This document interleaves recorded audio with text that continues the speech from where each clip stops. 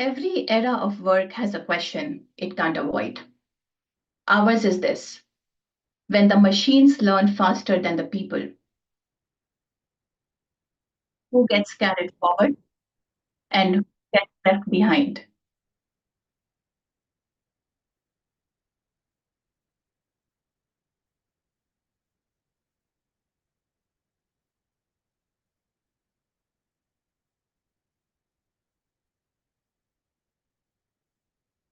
Hi, I'm Diksha Joshi. I'm the founder of No Worker Left Behind.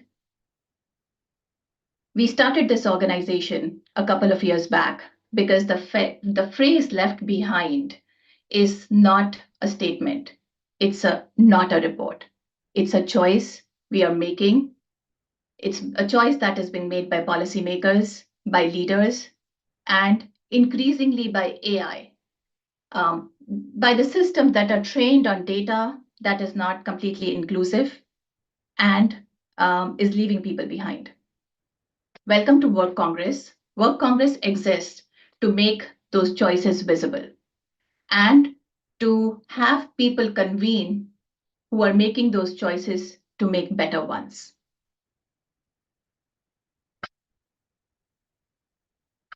Moving to the next slide.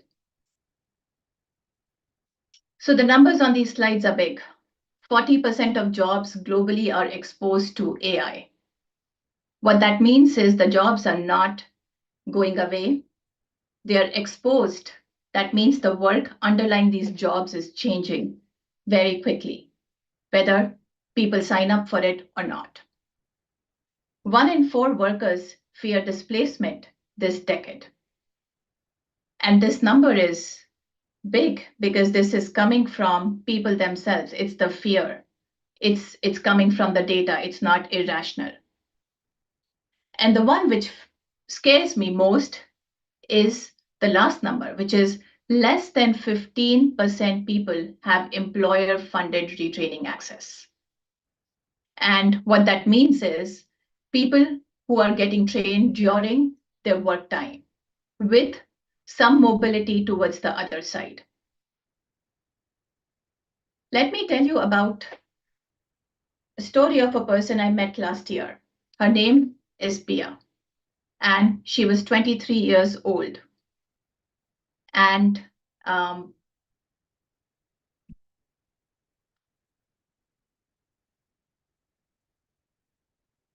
she's 23 years old. She's a college graduate, first in her family. She's an economics major with a really good GPA.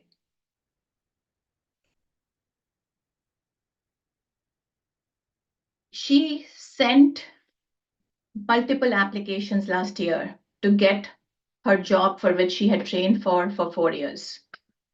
And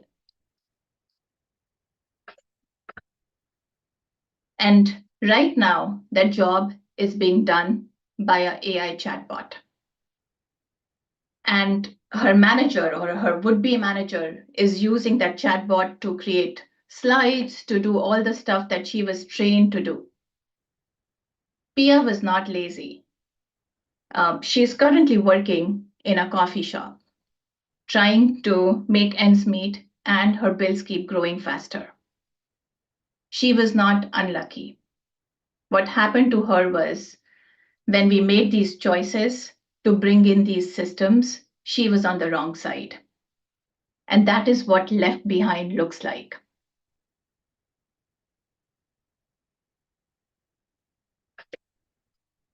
So what is No Worker Left Behind? And why are we here?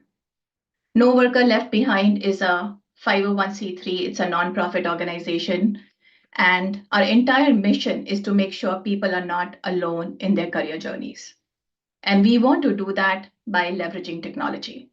Being a technologist myself, I feel like it's my duty. This is what I owe back to make sure that people have the tools, the resources to grow. Our numbers stand for themselves. We have a community of 300,000 people, which is growing. We've hosted multiple events to have people come together and find their community.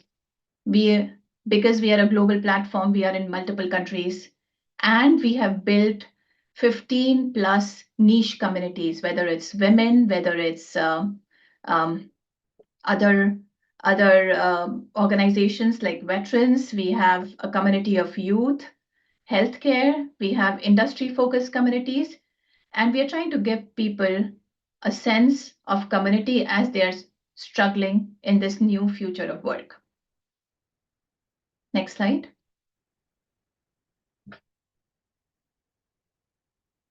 So there are three pillars that we are working out of. The first is the community support.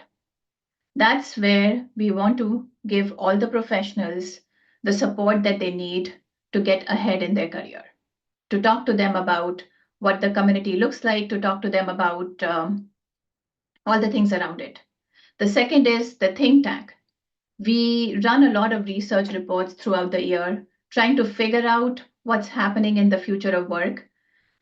We have this flagship conference called WorkCongress, for which we are here today. It's been scheduled on May 1st because it's International Labor Day. Every country across the world, except for US, mostly has a holiday on this day. And they're trying to show their support to the workers for this. And then we have the Knowledge Hub, wherein we have resources for upskilling, tools for reskilling, playbooks, and all of these are available free of cost to people, to our community, to make sure that people have all the support that is needed in today's world. Next slide.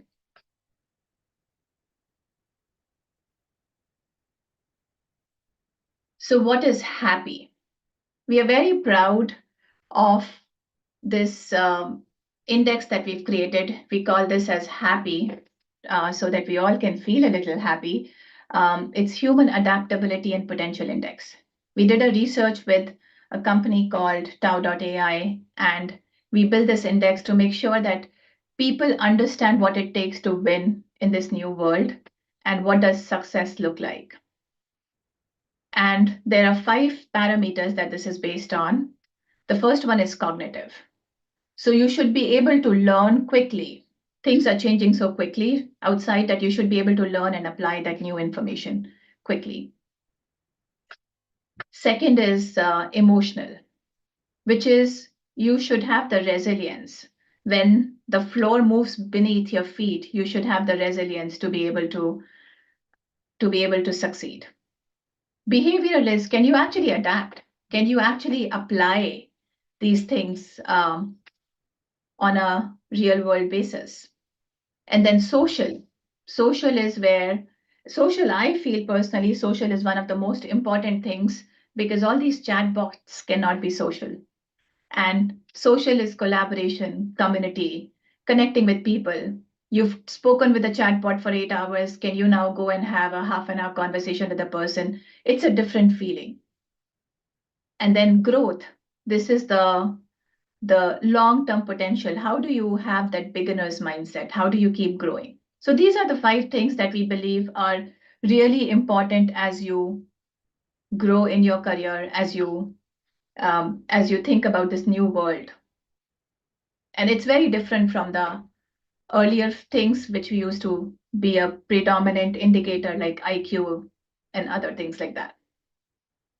So let's talk about how this is connected to where I want to focus today. Happy is from a worker lens, from a professional lens. There is a second component that needs to combine with happy to make people successful, which is more systematic. And we call that as the conditions or the systems or the support that is needed. There are 3 big pieces here. There's the adaptation, which is the human side, which is what I just spoke about. It's connected with happy. It's how people are able to adapt when the work changes. Then there is access. Access is what opens the door for them. And this is where we talk about people who have access to resources, to tools versus who don't. AI is accelerating the digital divide that already existed. And it's not happening in terms of 10 like in terms of 10 10% increase or 20% increase. It's happening in a much higher multitude, 5x, 3x, which is a much bigger number than 10%. And then opportunity is the last thing, and it signifies mobility. It's not just keeping that job, it is, are you growing in that job? Are you moving to a better one? Is your wage really increasing? And till now, a lot of these things have been hoarded at the top. So we are going to really talk about what does this look like and what can we do about it.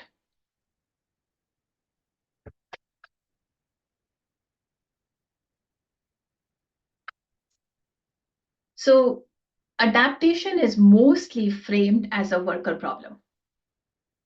It is a much bigger problem than a worker problem. It's a systems problem. 20 years ago, a job description used to have a half-life of a decade. And at this point in time, when you start looking into jobs, the pace at which they're changing, it's got a half-life of maybe a few months. The tasks that are within a job, they're changing very quickly. And the entire job or the task are being rewritten. What that does is it makes the burden transfer from the employer to the worker. Now, the unspoken contract is that the workers have to keep up on their own time, or they could be replaced. And I call this as a tax on workers. And it's a very regressive tax because the people who have the fewest resources are the ones who have to pay for it, and they're the ones least likely to be exempt. One of the good examples I think of when I look at this is the customer service roles. We've given all the simple calls to AI, and the customer service people today are holding the most difficult 20% of those calls. And there is no pay increase for them. And it's the same headcount targets that they have to meet. So adaptation, yes, it's personal, but it's also an institutional design problem, which means there are people in this room who have made a choice around reskilling and how we take people along. And those are the choices they can modify and they can do better around. Okay. So reskilling is a really important topic, or is really important part of this entire discussion around what's happening. And companies have spent billions of dollars in the last 36 months on reskilling. But a lot of people's life, when I talk to them, haven't changed. And why is that? Because we talk about what's happening, wherein there is a theater, there are badges that people get for training. They're doing trainings at their own time, 9 p.m. after you put your kids to bed, and trying to learn AI. You're training on AI, which is not the real tools that you get to use at work. And none of that training resonates or moves to a better role for you because that's not been planned well. What real mobility should look like? People should be getting time to learn on the job. 5 minutes on the job is much better than 2 hours after the job trying to figure it out. There would be tools that you should be trained on that are currently employed in the workplace. There should be a plan for internal placement for people who are trying to do that reskilling and upskilling and how they move up. And there should be a wage gain metric that should be tracked for each upskilling that is done. So there is a lot that needs to happen around this. Adaptation will make you prepared, but what really gets you going is, or what really opens the door for you is access. So let's talk a little bit about access. What does that look like? Access, the original digital divide that we had, took a generation to harden. The AI divide that we have, it's doing it in quarters because AI is multiplicative. A skilled worker can get 3x, 5x, 10x times better than an unskilled worker, depending on the task. And every quarter someone doesn't have the resource or the tool, it multiplies. The gap is multiplying. Same thing on the productivity side. 73% of the frontline workers, which is the majority of the workers we have in retail, in healthcare, in logistics, they do not have employer-provided AI tools. And they're the largest segment of the workforce, and they are systematically locked out of productivity dividend. And last, the companies that have a head start on AI are the ones that are doing well. They are the ones who are hiring people. And again, this is leaving people who do not have the right tools behind because the people who do not have access are not the ones who are getting those new jobs. And I think finally, if we do not intervene at this point in time, this gap will continue widening. And that's the plea for all the people in this room to say, we have a choice to make, and we have to start making better ones. So there are 3 gaps to close, as we discussed. There is the tools. I think this is the fastest one that employers can use. It's cheapest, it's fastest. Give those tools to the frontline people. Make the enterprise rollouts go to corporate office. Instead of just the corporate office, let them go to the field offices where people can use these tools and can do a better job at their jobs. Second is the time. Learning should not be on people's own time. It should happen as part of the work.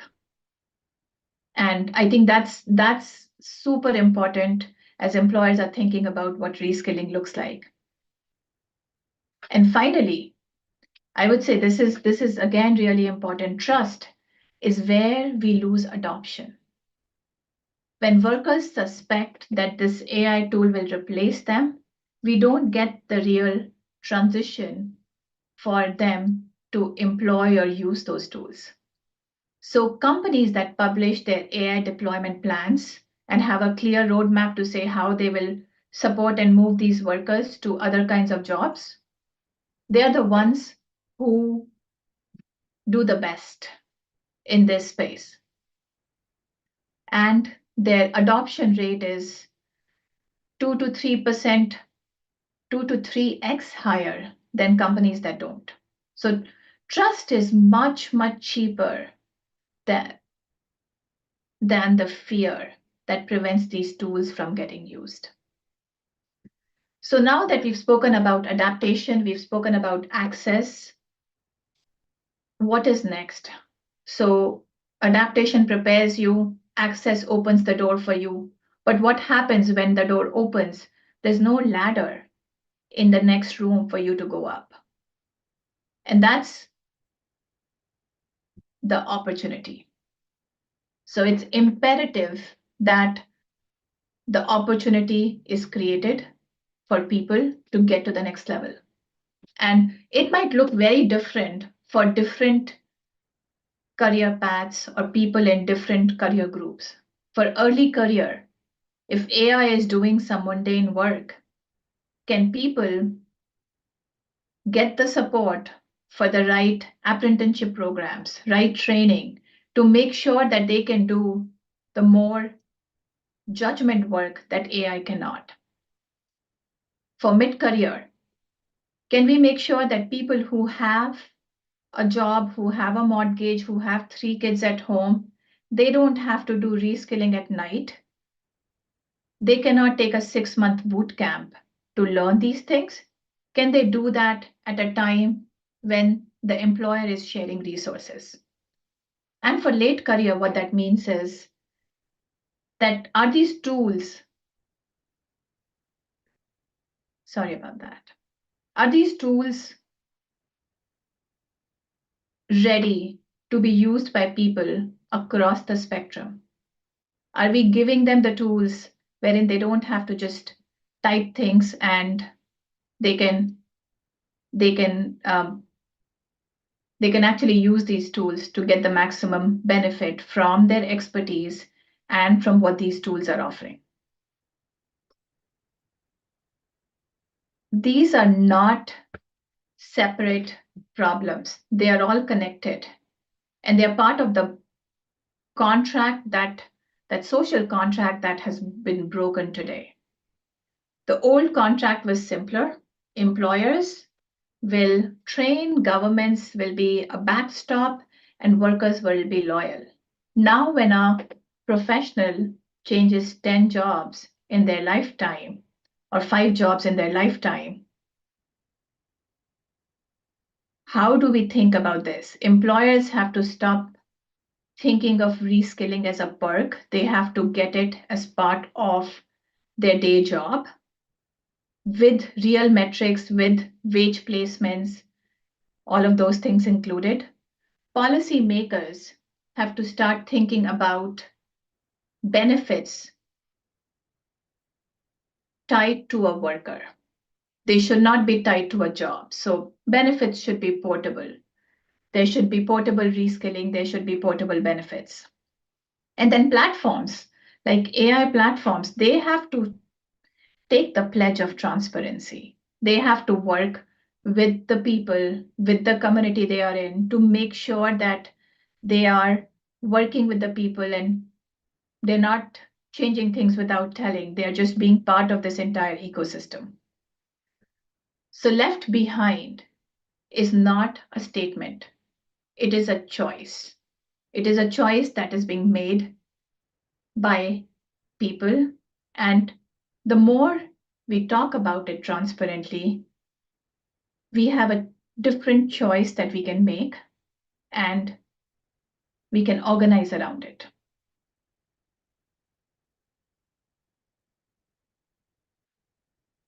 I'm not going to predict the future here. We have a huge day today in front of us for WorkCongress. So I'm just going to say that all of you are here, you're making a choice, and make sure that we can bring in the right people to have the right discussions. Throughout this day, there are 3 asks of you. The first one is stay for the rest of the day. The agenda is built around 3 pillars that you just walked through today. You'll hear some magnificent leaders and global leaders today that you'll enjoy the sessions. The second thing is attend the Work Expo. So the platform where you signed up, it has a link for the Work Expo. Go and meet and talk to people about what work tools they are developing. We have a ton of exhibitors who want to showcase their work tools, and hopefully you'll learn from those people and you'll be able to take something away. And last, network. We have a great group of people today, and if you can build one meaningful connection in this room, and we have a separate platform for networking as well. So we would love for you to network and build a group of people and talk to them about what left behind in your industry means. Thank you. One of the things I just want to call out, it's a little logistics here. We have a lot of people on this Zoom call. This was supposed to be a speaker Zoom.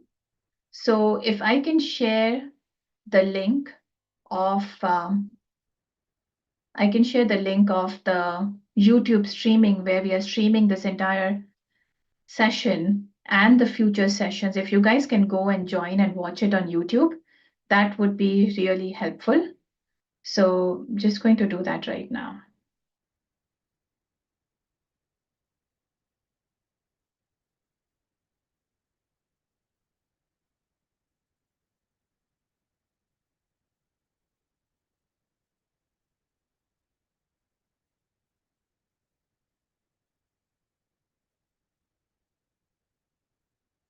I'm going to paste it on the Zoom call so you guys can use it later. But I do not want to delay the next speaker. So with that, I am going to welcome Vishal Kumar and hand over the mic to him. He is the CEO and founder of the Work Company, and he's going to share his thoughts and continue the discussion on the topic around reskilling. So with that, Vishal, the stage is all yours. Thank you so much, Diksha. Couldn't thank you enough for this opportunity. Great platform. I hope a lot of people will find it useful. Can I share my screen? It'll be little fun discussion. Share. Okay. Okay, let's see if it looks okay. And I need to move this bar here. I wonder, I'm assuming you guys are seeing the screen. Where will it show me? Okay, good. Awesome. So, thank you again for this great opportunity. And basically, to give you some background, when we were asked to put up this session, it was about how can you retrain global workforce effectively. In many aspects, we are the workforce. In some aspect, we are asked to think about it at some capacity. We are the ones who are thinking or anxious about it. What's the future of workforce or work looks like? So I am Vishal Kumar, CEO of the Work Company. This is a very near and dear topic to our heart. And our job is very simple. How can you prepare the next generation workforce today? What capacity, what tools, what technologies, what all we can provide that will assist. And the interesting thing is, um, we all have heard of this AI. AI is ravaging the working economy. It's not leaving news cycles anytime soon. It's making the real businesses are taking notice. Some are struggling, some are not struggling. It's a constant barrage of disruption that we have been facing. So, how do you train and prepare this workforce? And by the way, many of us are extremely lucky. We can take 3, 4 year, 6 year career breaks, get from school to higher education, train, and then join the workforce. But majority of the communities, majority of the workforce societies are not even able to afford that. They have to get the money on the table today, otherwise there will be no food tomorrow. How do you train that kind of workforce? How do you bring them into this new economic reality? So that's the task that my company, my we are day and night focusing on. So this particular topic, how to think about AI readiness of workforce, how to create 100,000 workers by end of this year. It's a very interesting topic. And by the way, full disclosure, guys, I want to do some experiment on this talk. So I asked Claude to prepare this talk for me, and I have not gone through this. So I have given it some instruction.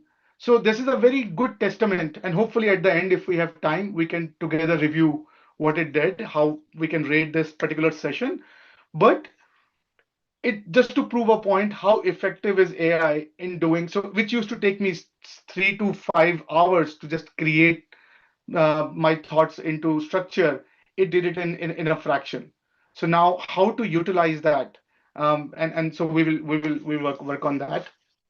So okay, so basically, let's go a little bit deeper. So how can we think about AI readiness? So to understand, we are very good at picking from the history where it has actually worked.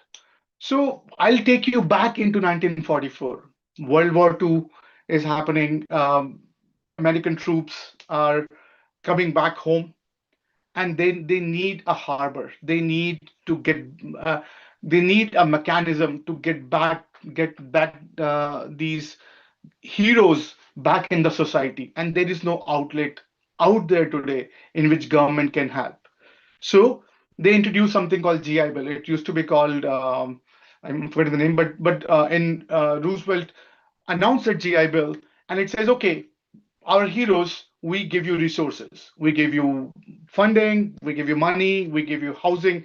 So the interesting thing was, so it's a disruption. So a lot of people, they're coming from a war theater back to the civil theaters, and they need to be trained, acclimatized, how they can make utilize, and it freaked everyone out. Government said, guys, here's the money, go and get yourself trained. And then all the economists go gung-ho on, world will be out of seats. And guys, we're talking about 1944. No internet, not huge vertical buildings. Everything is like a flat, maybe 1 or 2 floor at the max. Schools. So not hell of a good infrastructure to just suddenly welcome 7 million more people over next couple of years to enter that. How do you train? How do you train? How do you work with that society? So that's a very interesting model for us to sort of peel from. And then we will, as we go forward, we will discuss some of these, and some of these we keep very much in our heart as we are working on our system. And I'll talk about the skill that we have created to solve this kind of problem, in which hopefully we and you and together we can solve it. It's not a one man's job, it's not one company's job, it's a collaborative effort. So if you look at the GI Bill, and we'll dig deeper into this, we will know basically how it panned out. And if we translate that language to today, so 200 million in 2 years and 1 billion in 5 years. So I don't know how they're coming up with this number, but yes, so we need to train a lot of workforce. The bottom line is that, how do you train? And in some capacity, as I said, we want to be trained. Imagine my 4 hours is saved from. I would rather if this presentation is good, and now GPT can also talk, maybe they can do their presentation end to end. What am I doing here? Right. So that's a question we need to ask, and we need to constantly evolve. What is our role in this new society? And so now, instead of uh, piggybacking on veterans, let's zoom into today's, right. So let's go crazy. Let's expand our bubble and saying, okay, we everyone who ever exists needs to be trained in AI ready. Not realistic, but let's start with that premise. So if you look at and this is basically how we at Skillry also think about the retraining and relearning. So it's not just one, but it's a problem of three into one. So I need to be educated. Okay, so fluency. Diksha talked about that in her slide as well. There's an idea of reskilling also. Like I'm in a mid-career. Many of us know I that this PowerPoint presentation, my 3 hour is saved. Why would someone pay me for 3 hours when Claude can do a 90-80% job at that, and get me there? Something to think about. Something, where would my capacity, where I can spend my better time, where maybe I can do a better job at storytelling. Maybe I should spend more time in getting an emotional appeal out of this.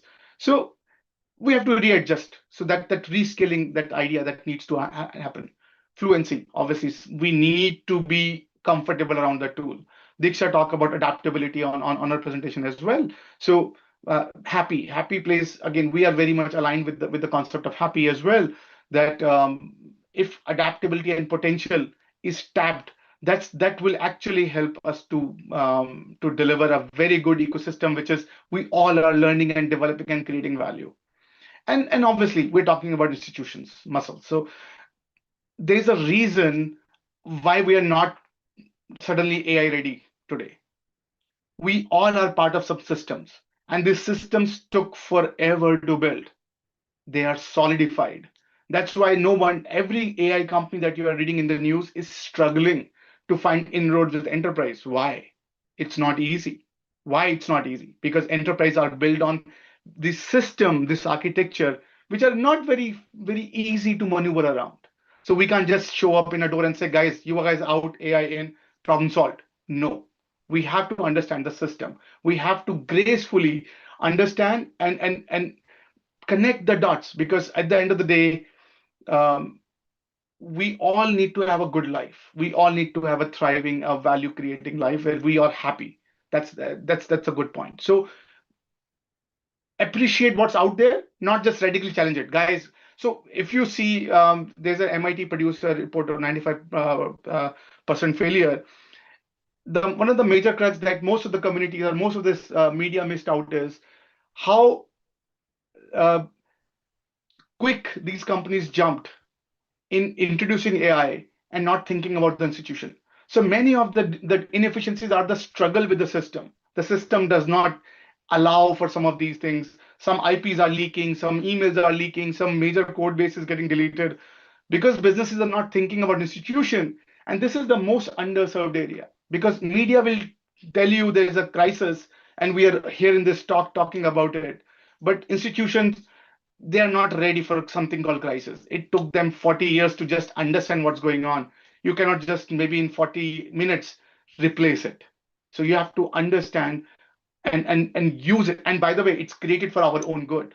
So we need institutions. We need this capacity. We just cannot just barge into doors and saying let's change. Oops, what did I do? One second. So this was here. Okay.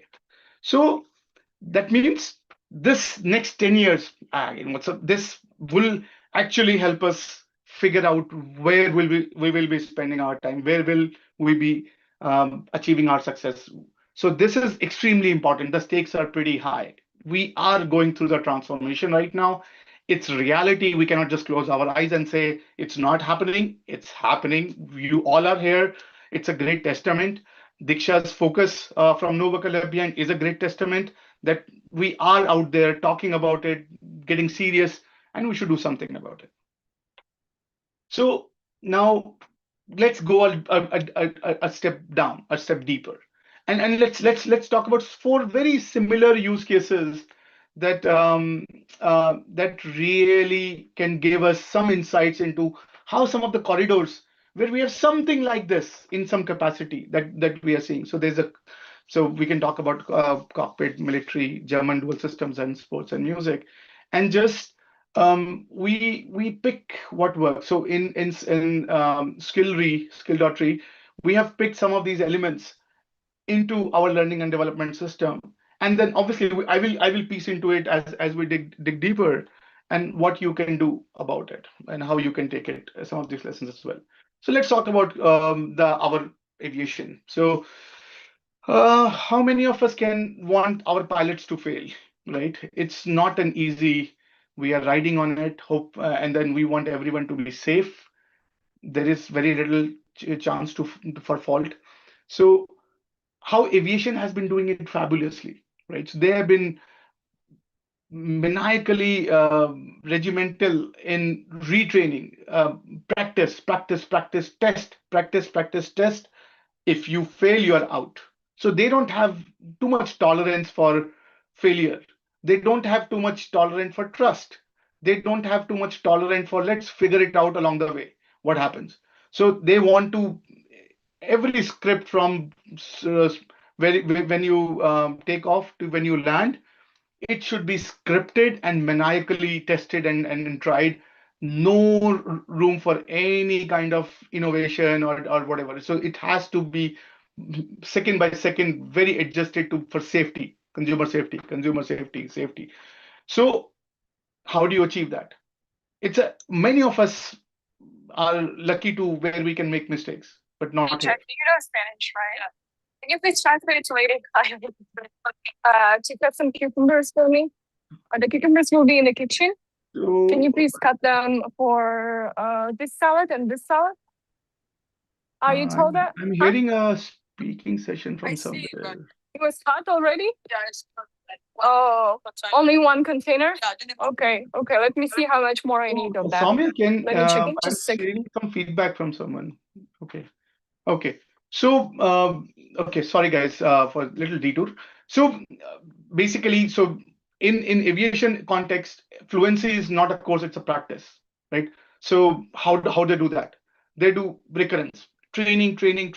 So every couple of take some few hours, flew for a few hours, then get back to training school, then exam, then just make sure that recurrence, right? So they're just constantly, so you are training the brain to not forget. And then obviously sandboxing it. So if you want to innovate, jump in a box, try it out, try an innovative approach. They want to innovate too. They want to save on oil, gas. They want to save on time. They want to navigate better. They want to make their aviation safe and fun for people who are residing in this tube packed for a couple of hours.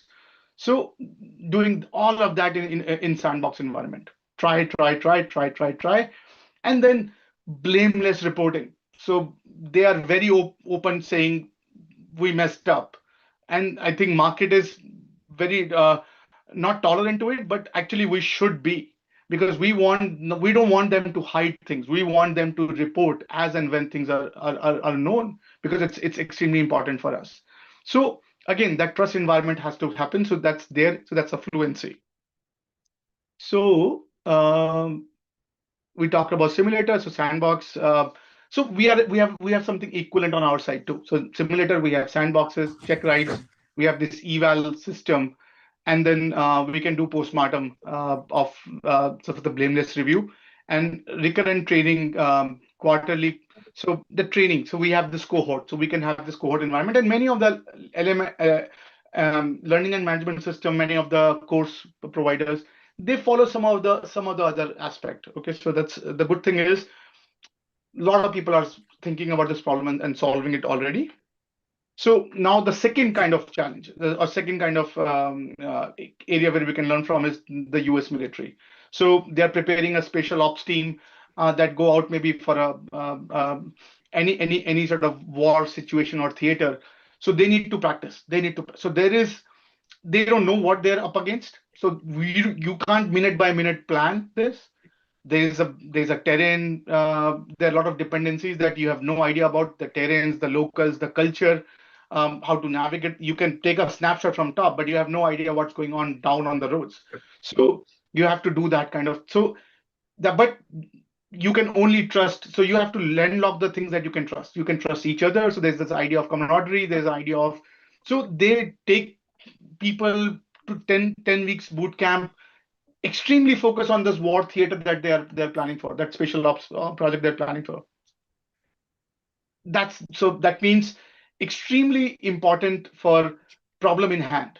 Okay, so there's a you want to take a say you want to take your company to AI transformation. What does that even mean? So think maybe 1 month later, what does your company culture? So what all elements or components you would need to succeed, and then you will prepare for it, and this will help you take it there. So that's the basically. So that's the boot camp model.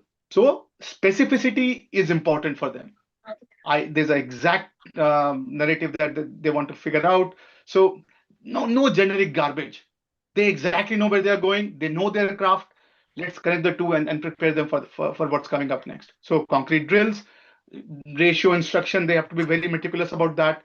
And then obviously, so they have to coach. They have to coach their way into success. The other third piece, it's beautiful. It's apprenticeship. So it's my favorite. It's our favorite. I talk to any young up and coming and my peers in corporate to leverage this. So so in Germany, 1.3, I think there are more. So 1.3 million active apprentices are out there. in bunch of trades, and they have this 5 day concept of 2 day training, and then work. So training, work. So they basically give you the 2 day intense, just train, and then 3 days get them. It's when it started, it's beautiful. I think, and we should actually take something away from this nowadays. So when it started, um, it basically brought two very interesting world together: a trainer who get paid, so that bring the motivation of getting trained, and then the work where you are uh, getting improved. So bringing training into work. So bringing training into work, bringing money into training, both aspects, it solved that problem, and basically brought people gracefully in. Because again, think when you think about retraining yourself, you cannot just take a course and say, I'm ready for AI job for tomorrow. And that's the misconception we as the community has to understand. We just cannot take a 3 months course or 2 months course and say, guys, why people are not hiring us, right? Because when you're being hired by a system, not by individual. So that's why it's one of the best hack to get hired is you find a less people system. That's why startups, non-profit, whatever, they become more responsive because they are not very thick in who they want. It's very sometimes they struggle to fill their own people because their bureaucracy, their red tape, their system is not designed for immediate hiring, and they lose a great deal of talent because of that system. So you have to understand and navigate around it. That's the reality. So you get paid from one, this is good, and employer signed up, great, and convening power without your phone calls, contract doesn't get signed. Okay, so there is that good thing, and the fourth lesson is the sports, the music industry, the creative world. So in this one, innovation is the key. We have all heard the same song number of times. If you are probably going to sing that, I have listened to the from better people. Why would I listen to you? That perception is already there. So that means you need to be training yourself to understand that. So there's a very important component of training, coaching.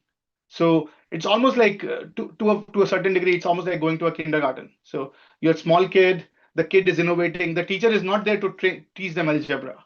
The teacher is there to make sure that they are safe, secure, and they have this nurturing environment where their learning is maximized. So that's their creativity is maximized. So they're not training them to how to put a block over the other block. They are first letting them see from each other, right? So that's the other part. So there's this idea of um, uh, putting a very rigorous training, rigorous performance analytics, and then basically bringing them together. So that means every worker in training, everyone should in basically in a studio, AI studio, or in a training studio, everyone gets a I have a coach. problem. That's They already called Michael and told about that. Nobody's so. locked in today. Uh, so basically now, so if you talk about these scenarios, right? So there are aviations, there's a boot camp, there's a dual systems studio, bringing this all together, all for like best of everything that's out there into one, and basically we have to this new age, right, where we are going for. It picks from what works because they all are. In some cases, we are working in aviation. In some case, we are working in a bootcamp scenario. In some cases, we are in dual systems. We are in studio. So, and the AI, everyone is it's impacting in every industry right now. I was watching. I went to this departmental store, and there was a electric kettle, and it says AI powered. World is silly now. Like we are going in this area where we have to justify that, right? So that means we need to be picking whatever works in all this in this corridor successfully and bring it out so we can train the global workforce. So basically, so we talked about recurrence. So we can take specificity from bootcamp. We can take on-job training from apprentice from Germany, and then coaching. The idea of coaching. So that's the idea. And then the hardest thing is the institutional muscle. That's the toughest thing to crack, but extremely important. So how do we do this? So basically, Diksha's nonprofit is beautiful. So no worker left behind. That's the number one thing. So you should never be alone in your pursuit. So you should have your own cohort. You created institution, we created whatever, get that cohort going. So you're never alone. You have this shared pain, shared problem, because many of the learning come from those corridors.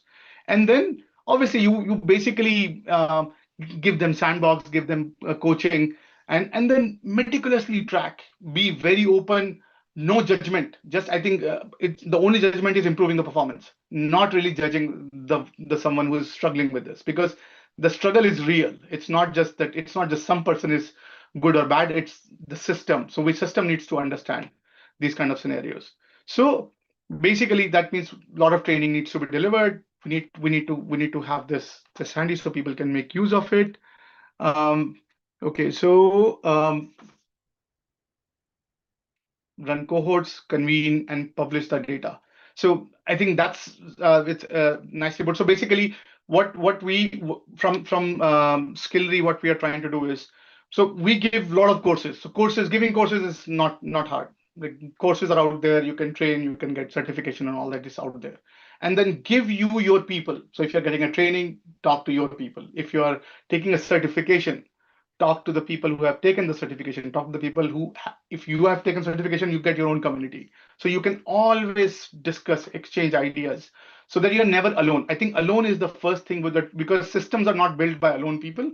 Systems are built by we the people. So we have to first fix that we the people problem, bring these guys together, and then publish the data.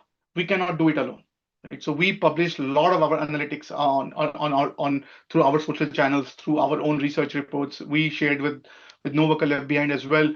So we keep people informing that what works, what's not working, because at the end of the day, you cannot just one guy cannot, or one company cannot just train everyone. It's a massive project. It requires culture. It requires um, uh, basically local governments. It has to have solve all of that problem. So it basically solves for those kind of people. So it's a now, as I said, it's a coalition. So it's not just let's do it, we'll figure it out. We need everyone's buy-in. Obviously some companies are like they have their own sort of they've come up with their own coalitions. We also have our own coalition that helps us get some of these insights that we are sharing out. But on a broader level, we need a public-private partnerships to go. That's where Diksha's Nova Collaboration is extremely important to play that role. The community hubs are very important. Government partnerships. I think we are seeing a lot of city and state and federal governments pulling out grants on this AI readiness. It's extremely an important step. We talk to many of the worker development centers, and they're talking about how they are focusing on training their veterans, local businesses. It was as if the tone has changed. It's marvelous to see what used to live in 1980, suddenly they moved to 2026. That's a good sign. That's a sign where institution is saying that they are ready, right? So now we need to be, as someone who getting a training, someone who's designing a training for someone who's running a company that can do that, should bring all these things together so we can solve that problem for all of us. So in a nutshell, um, the question is not really whether we know how to train a country, because we know we do. We have done it number of times. We have seen it done it number of times. The question really is whether we will. And again, it's not a question that you or me can answer. It's a question that we as a society needs to answer. And the good thing is we are all in our own kitchen room discussions talking about this. That helps. That brings the conversation a step further. So thank you. Um and I hope you can take advantage of these modern techniques and tools. I hope you are able to not be alone in your pursuit. Find someone you can work with. Understand that it's not a solo journey. And wherever you see inefficiency, where someone is not accepting this, work through their struggle. Understand, have an empathy. I think empathy is one of the most important thing to understand, because people are getting hurt, people will get hurt, and it's our job to listen in and solve that problem. Thank you, guys. Hey Vishal, thank you. That was great. And I guess I should just introduce myself. Give me just a second. I will be the host. Hello, everybody. I will be the host for the rest of the day today. My name is Soumya. Having a little bit of an issue with my cam, but I should be on soon. But I did have a question for you, Vishal, if you have a couple more minutes. Sure. Awesome. So I know I kind of was listening to everything you had to say. So one thing I think you might kind of mentioned about was like upskilling folks, right? A lot of folks within a short span of time, you know. What can we do, I guess, if we want people to identify those pathways quickly, faster, and how can companies help with that upskilling effort? Very good question, Soumya. So I think so. What companies can do is understand they're the institution, right? So they have to listen in.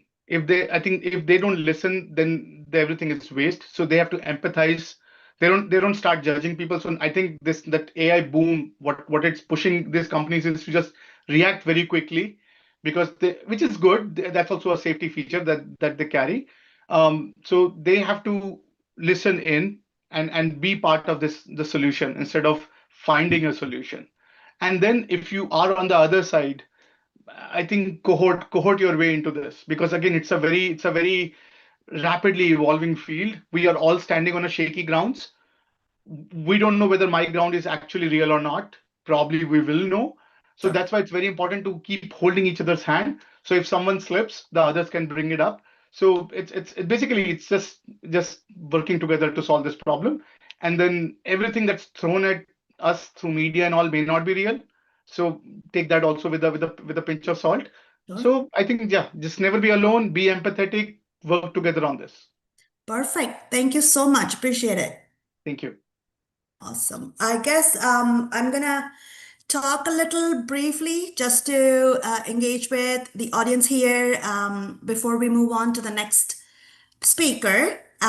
We have a great lineup again. I think, like Diksha said, you will be networking a lot. You will be hearing to some great people talking about some really relevant for future or near future of work that we all have to go through. I think everybody is in different stages of that. So that said, I would also want to place a friendly reminder here. This is a speaker link.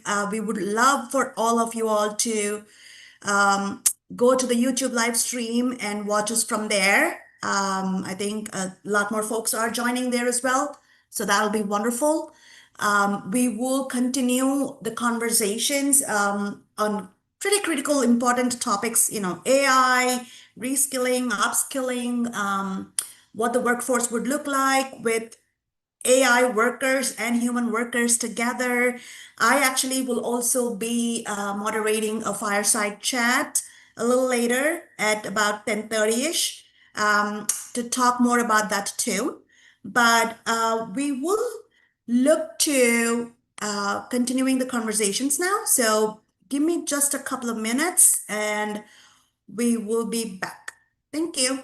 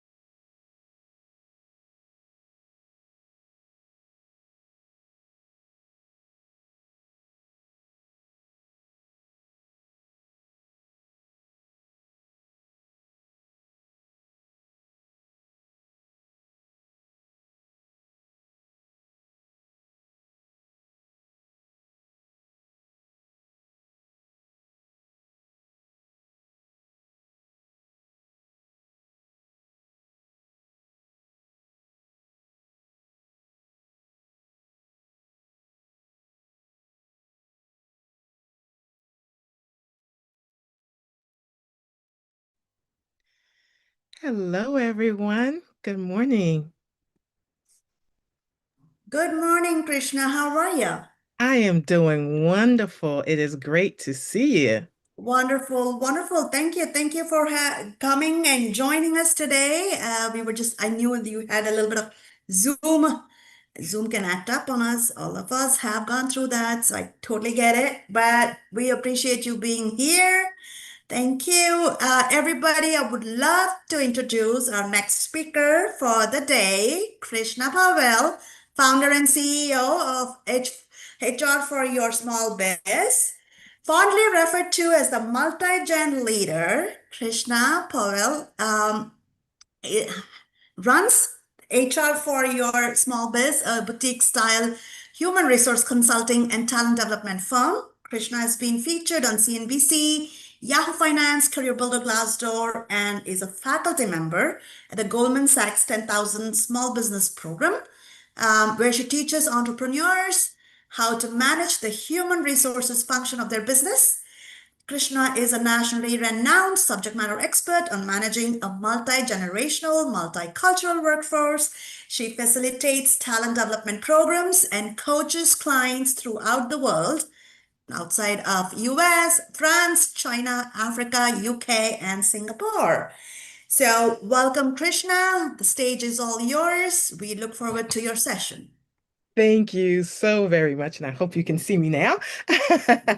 Well, it is definitely my pleasure. We're going to hop into it since technology didn't cooperate. So, as you know, you are here attending the workshop Human First, AI Forward, and we're going to be talking about how to build workforce strategies that scale without losing culture, trust, or profit. And so, as she shared with you, my name is Krishna Pal. I literally have had the privilege of doing these workshops around the world. I believe you will find today's workshop to be different. You've heard people talk about generations, you've heard people talk about technology, but what I'm going to be sharing with you is the merging of the two and what I am seeing literally on a global scale. I am not just going to be reciting and regurgitating the information to you. I am going to be able to share with you best practices and what I am seeing firsthand that works in organizations, what my clients have used in order to, again, improve profits, productivity of their employees. Because if you think about it, in 2026, you are now required to do more with less. And so that is a heavy burden, a heavy load to carry. And so we're going to talk about all that that is. Just know I'm here to advise you, to support you. I do have, will be allowing time for questions. Some of you may say, Krishna, during this time, you're giving me everything I need. I'm good to go. Others may say, hey, I want a little bit more. Just know by the end of this presentation, I will have the more for you. So let's talk about the biggest risk. Most people think AI is the biggest risk. It is not. It really is the leadership and how leaders manage people in this AI environment. And so when we look at this, everyone is impacted. It doesn't matter if you are leading an organization, if you're building workforce systems, if you're developing technology, navigating your career, shaping policy. Everybody is impacted. If you're an employer, you're expected to align people and systems. If you're a workforce leader, you're expected to build capability. If you're a tech provider, you're expected to design for humans. And if you're just a worker in there, and I won't say just a worker, but if you're a worker, you're expected to adapt and build adaptability. And so again, no one is no one is not touched by this. The old way of thinking and how the workforce has changed is the fact that, you know, back in the day, it used to be, hey, employer to employee.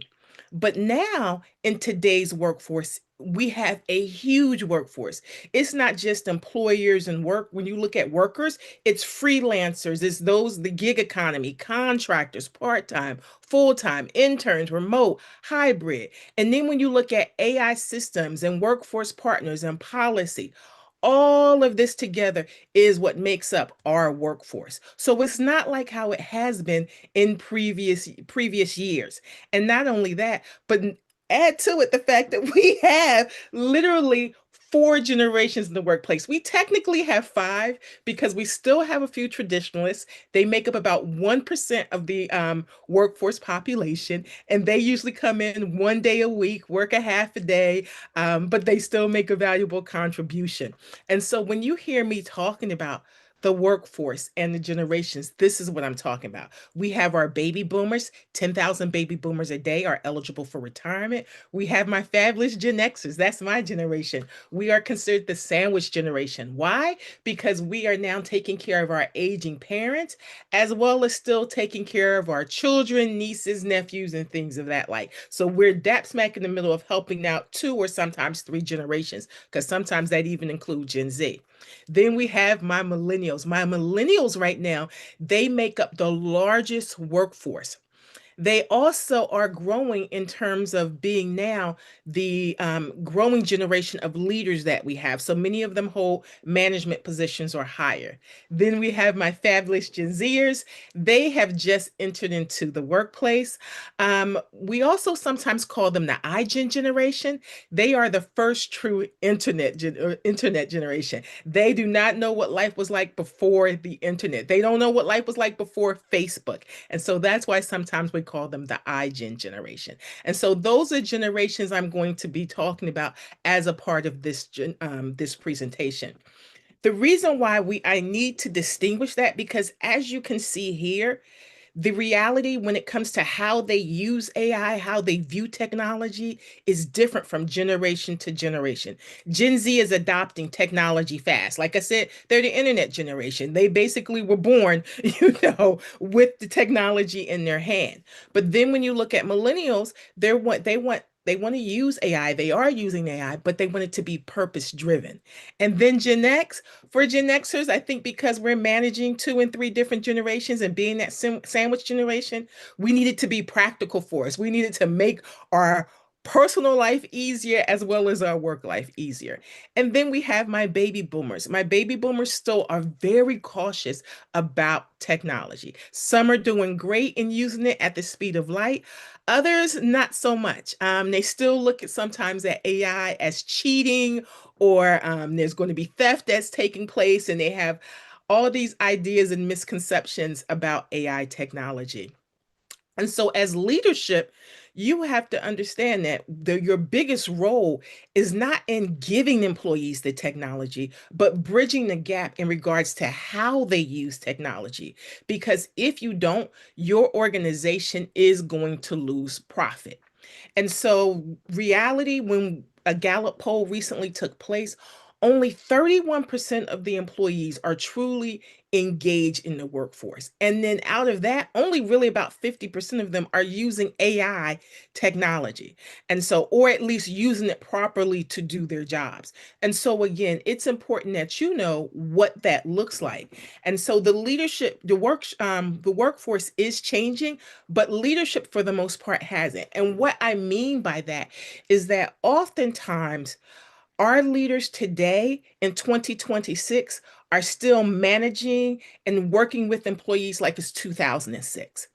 A lot of our leaders are baby boomers.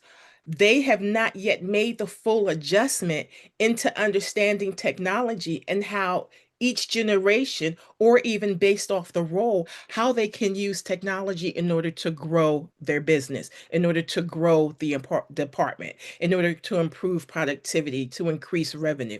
They have not taken the time to really take a look at that. And so that is the key thing. It's not AI that's failing, it's that we have not made the progress that we need to make. And there's this illusion when it comes to AI also that many leaders have. Many leaders think, hey, Krishna, if I introduce AI, that's all I have to do is say it's available, make it available to them, and it's going to fix my poor performance. That is not correct. That is far from the truth. What AI does fix or help is that AI unleashes your employees who are high potential, high performing employees, because it allows them to work smarter and not just harder.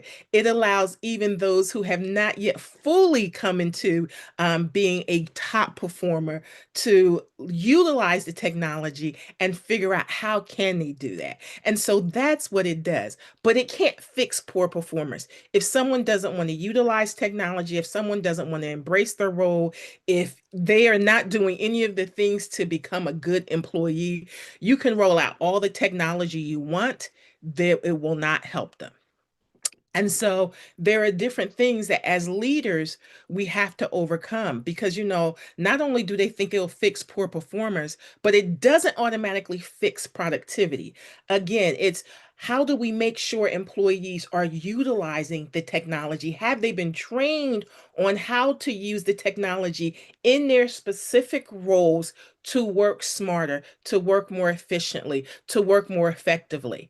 And a lot of times people think, well, you know what, Krishna, AI will, it's the talent shortage and AI will make up for it. Well, not necessarily. We still need people in certain positions to review the information that's coming out of AI, not only just to review it for accuracy, but also to make sure the implementation is correct. And again, sometimes it's not about, hey, I need to reduce my workforce, as it is make sure they are using it correctly for the job at hand. That's where the efficiency come in at. And that is how you will be able to reduce costs. But just rolling out AI will not make these things instantly happen. It will not automatically reduce costs or improve efficiency. There is some work that has to be done because if it does not happen, if you do not do the work behind the scenes with your employees, what happens is AI amplifies it. It causes more problems. And it's not AI's fault. It's really just the fact that the employees, your leadership team, your organization was not yet fully ready for what it looks like to utilize all that AI is able to do. And so, yes, we need strong systems in place. But here's the deal. When people think I say systems, they think, oh, it's just technology. No, no, no. We need both strong systems in regards to technology, but also our people systems. When these two are not in alignment, that's where we have the dysfunction take place. And so that's why when we look at workforce strategy, it fails, and AI technology and combined with workforce, it fails. That's why AI investments stall, because if your workforce isn't in agreement with it, if they don't understand how to use it for their job, and not just, hey, to get just this part of the job done, but really how they can use it from nuts to bolts, that is what makes the huge difference where they'll go, oh, I only use AI. You'll hear people using Chat GPT. I just use Claude to rewrite an email. That's it. Do you know how much more AI can do? And then not just the traditional Claude and chat, but there's other technology and tools, technological tools that our leadership as well employees need to be able to utilize. But again, if we don't roll this out the correct way, if we don't groom employees and show them and take the time to really develop them in regards to how to effectively use it, they do become disengaged. They look at AI as being one more thing I have to do, causing me more work, and they deal with all the frustrations. And then that's where you see that, again, you're not able to retain them. You're not able to develop employees. And so it's important that with your organizations and with those that you work with, you help them to understand it's not a technology issue. The technology works. We just have to get the people to work hand in hand with the technology without feeling threatened. That's the key right there. And so, again, that's why I say it's a leadership and workforce strategy. So, when we look at the reality, AI adoption is accelerating, but workforce expectations are shifting. And so, because workforce expectations are shifting, leaders, there's also a lag there for them. And so that's why you see this quote here, this statistic from the Harvard Business Review, that 70% of the transformation efforts do fail. And again, it's not because of the technology, it's because of leadership misalignment. Leadership not always fully understanding, again, even for themselves, how to utilize technology, how to introduce it to their employees. What does it mean to their department besides people looking at it as a threat to, oh, I'm no longer going to have a job? And that's the thing you have to help your employees overcome, because that's the first thing they think of. This is why I love it. This is what it's going to take for no worker to be left behind. If they really understand how to use it, they will see you don't have to get left behind. It's an option for you. All you have to do is learn how to use it for your job, how to take it to the next level to help propel the business forward, to propel the department flow forward, and just use it again to work smarter. I think, and you'll hear me say that over and over again, especially for Gen Xers and baby boomers, because we learned the art of working hard. We are still adapting to that working smart because we were used to, hey, if we just get it done by any means necessary and we don't worry about, we'll train later on. Well, no longer that is an option. We need to train today, work on it today. And so that is the point of what I'm trying to make. But without it, just let your leadership know what actually breaks when we don't do this right is communication, role clarity, trust, and performance expectations. All these things must be in alignment. People need to clearly understand their role. We need to, a lot of times, again, leaders are even using it for communication, but they are not ensuring that what's communicated is actually being implemented. And so they use AI, they use the technology. Hey, I've drafted this communication, I've drafted this strategy, but AI is not yet able to get up and do the work actually for them from A to Z. And so we have to work with our leadership team on what does that look like? And does that shift individual roles? Does it change their roles? And making it clear to the employee how it changed their roles and what are the expectations. That is where the difference is made. So when we look at really the return on investment, the real problem is that yes, 98% of companies are investing in AI. But the sad part about it is 95% of them are not seeing any measurable results. And that's what we have to change. So that's why I created the hidden profit framework. I use this with different organizations and leaders to help them understand where the gap is, because there is a gap between workforce capability, meaning what people and systems can do, and then what leaders, what they actually are doing, what's actually being delivered, what's being produced. And so that's where it comes in at. It helps you to clearly identify for your business, for your organization, where is the gap occurring? And then we can say, okay, let's make changes. Let's make some adaptations. Let's do some development. Doing so, one client I work with in less than 6 months, we had an immediate return on investment where retention employees was reduced literally by 25% in less than 6 months. And then productivity went up by 34%. And so they at one point had their high potential employees, and we'll talk about that in a minute, but those employees, they were literally turning in their resignations. It was like almost one every 4 to 6 weeks. And so it was scary for them. So that's why I say we have to make sure we're not underutilizing the talent and the expectations are clear and we're engaging those high performers. High performers, according to statistics, they literally bring in about 70% of the revenue, generate about 70% of the revenue for every business. Why? Because they do the job of not 1 and 2 people, but literally 3 and 4 people. Because again, they're your top performers, your high performers, as well as your what we call your high potential employees, your future leaders. They also as well contribute to that number, as well as what I call your hidden impact employees who maintain a culture. And so we need to make sure all 3 of them understand how to use the AI technology that you have and are using it effectively and efficiently. Because if you think about it, AI is across the entire workforce system. It's from decision making, talent analytics, recruiting, the employee experience, all of it. And so we always have to think about how are we adding AI, but not only that, are we redesigning the workflows to make it so that when AI is introduced, it does not fail? Our integration is failing because of that. And that's where we're seeing anywhere from a 15% impact on your revenue. Think about it. If you are a $10 million business or even a $100 million business, 10 to 15%, that's 10 to $15 million a year going out the door. And so it's not enough to say we have Pilot, Microsoft Pilot or Chat GPT.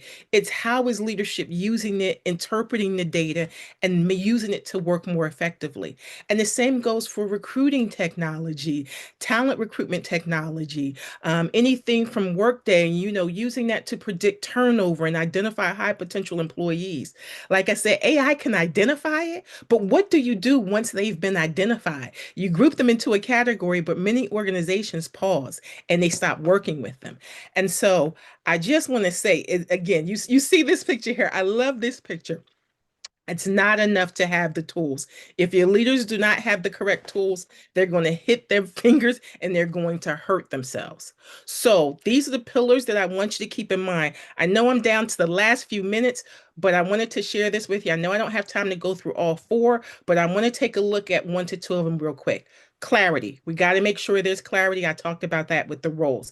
If not, it causes confusion, which then delays work, causes frustration, arguments, and all the things that you see happening in the workplace and the pause. That's where it's hitting your profits at. Leadership. Again, consistent communication across the generations. When we don't do that and making sure we adapt, that's where the disengagement occurs. When you do these things, again, we see significant increases in regards to retention, in regards to engagement.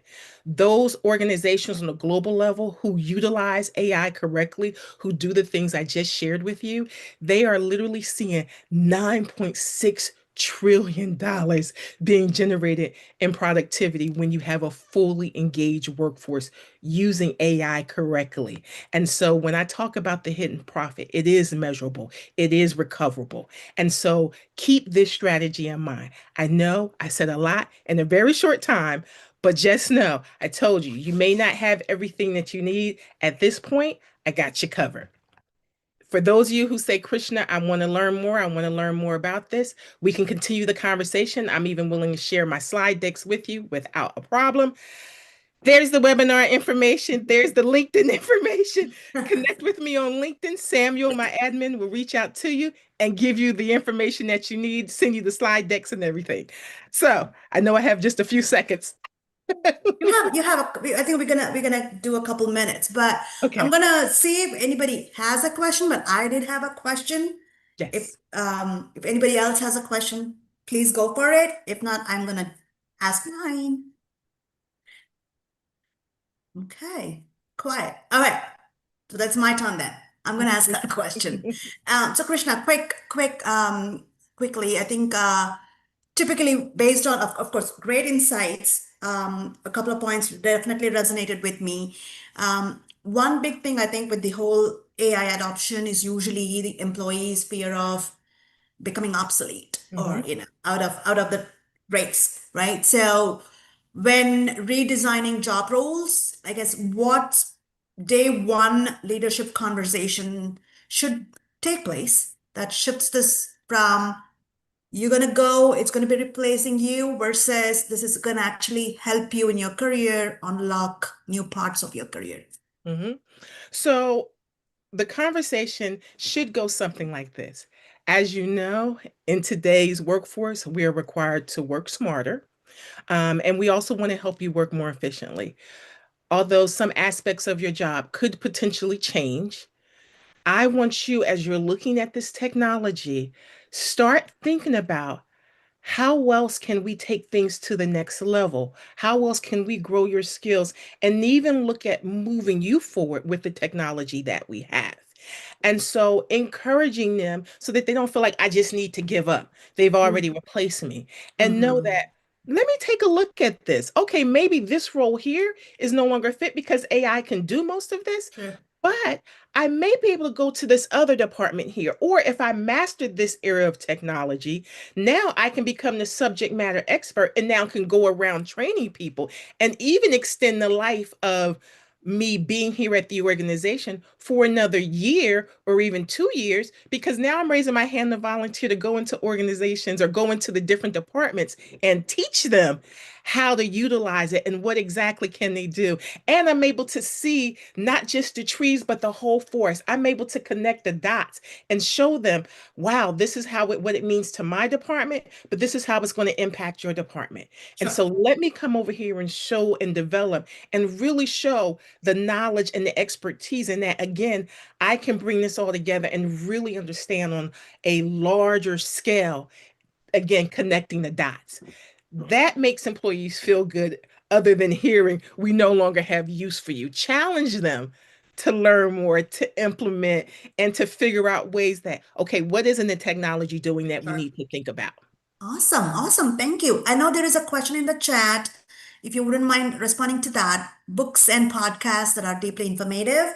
That's from Rodney Jenkins. So thank you so much today. This was wonderful. I look forward to connecting with you on LinkedIn, for sure. And I will maybe take some more insights from you offline. Sonia, Excellent. Thank we you. might have a few more minutes as Oh, Tiffany is still wonderful. joining. So Okay. we are lucky that ways. Yeah, Krishna. All right. So if you want to address that question, please go ahead. So, what I first recommend for Rodney, where you asked about books and podcasts are deeply informative on this topic. One book that I recommend that all leaders read is Predictable Irrationality. Um, I don't have it's actually in there because the reason why I recommend reading that book is because it helps you as a leader to understand the irrational emotions and feelings and things people say when the technology is being introduced, and to help you prepare as a leader or even as an individual for yourself. And even going through it, it can be emotional. How do you manage through that? And so it's a great book. Predictable Irrationality is fabulous for it. um Also, another book I recommend is one of those that are recommended for parents, but it also still applies to it applies to adults, is How to Reset Your Child's Brain. And so it talks about using technology to reset the brain in regards to taking it out of that fight or flight mode and that fear to embracing it. You can use a lot of those things even when rolling it out, again, technology, and encouraging your team and individuals to use it and see themselves using it and the value that it brings.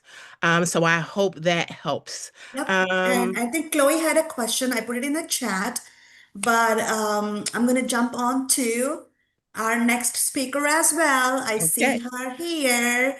So thank you, Krishna. We'll Thank definitely you. connect with you again in a bit, Okay, but we will move on to our next session, it's which good. is going to be fabulous. Thank you. Thank you.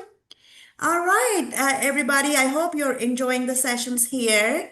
Um, we are going to go to our next session, which is going to be a quick fireside chat for about 30 minutes or so. I will be the moderator, but basically, again, I think the question we are looking to talk about, we kind of hear a lot about AI changing the tools we use, but today I think we are here to talk about a much more bigger shift. What happens to our culture when half of our workforce isn't human? If you think about it, using AI, using chatbots, the chief HR officer's role or the chief people officer's role is no longer just about managing people. It's also about orchestrating, human empathy with machine intelligence. So let's unpack what it really takes to keep the human in the loop. In a fireside chat, we are calling the human in the loop, leading people through the AI transition. And today with me, I have a wonderful guest for this conversation, Tiffany Somerville.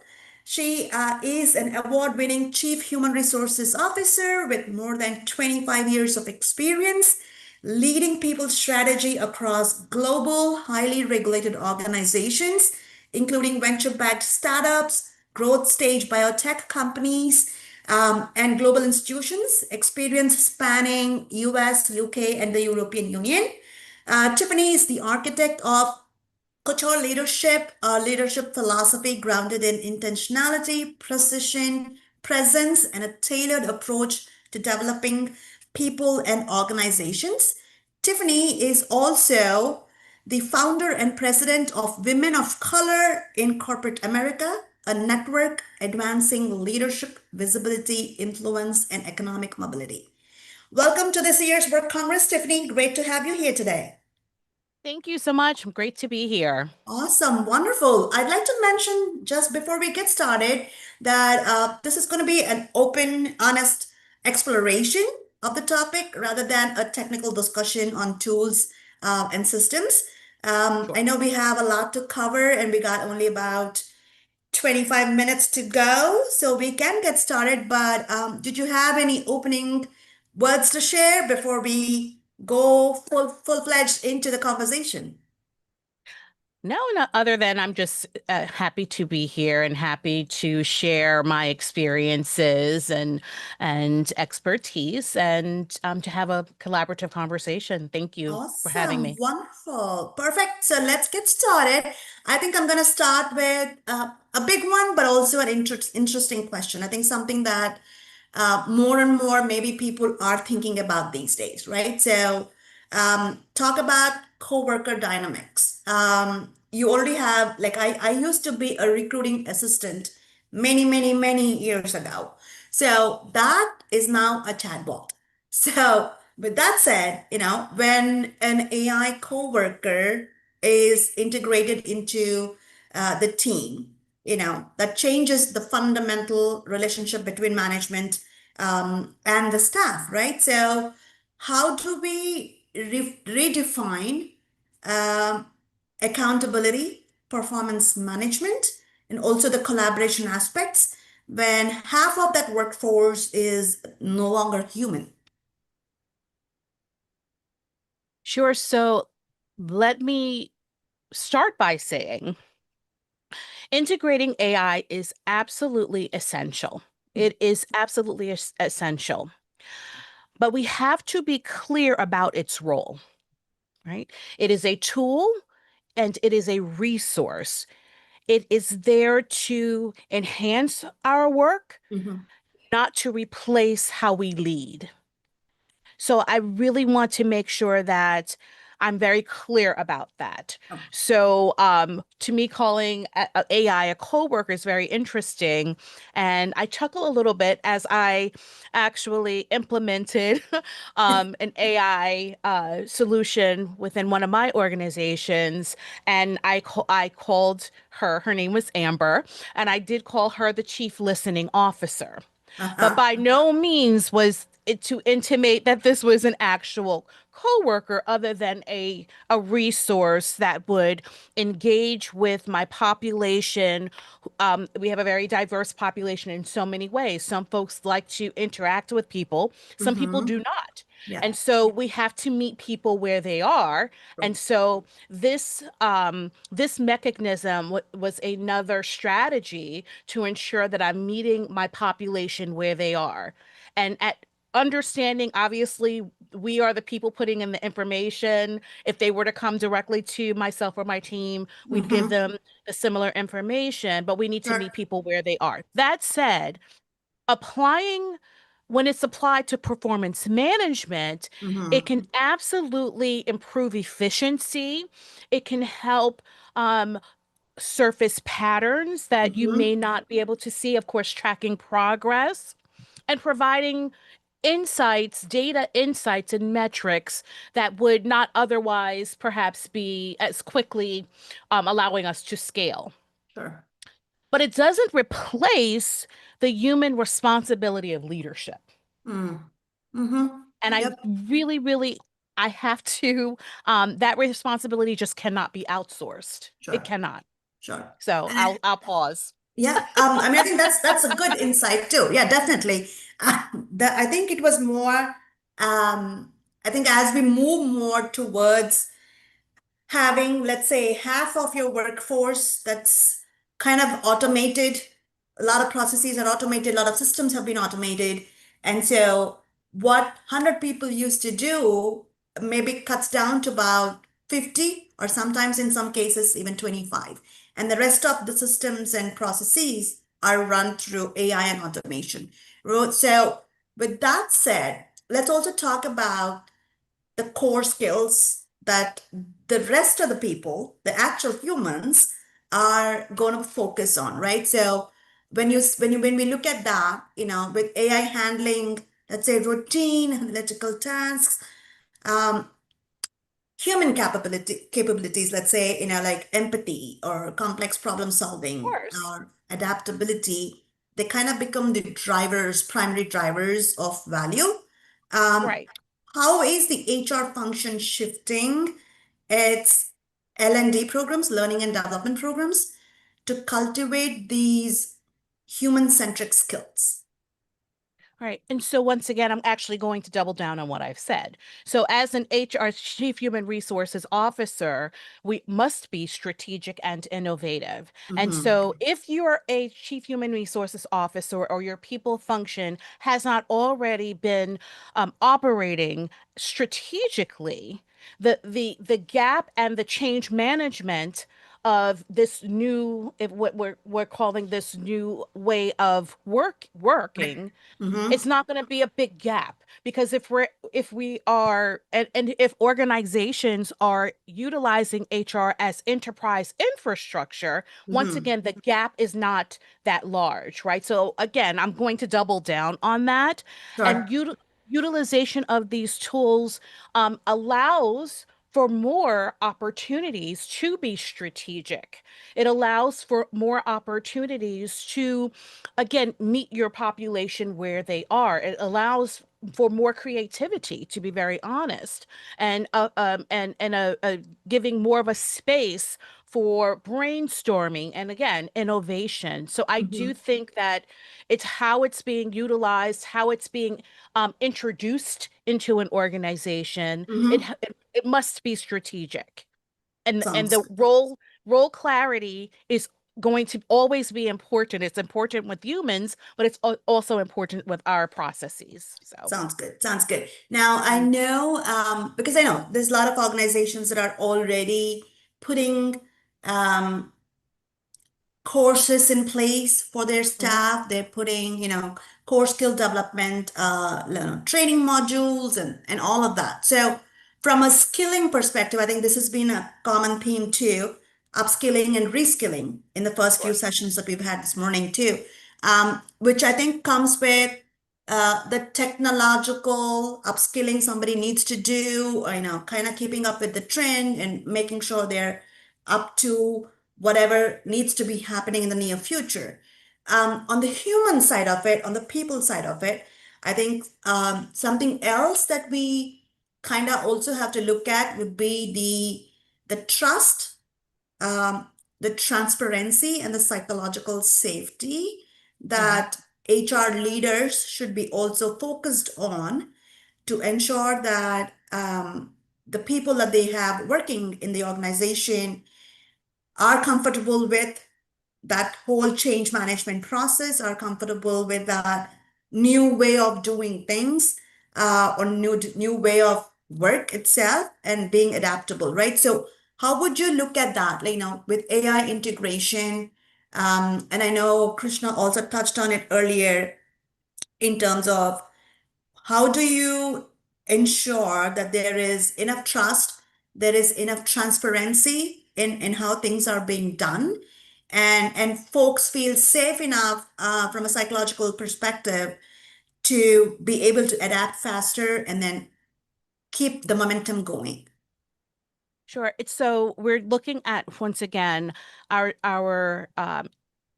integration and implementation strategy. So we start there. So there has to be a strategy. It cannot be done, by circumstance or, Mm-hmm. uh, uh, so there has to be a strategy. And that strategy, and I'm going to speak first about the strategy and who's involved, right? Yeah. So we're making sure that we are bringing in the right folks. And we're bringing in our IT team, right? Because we're looking at data integrations and making sure that our data is safe for our teams. We're bringing in our communications team, right? Because we're Mm-hmm. bringing them in on the process. And while they're in on the process, and that we can start building that strategy. We're bringing in, we're rolling it out to, focus groups, right? So we're Mm-hmm. bringing in, allowing people to get used to it. And then Sure. on the learning and development side, our learning and development, now what types of development are we offering? Or we should be offering, how are we navigating through ambiguity? Like, Mm-hmm. to giving the tools, how do we navigate through ambiguity? Mm-hmm. Um, Critical thinking, Yeah. training on critical thinking and discernment, right? Adaptability. How do we need, as leaders, from a leadership perspective, we need to be adaptable. And Mm-hmm. so Mm-hmm. these are the type of training. So we bring in the strategy for implementation and integration, and then Sure. we're also giving the staff the tools to also pivot and to develop and sharpen other competencies to be able to thrive. Sure, sure. And I think I was thinking a little about that too. Like when you say AI integration, I think for certain folks there is this anxiety Yes. around job security or even Yes. surveillance, especially if somebody who is remote, that's or a hybrid person, hybrid employee, and you're working from home a couple days, or maybe you're 100% remote. So I think that surveillance piece of what AI is doing on the back end and also the job security piece, I think definitely trigger points for certain folks, right? I Of think. course. And that's natural. And Yeah, so again, as HR leaders, this is when I'm talking about that right. strategic plan, Yep. you are accounting for this. You Yeah. know that people are going to be anxious. So it's Mm-hmm. our job to try to give them the tools and the reassurance and the communication, which is the transparency, to help reduce said anxiety. In terms of surveillance, Yeah. from an HR perspective, and many may not like this, but this is the truth. Um, Let me let you know that Yeah. because the birth of AI does not, that wasn't when companies that needed to look on the background didn't look on the background. So, I Yeah. mean, I would Yep. always tell folks, like, get a company phone that's separate from your separate from your personal phone. Why? Uh-huh. Because if we need to scrape, it's now your personal phone. So I'm just saying, and also making that connection Right. that this is not, that component is really not new. The Sure. component of it that's new is the job security for sure. And again, Mm-hmm. that talks to organizational development, Yeah. that speaks to, and again, your strategic plan. I'm always going to go that you must have a strategic plan. You must. Awesome. Awesome. Wonderful. And I think let's look forward in that sense, right? So when we are designing the workplace for the future, of the future rather, what does the future of company culture from a culture perspective look like when the C-suite is managing, let's say, a truly hybrid workforce um, made up of human employees and AI agents? What does that culture look like as we look forward? So the culture would be that of, here we have these amazing tools and resources for employees that we highly encourage you to um, engage with and tap Mm-hmm. into. Mm-hmm. Um, we are providing opportunities for more the competencies are at it. So what people used to call, and I didn't like this, but what they would call soft skills, Right. Mm-hmm. which Yep. were never soft. Yep. Now we're really, really honing in on developing leaders. Mm-hmm. But we're developing leaders and opinion leaders, and KOL, key opinion leaders now. And so we're giving opportunity for, again, that more innovative thought Mm-hmm. and innovative creating this more space, because the monotonous portions of our jobs, there's no role that doesn't have an administrative portion, and some roles have more of it.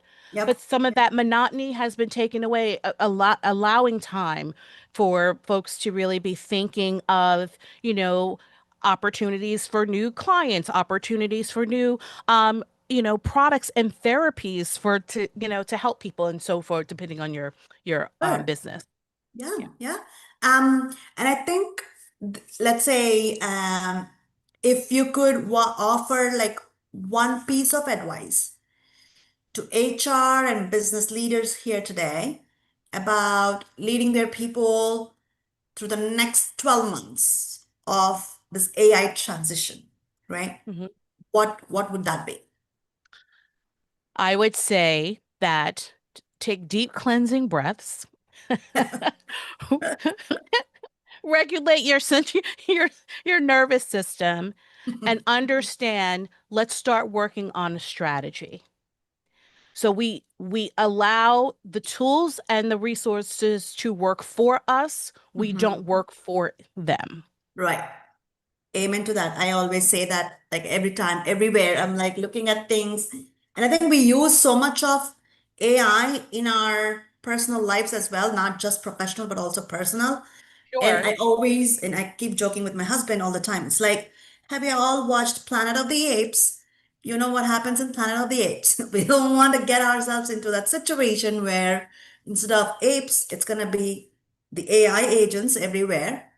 And we don't want to get ourselves to the point of them running the show, them running our lives. I Right. think that's a very scary picture for me. I hope we don't get to that point. Sounds very sci-fi, futuristic, and wow, it'll be wonderful for certain folks. But I just hope that, the human element stays on, lives on, and we are using all these tools, systems, AI agents to make things better for us, and, Right. not be overtaken by and get into that rut of doing what the machines want you to do. I think we are already halfway through with our phones, but I hope we don't get there too much either. Yeah, no, again, and I am pragmatic. And so we know that there will be agents out there that Yep. will not use it for good. They will Yep. use it for evil, like any and everything. Um, Mm-hmm. we, you can use the pen for evil and good, right? So if that's a choice. Yep. But of course, coming from from the perspective of how do we create this psychological safety? How do we create a space for innovation? How do Mm-hmm. we create a space to actually help humankind, right? And that's respective of whatever you do in business. How are we creating this space to create evolution and innovation positively? Awesome. Wonderful. I know, like, I guess the theme, there's one theme that if we've heard that today, I think it's that successful AI integration isn't just a technology strategy, but it's also a culture strategy. It's kind of rooted in empathy, it's rooted in trust from the people of all those who are involved in that process. And I guess C-suite leaders, and not just HR leaders, right? I mean, I think it's not just the sole responsibility of the person who handles people functions or HR functions, but everybody in that at that level, all of them have to kind of dig deep on how their organizations will function in the AI forward maybe society or even an AI forward organizational culture. Did you have anything to add to everything that we spoke about? Did you want to add anything more from your own insights, Yeah. experiences? Yeah, so when absolutely. So when I say, we have to have a strategic plan, of course, that the implication there Yep. is that before we get to that plan, the executive team, we have a general philosophy, a goal in terms of how we want to utilize this tool, Mm-hmm. right? And so Mm-hmm. we're there. And then, the people function will then use it and how all different functions. So it's just not just the people function. Yep. How will these tools be used to enhance, and how we're going to use it to enhance and impact utilization within our organizations, right? So it is a shared message, and it's shared with throughout. It's just not the people team. It's not the Right. people function. It is a shared mission, which Right. is everything, to be honest, but that's a different topic. Topic altogether. Oh, and Uh, I would like to also add that, remember the tools that we're utilizing. So for example, the tool that I implemented, mhm. I really pushed the vendor. I said, I want this image to look like everyone, be Right. very diverse. I want to Mm-hmm. make sure that there is this so it's ethical and responsible use of the Mm-hmm. tool. Mm-hmm. Mhm. Makes sense. Totally makes sense. I know we're kind of a few minutes away. I'm gonna see if we have any questions from the audience. If there are any insights, comments, questions anybody has, would love to get those up here now. Um, People talking about apes. Yep, I knew I could. Like, I was like, uh-huh, something on my mind all the time. So many times. Chloe, totally agree. Totally agree. But all right. Anybody else have any questions for Tiffany? So we continue. Okay, so there is a question. Looks like, if AI is positioned as a resource, how are you seeing organizations define clear boundaries for decision ownership so leaders don't unintentionally defer accountability to the system? Interesting question. Sure. So I just want to make sure I understand the question. So what processes and procedures do we have around where leaders are not defaulting to AI? I want to make sure I could understand the question. Chloe, Yes, that's how I was thinking of it. Yeah. So of course, I mean, if we're looking at, thank you, Chloe.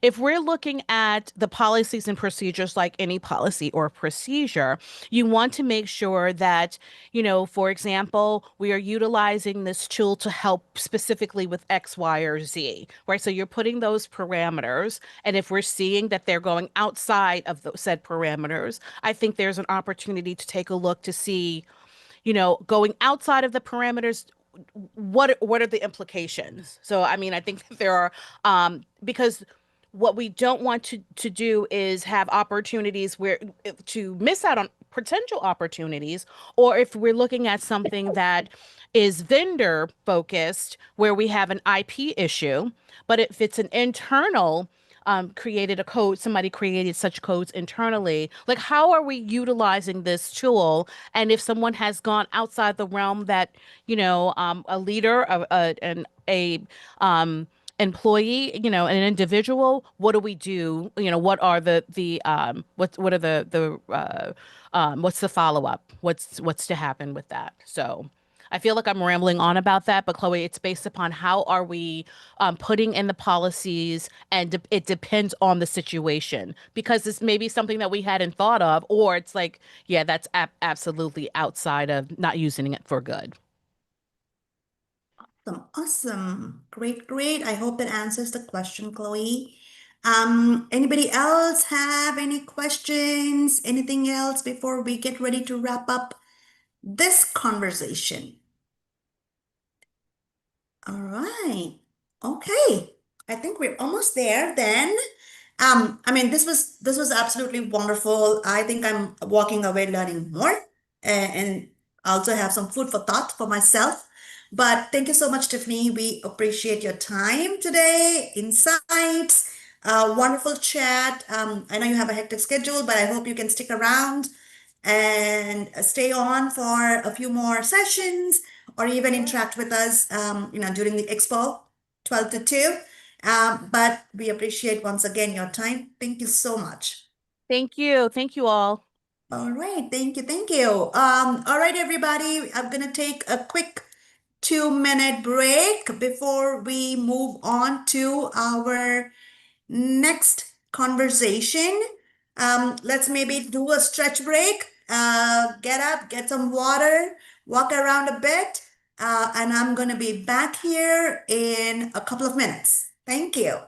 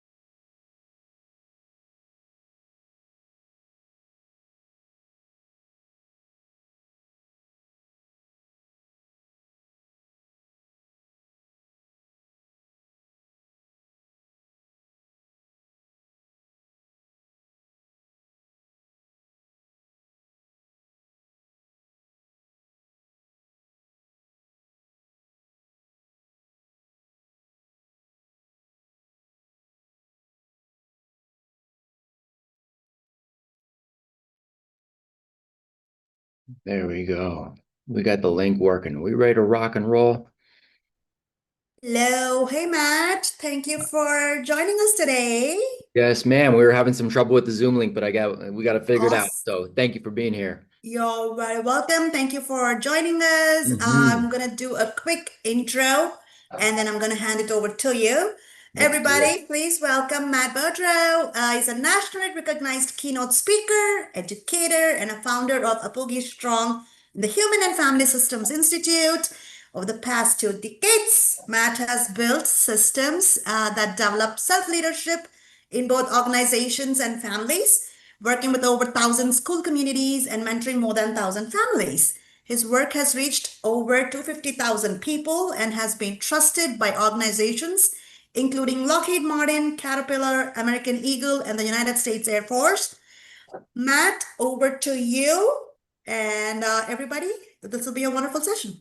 Oh, I can't wait. Well, thank you so much. I'm glad everybody got to be here. Happy Friday. Happy May 1st. And I'm going to start with just a basic fact here. Your organization has an invisible operating system. And I'm going to show you exactly what that looks like. And I'm going to take about 30 seconds to do that. And I don't know if anybody knows how elephants get trained, but baby elephants get tied to a post. They quite literally can't break free. And they learn that the rope always wins. Now, by the time that elephant is full grown, it's big enough to completely, uproot the entire post without even trying. But it doesn't, because it stopped trying years ago. The elephant grows, the belief doesn't grow. And right there is the invisible operating system that is running your organization.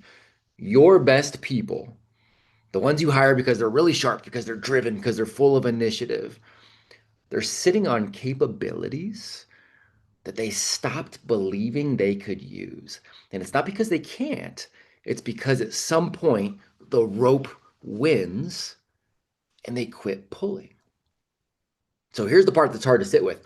Most of the time, we are the ones as leaders who put the rope there, even when we know we're putting it there. And you guys, I've done it to myself. Case in point, a few weeks ago, I was on a call with a very large organization, and they want me to speak on earned autonomy.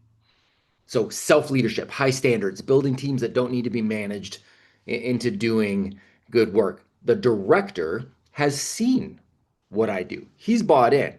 In fact, he brought me into 2 of his previous companies to help implement what they wanted me to implement there. But HR gets on the call and says, hey, before we book you, do you mind sending us your speech outline for approval? We have to make sure it aligns with our values. They want to talk on earned autonomy, but they wouldn't extend autonomy to the person they're hiring to bring that to their organization, right? And that's the entire crisis of modern leadership kind of playing out in real time on this single phone call. And here's the thing, what I caught myself doing in that very moment is I felt the reflex to just comply, right? And I've been self-employed for more than a decade, no boss, no approval chain, but I still feel the rope myself. That's how deep this can go for everybody. Guys, here's the good news. We're living through the most significant workforce disruption in a century. That's actually really good news. AI can automate tasks. It can generate reports. It can synthesize data. It can draft proposals. It can run analyses at scale. All these amazing things. What it can't truly do is lead. It can't earn trust. It's not going to hold a standard when emotions are like, oh, you got to crumble, but your character is like, no, you got to press on, right? It can't make a covenant and keep it. So the organizations that are going to thrive over the next 10 years aren't going to be the ones that deploy AI the fastest. They're going to be the ones that develop the humanity behind the human leaders who know how to use it. That's what we're building today. And I'm going to give you 2 quick pictures that I want you to hold in your mind until the very end of my talk here. So it's a picture of 2 birds. So D.H. Lawrence wrote my favorite poem of all time. And he says, I never saw a wild thing sorry for itself. A small bird will drop frozen dead from a bough without ever having felt sorry for itself. That's the wild bird, the tough bird, the resilient bird, the free bird, right? I'm going to die on my own terms, right? That's bird number 1. So I want you to picture that. And then Alejandro Jodorowsky said, birds born in a cage think flying is an illness. That's the caged bird. Safe, managed, convinced that freedom is pretty dangerous. That's bird number 2. And I want you to think which one is most like you at work right now. And I want you to hold the thought. Don't answer it yet, but I want you to hold the thought because we're going to come back to that because I've spent 20 years trying to answer that question for myself, for the organizations that I get to work with, and for the families I mentor. Like they mentioned, I've built over 100 school communities just in these last couple of years. I've gotten to mentor, over 1,000 of families. Lockheed Martin, Caterpillar, U.S. Air Force, Cedars-Sinai, a couple TEDx talks. I've gotten to do this work. But most importantly, what I've gotten to do is recognize the patterns. I've gotten to see what works. And I've gotten to see how difficult it can be for some people and some organizations to ultimately untie the rope and to leave it untied. So here's what I'm going to promise you in the next 24 minutes. Most organizations are oscillating between 2 broken models. So you've got micromanagement, killing initiatives, or chaos, killing standards. So I'm going to offer you the 3rd path. 3 steps to that 3rd path. They're all C's that create more C's, makes it easy to remember. So you get a catalyst moment that creates clarity, you get creation that earns confidence, and you get a covenant that guarantees commitment. That's what we're going to roll through, and we're going to do it quickly. So grab your notepad, let's build. Step 1 is going to be a catalyst to clarity. So before I tell you the story, I want you to think back to the version of yourself that you imagined that you would grow up to be when you were younger, right? And the one that was going to do something that really mattered, to lead something worth leading, to build something worth building. And I want you to think and just really consider, is there a gap between that person and where you are today? And I hope that there is no gap. I hope if there is, it's a small one. Maybe it's, non-existent altogether. But in my experience, that gap exists for most men and women to some extent. And I'm not asking you to think about that to feel bad by any stretch of the imagination. I'm asking because that gap, whatever size it is, it has a name. And until you name it, it owns you. The catalyst moment we're going to talk about allows you to name it so that you can move forward. That's why it's the first step. Here's what it looked like for me. So quick flashback to about 11 years ago. I'm sitting in my car after work, engines off, hands are up on the wheel, kind of staring at nothing. You know, it's the moment when you're sitting in the parking lot longer than you should, because going inside means like, this is just my life now kind of thing, right? But I look down and I start reading this PDF, and I'm reading a PDF that I may or may not have printed off of company paper, company ink. But it's a manifesto by a guy named Seth Godin, who became a mentor of mine, and it's called Stop Stealing Dreams. Within pages, I felt two things simultaneously. I felt gratitude, and I felt a little bit of anger at myself. I felt gratitude because I finally saw clearly what was happening in my own life. And I felt a little bit of anger because I realized I'd seen the pattern for a long time and I just kept playing along.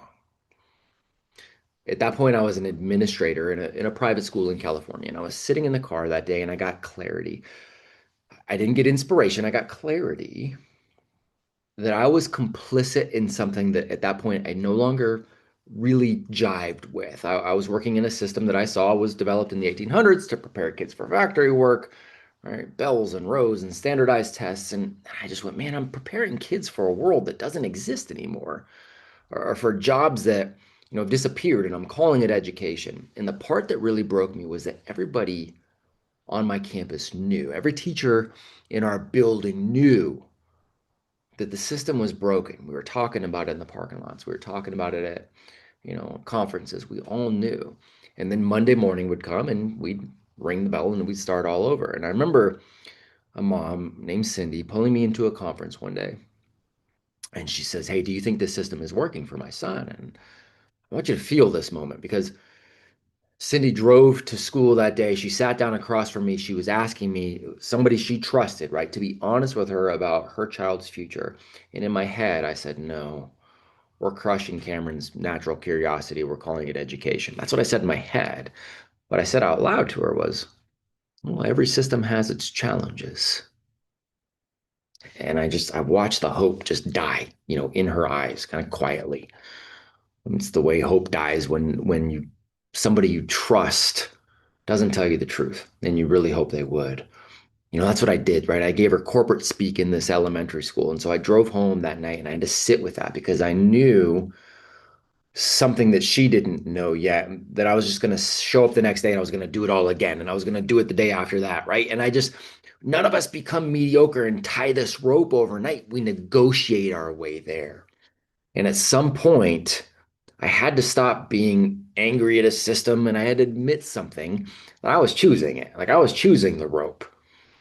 Sovereignty starts to begin as soon as you end the blame, right? I wasn't stuck anywhere. I was choosing to stay there. So it's that shift in our mindset from victim to builder. That's where sovereignty starts.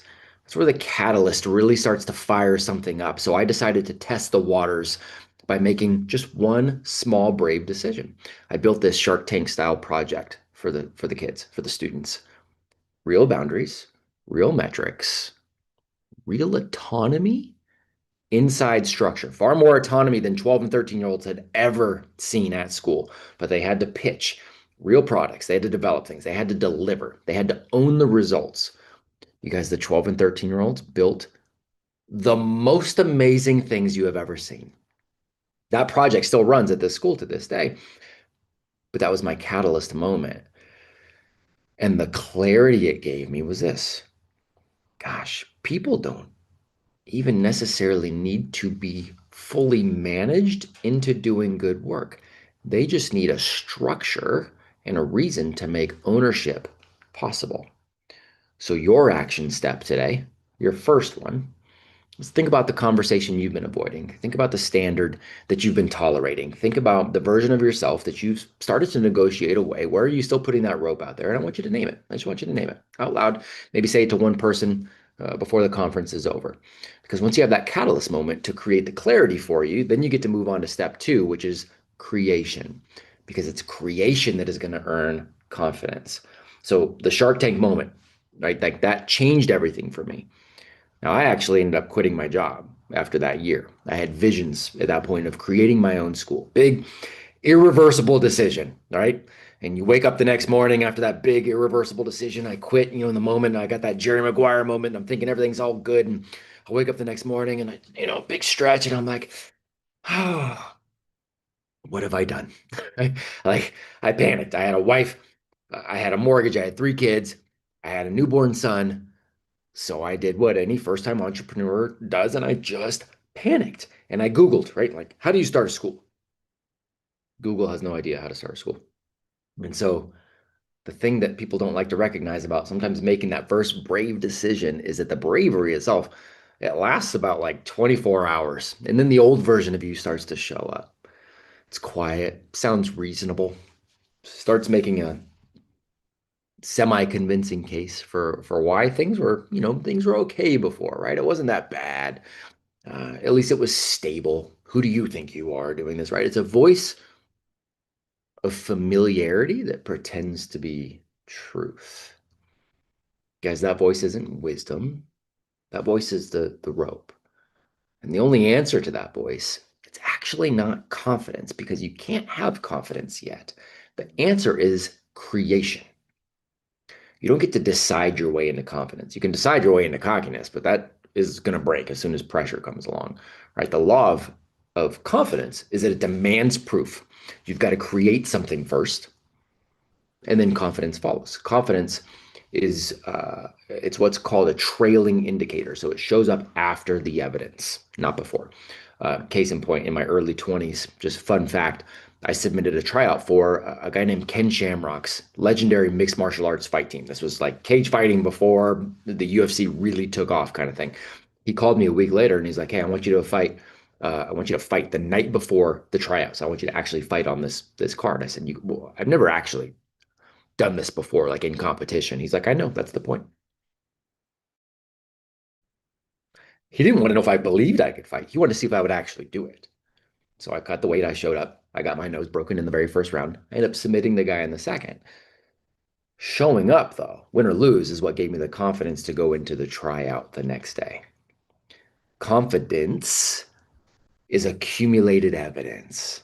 It's not a personality trait, right, that you can just adopt. So the good news is proof doesn't have to be perfect. It just has to exist.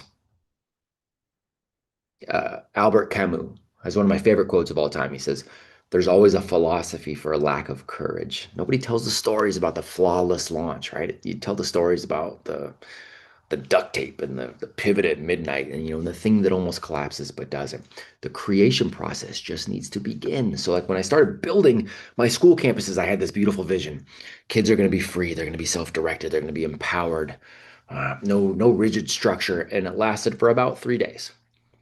Day 3, you got a kid that's building a fort out of everybody else's lunch boxes, and he's declaring it a sovereign nation. You got another kid running a protection racket for snacks. A parent pokes her head in and she's like, is this Montessori? And I'm like, no, Susan, your kid just invented a currency out of Pokemon cards. Like, we need some structure. But the principle that comes out of that chaos that I learned was that the clearer the standard, the more autonomy people can handle. I got brought back to that same Shark Tank moment with the 12 and 13-year-olds. The fuzzier the standard, the more chaos you get. And that's where I started to develop what I call the EARN loop, E-A-R-N. The EARN loop, which is now what I've implemented across the board in a lot of organizations. The E is expectations. You're making the standard explicit. Here's how you win. Here's how you lose. Super clear. A ends up being the accountability. People own their progress. They self-report. No surveillance needed. Ownership. The R is recognition. Progress gets seen and acknowledged. And the N is next level. Freedom expands as proof of competence appears. You guys, this is exactly where AI could fail us if we're not careful, and humans will win. AI can monitor. It can't hold you accountable to a standard that you chose. It can't recognize the difference between compliance and ownership.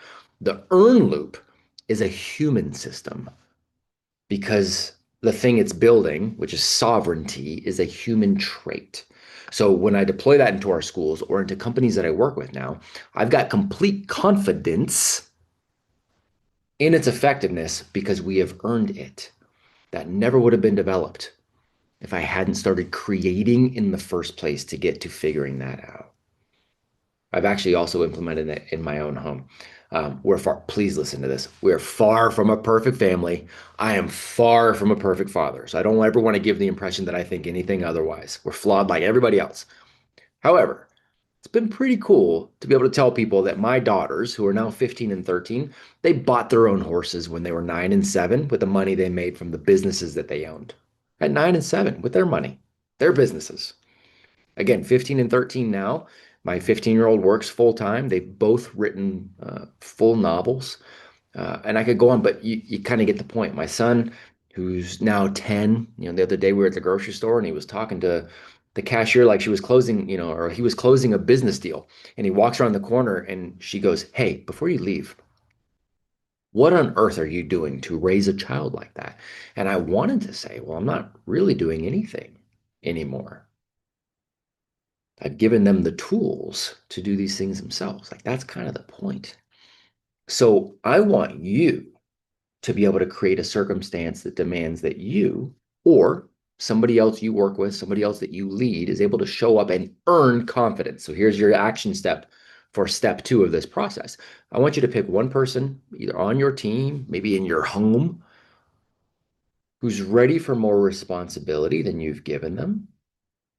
Define the standard, make it explicit, hand them the work, and get out of the way.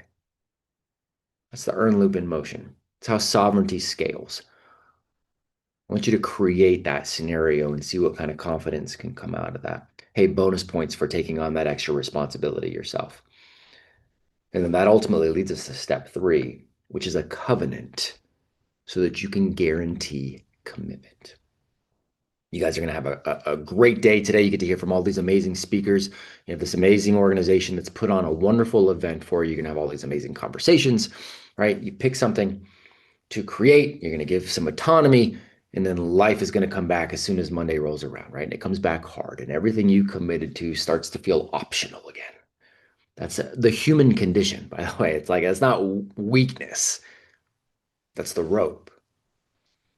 And the only thing strong enough to hold against the rope is not going to be the buzzword of the day, right? Discipline or motivation or willpower, because it's a covenant. A covenant is a non-negotiable agreement with reality. It's not what you say to yourself, your best version of yourself on your best day. It's the non-negotiable with reality. That includes your worst days, your most exhausted moments, the nights that you can't see straight. You guys, I've been married 17 years, together 20. Wedding vows sound amazing when everything is perfect, right? For better or for worse. Till death do us part. It's beautiful. And then my first daughter didn't sleep. Like, not just didn't sleep a little bit, like she routinely went over 24 hours without sleeping as an infant. She didn't sleep through the night until she was 2.5. And that's when we had our second daughter, who didn't sleep through the night until she was 18 months old. So that was 4 years, if you're doing the math, without sleeping a full night. I was so tired one night that I almost wrecked my car because I swerved to avoid hitting the giant cartoon baby I thought I saw in the middle of the road. Yeah. In those moments when you're terrified and you're exhausted and you're delirious, I promise you, commitment is not a feeling. You have to have a covenant. And that's when discipline becomes really kind of irrelevant, right? Because you're not making a decision anymore. The decision's already made. You're just living it. So a lot of people think, discipline's about willpower. I got to try harder. That's exhausting. It doesn't work. It runs out. If it becomes your identity, because it's a covenant becomes your identity, then it's not even a question. Super quick example. I don't drink alcohol, never have. Not saying that's a pat on the back for me, just I never have. So people go, how do you stay disciplined around when other people are drinking? Don't you ever just want a beer? And I'm like, no, man, it doesn't even cross my mind. And it's not because I've got incredible willpower. I just have the identity of I'm not a drinker. Like, it's a covenant I have with myself. The identity is always stronger than willpower. It makes it so it's not even a question, right? My identity is a covenant that I have with myself on who I am and how I show up under any scenario. If you've ever seen the movie Pursuit of Happiness, I always love to mention this, right? Chris Gardner, Will Smith plays him in the movie, but homeless, sleeping in subway bathrooms with his 5-year-old son, unpaid internship at a brokerage, 6 months, no salary, 20 candidates, one job. And he wakes up every morning with nowhere to go home to, drops his son off at daycare, not knowing if we could pay for it. And he walks into his office knowing 20 people are competing for one position. And every single day, all he had was one standard that he tied his identity to. I will make more calls than everybody else.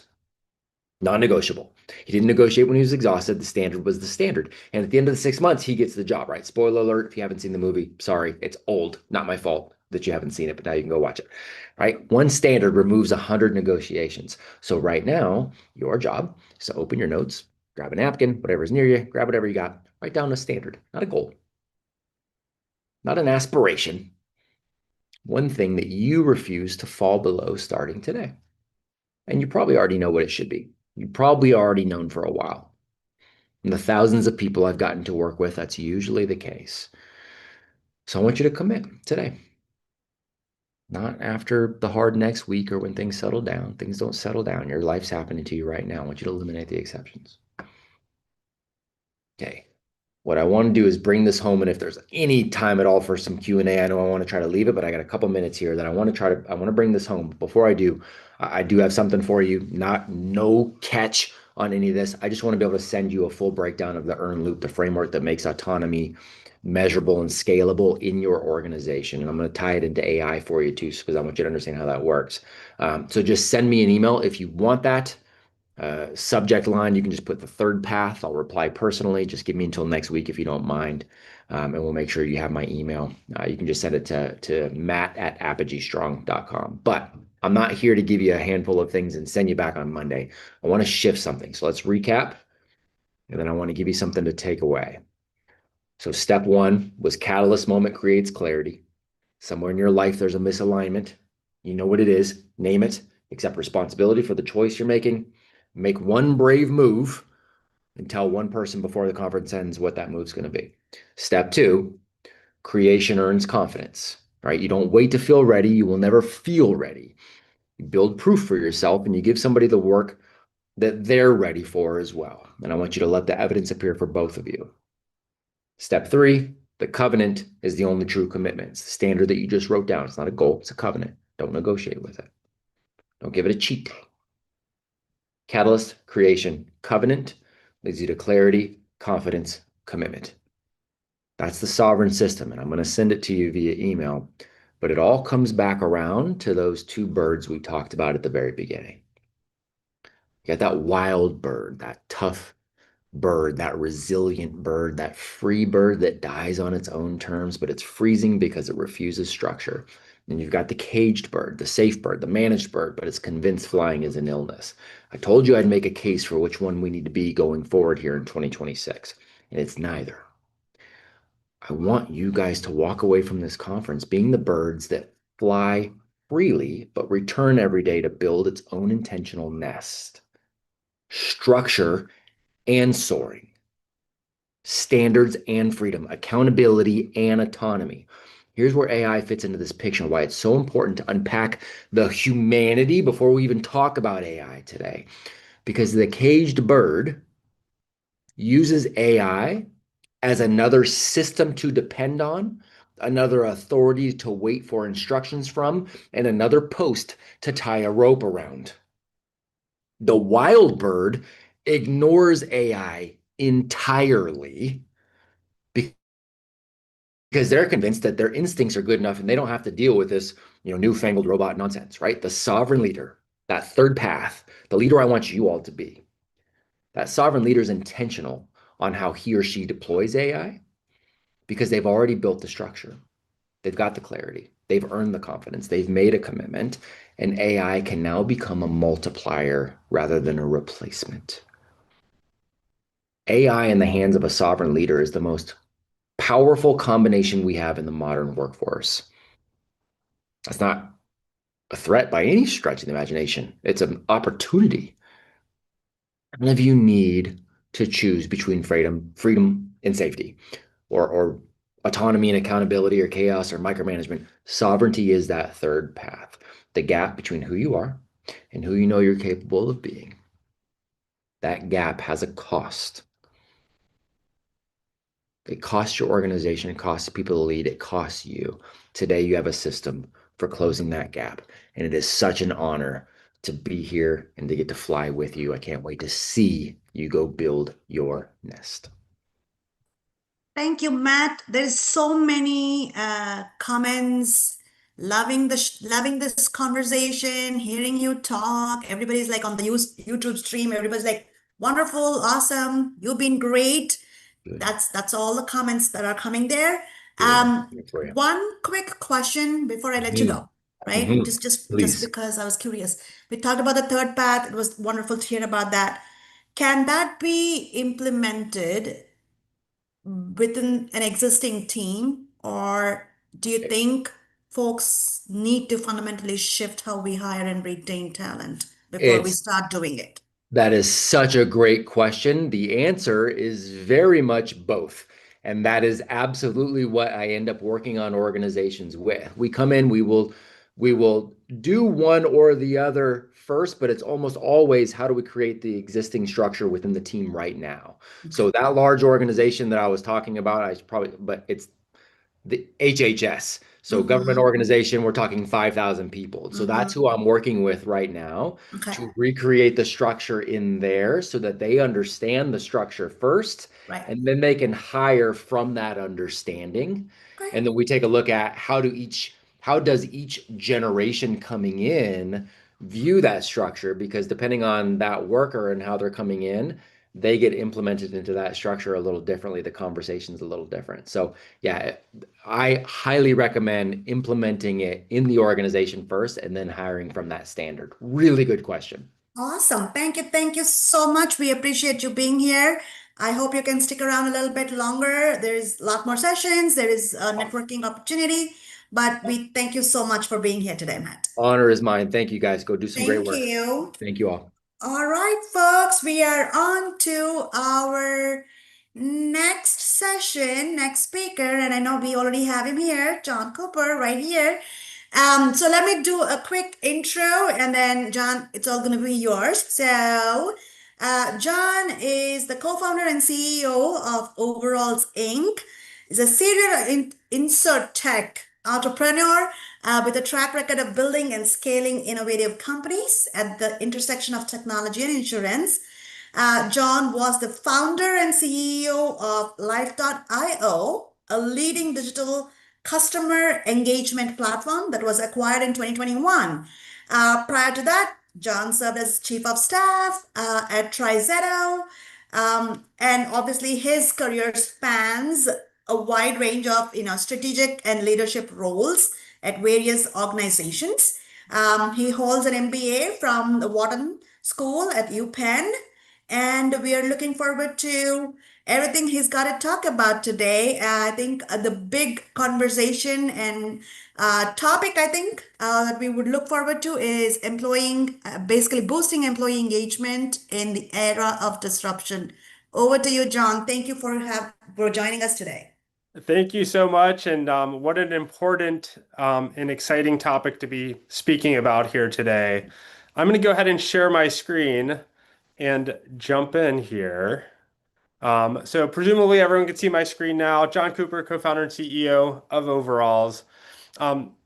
Today we're living in an interesting time.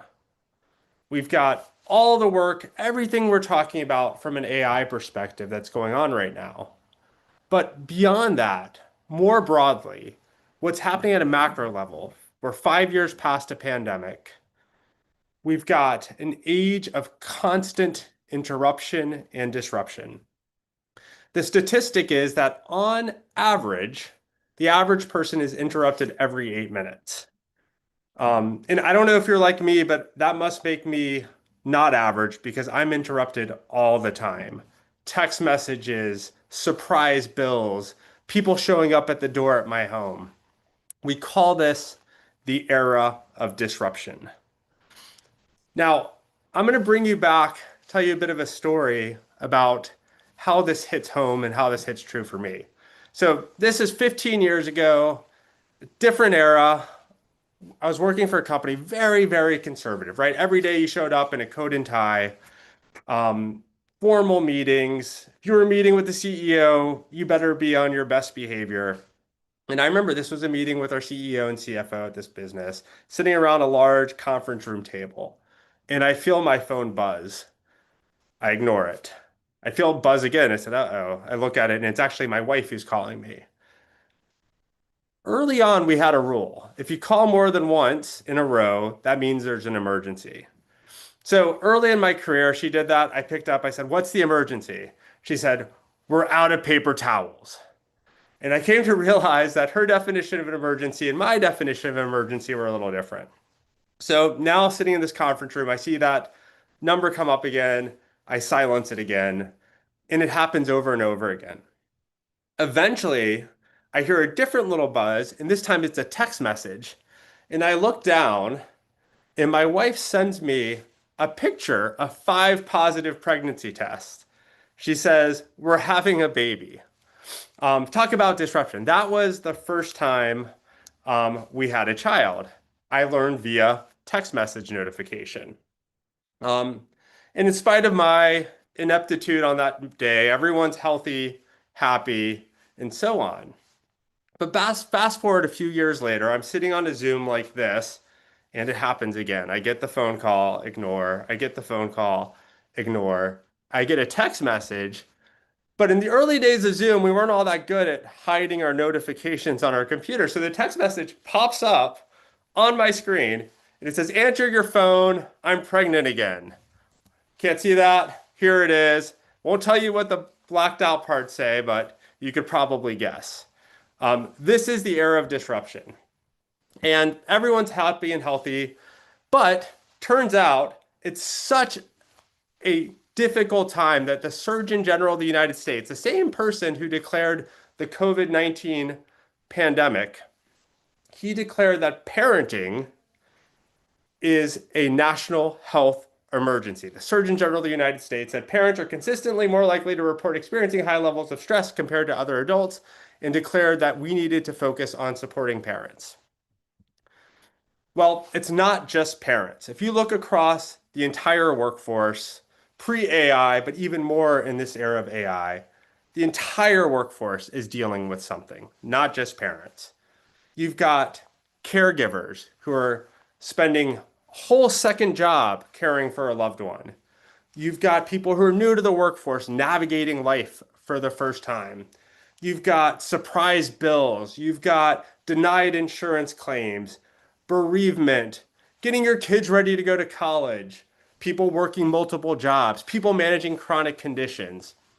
We are truly living in an era of disruption. Everyone's got stress that they're juggling and that they're managing. What do companies do about that today?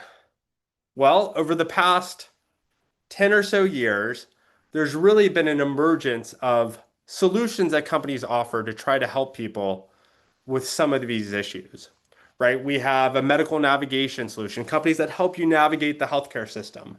There's other benefits in companies out there that help caregivers. The reality is, though, it hasn't helped. People are still stressed. They're still juggling a lot. We are still living in the era of disruption. In fact, the way it's evolved has, many would argue, made it worse, where now companies are offering these narrow point solutions that people don't understand, that they're not engaging with. When they do try to engage, they're sitting on hold and getting bounced between solutions and not getting actually support and not getting the stress relief.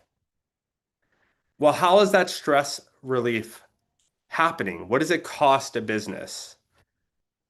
Well, scientists looked into it, and according to the research they did, it's costing businesses a crap ton. So if any of you have seen Back to the Future, you'll remember that scene. Car smashes into the truck and outpours a ton of manure. But joking aside, what do they say? So according to the Harvard Business School, stress is costing US businesses, not global, just US businesses, over $190 billion a year. That's just medical expense. When you layer in the cost to productivity, absenteeism, people going out on leave, people spending time at work, not doing work, but dealing with life. It goes from 190 billion to a whopping $300 billion that companies lose every year to managing stress. So what are people dealing with and how much time is it taking? We ran a survey about 4 years ago with 2,000 people. And it wasn't the type of survey where you just go and you answer a few questions. People actually tracked their time the same way that an attorney is billing every 12 minutes. They tracked their time throughout the workday for a period of 2 weeks, 2,000 people across industries, large and small businesses, tech workers, non-tech, people out in the field, people in front of computers, people on phones, but across the entire economy. And we had them measure how much time at work they were spending dealing with life. What does dealing with life mean? It could be that you got a surprise bill from Xfinity, and now you're going to call them, and they're not going to pick up right away. You're going to sit on hold for a while. You're going to get bounced from department to department. They're going to forget your name. They're going to forget why you called. They're going to drop the call, and then you're going to have to do it again. And hours suddenly disappeared from your day. And 9 out of 10 times, you still didn't get that bill resolved. It's when your 12-year-old son falls and breaks his wrist, and now you're rushing him to the emergency room, physical therapy sessions, and so on. It's when a flood that you could have never predicted, pipe breaks and you have a flood in your basement, and now you're dealing with getting the water out, mold remediation. It's the era of constant disruption. So across that group of 2,000 people who are measuring their time systematically, it was 17% of their workday was spent dealing with life. 17% of productivity loss. To put that into context, 17% is roughly the equivalent of 4 days of work every month, where you have a 20 working day month. 4 days of work, so almost 20%. It's 41 days of year, essentially, of extra PTO, where you're paying people, but they're too stressed, they're dealing with too much to be present and focused on their work. So what do those look like? Well, across most businesses, it's not one size fits all, but depending on what's going on in the life of your employees, they have a very different set of stressors that they're dealing with. We'll start with the average, and then we'll drill into particular segments of the population. And then I'm excited to tell you a bit about what we do and how you can leverage AI and human support. And we'll talk about why AI alone is not enough, but leverage AI and human support to give people much more support, much more peace of mind. But across the average workforce, that 17% of time people are losing, well, about 20% of that time is them dealing with their life, right? It's their home, it's the faucet that's broken, it's the pipe that's broken, it's the car that won't start, it's the daily distractors. Another big portion is our incredibly complex, incredibly stressful, and incredibly expensive healthcare system of people trying to navigate that and trying to figure out, dealing with a claim that gets denied, or trying to get their father-in-law, who they're worried has dementia, to see a neurologist, but you can't get an appointment for 4 months, or to get your child into a therapist visit.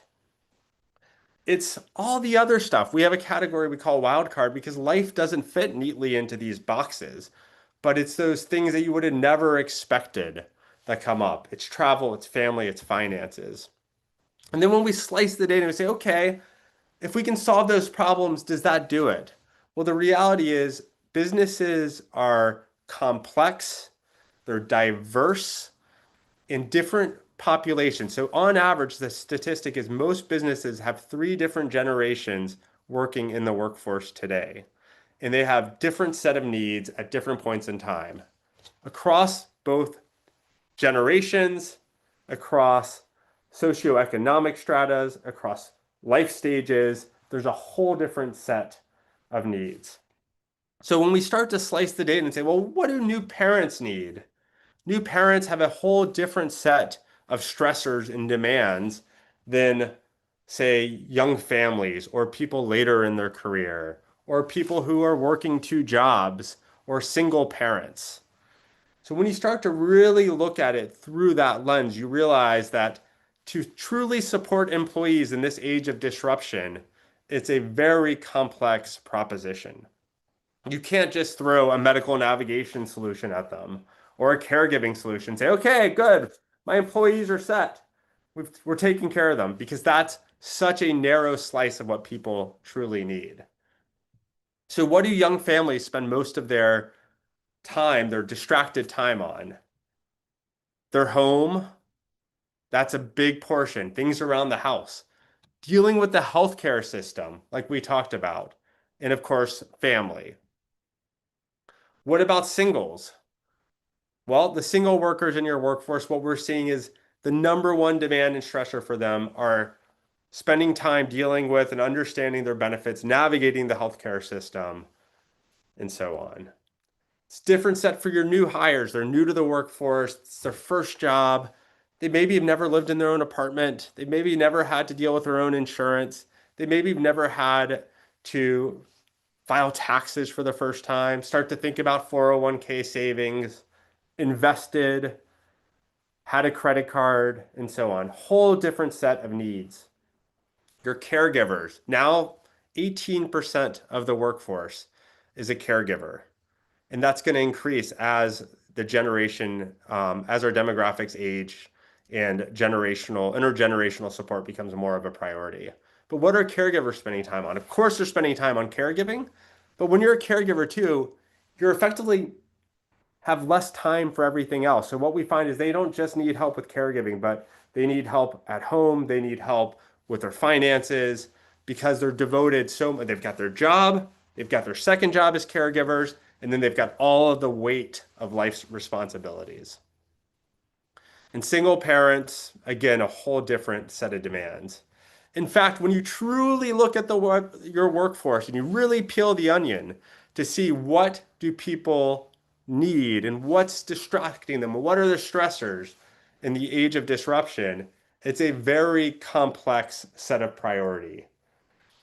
Someone who's recently going through a divorce is going to have a whole different set of demands and stressors that are distracting them from work than someone who just had a kid, or someone who for the first time is returning to office after the pandemic, after working from home for 5 years, versus someone who's managing a disability.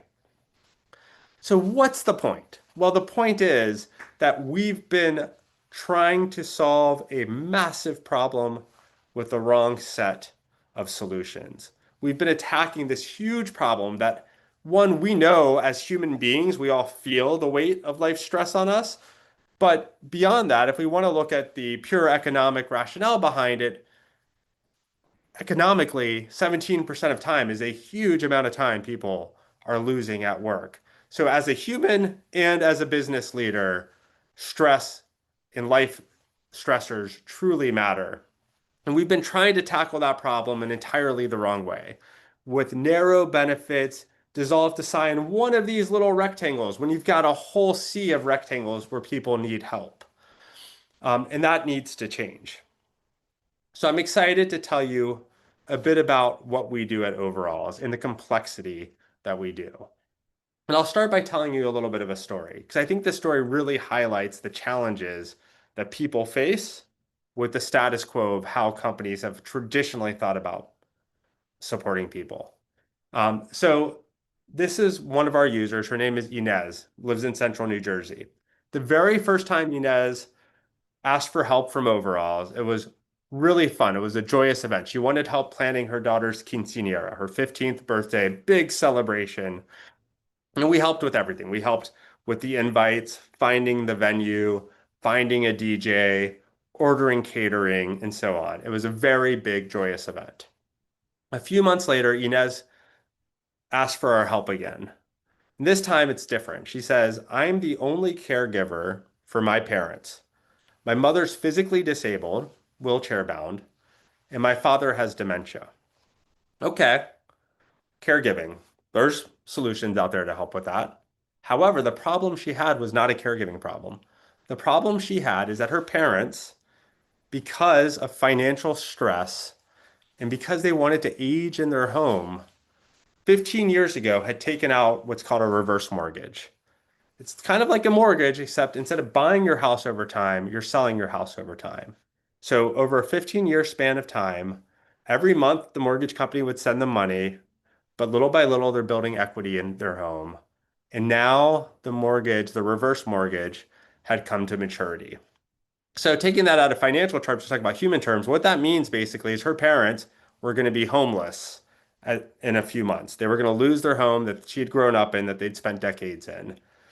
And she needed to figure out what can she do, because this mortgage company now owned the house and the period of time that her parents could live there had come to an end.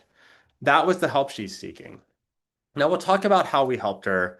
We helped her keep her parents in the home. We were able to help her also understand the contract, negotiate an extension, and then find a permanent solution for her parents. But what does that tell us about the struggles that our employees are dealing with? I think that story is powerful because it illustrates the main problem we see today, which beyond stress, it's that the solutions to help people are too narrow to the complexity of real life problems like Inez had. Her problem was a caregiving problem, was a financial wellness problem, it was a legal problem, it was a health problem, all wrapped into one. That's the true complexity of life. So with that context, I want to tell you there's a different way. And the topic here today is AI. And AI has brought incredible tools to bear, incredible efficiencies that allow us to support people more. We don't think AI is enough, so we'll talk about what we do. It's AI plus humans to support employees in the age of disruption. And I'm going to show you a little video to help illustrate that. In real life, happens. Take the burst pipe that flooded your bathroom just as you're leaving for work. Or the bad news that your elderly dad has fallen and needs more care. Or even the pleasant surprise that you're expecting your first baby and now need to grapple with parental leave, childcare, and 529 plans. Ordinarily, each of these mean added stress, headaches, and distractions. And they cost you precious time, money, and focus. That's where Overalls comes in. Overalls is a first of its kind concierge service to help with life's hassles. Overalls will find a plumber and restoration crew and help you file an insurance claim. Overalls can research in-home nurses or an assisted living option for your dad. And Overalls can reduce the stress of expecting a baby by helping you decipher parental leave paperwork and finding a birthing center. When you offer Overalls to your employees, you'll be giving them each an extra pair of expert hands, which will boost productivity, company culture, and morale. So what is this? This is what we do. The topic today is around AI in the era of disruption.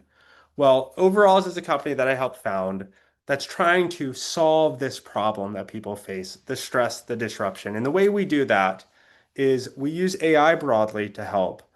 But in addition to that, a team of people, think of it as a personal assistant for everyone and everything, designed to help people across the entire spectrum of their life. Finding childcare, dealing with a broken pipe, planning a trip, everything that's thrown at people. Now, I'll illustrate this through a story.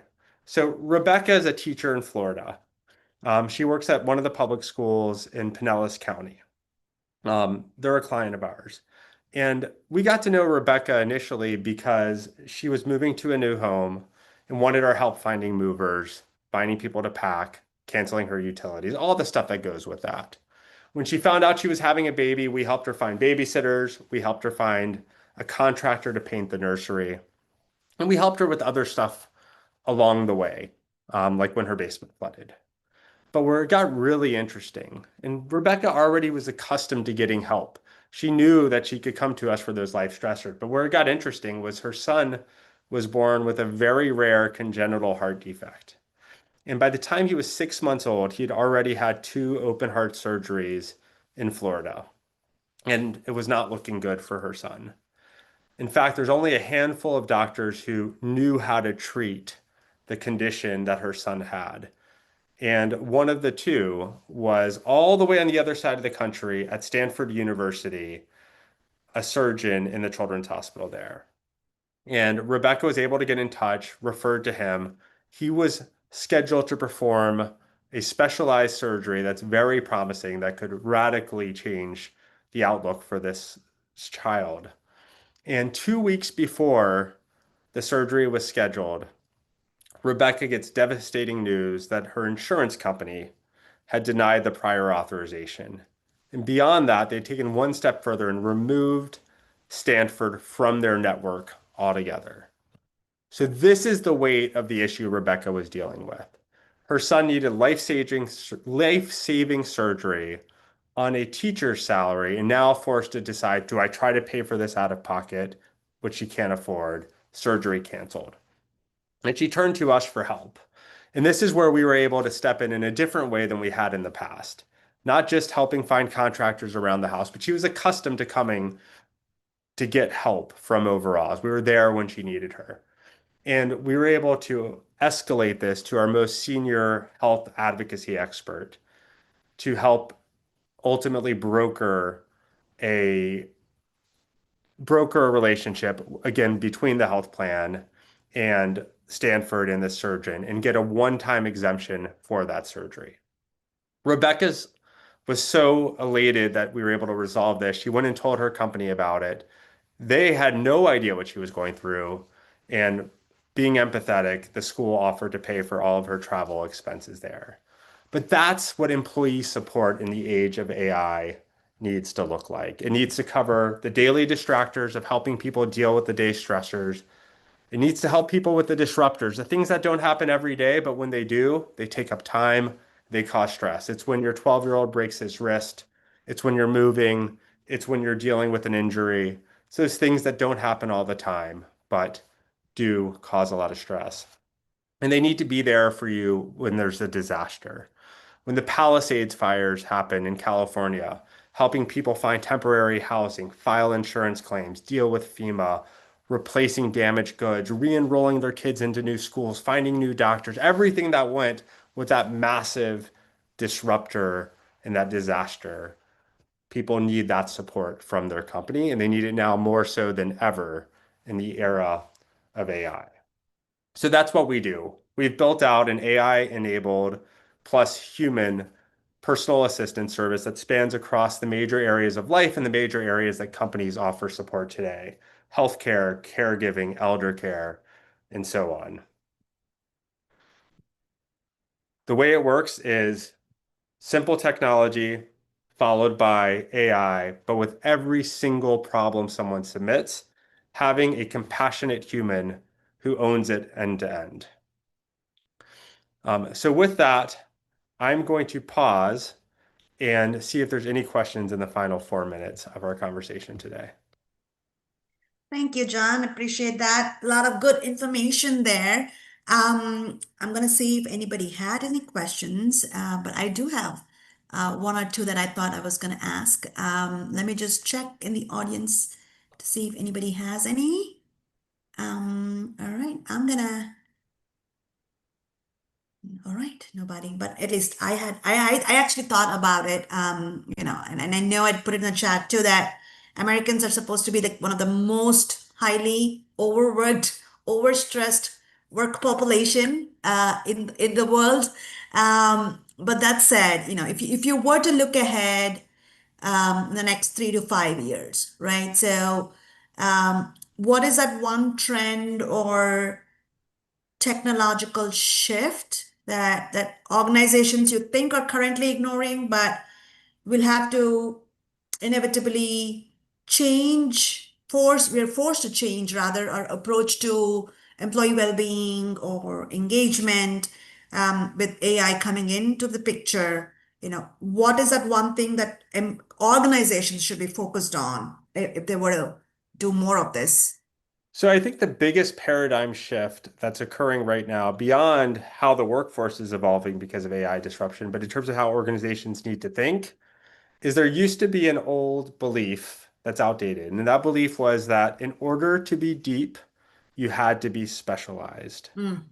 And the reality is life is not narrow, life is broad and complex. And if your goal is to truly support people, you can't just help them in narrow slivers of their life. You need to be there for them.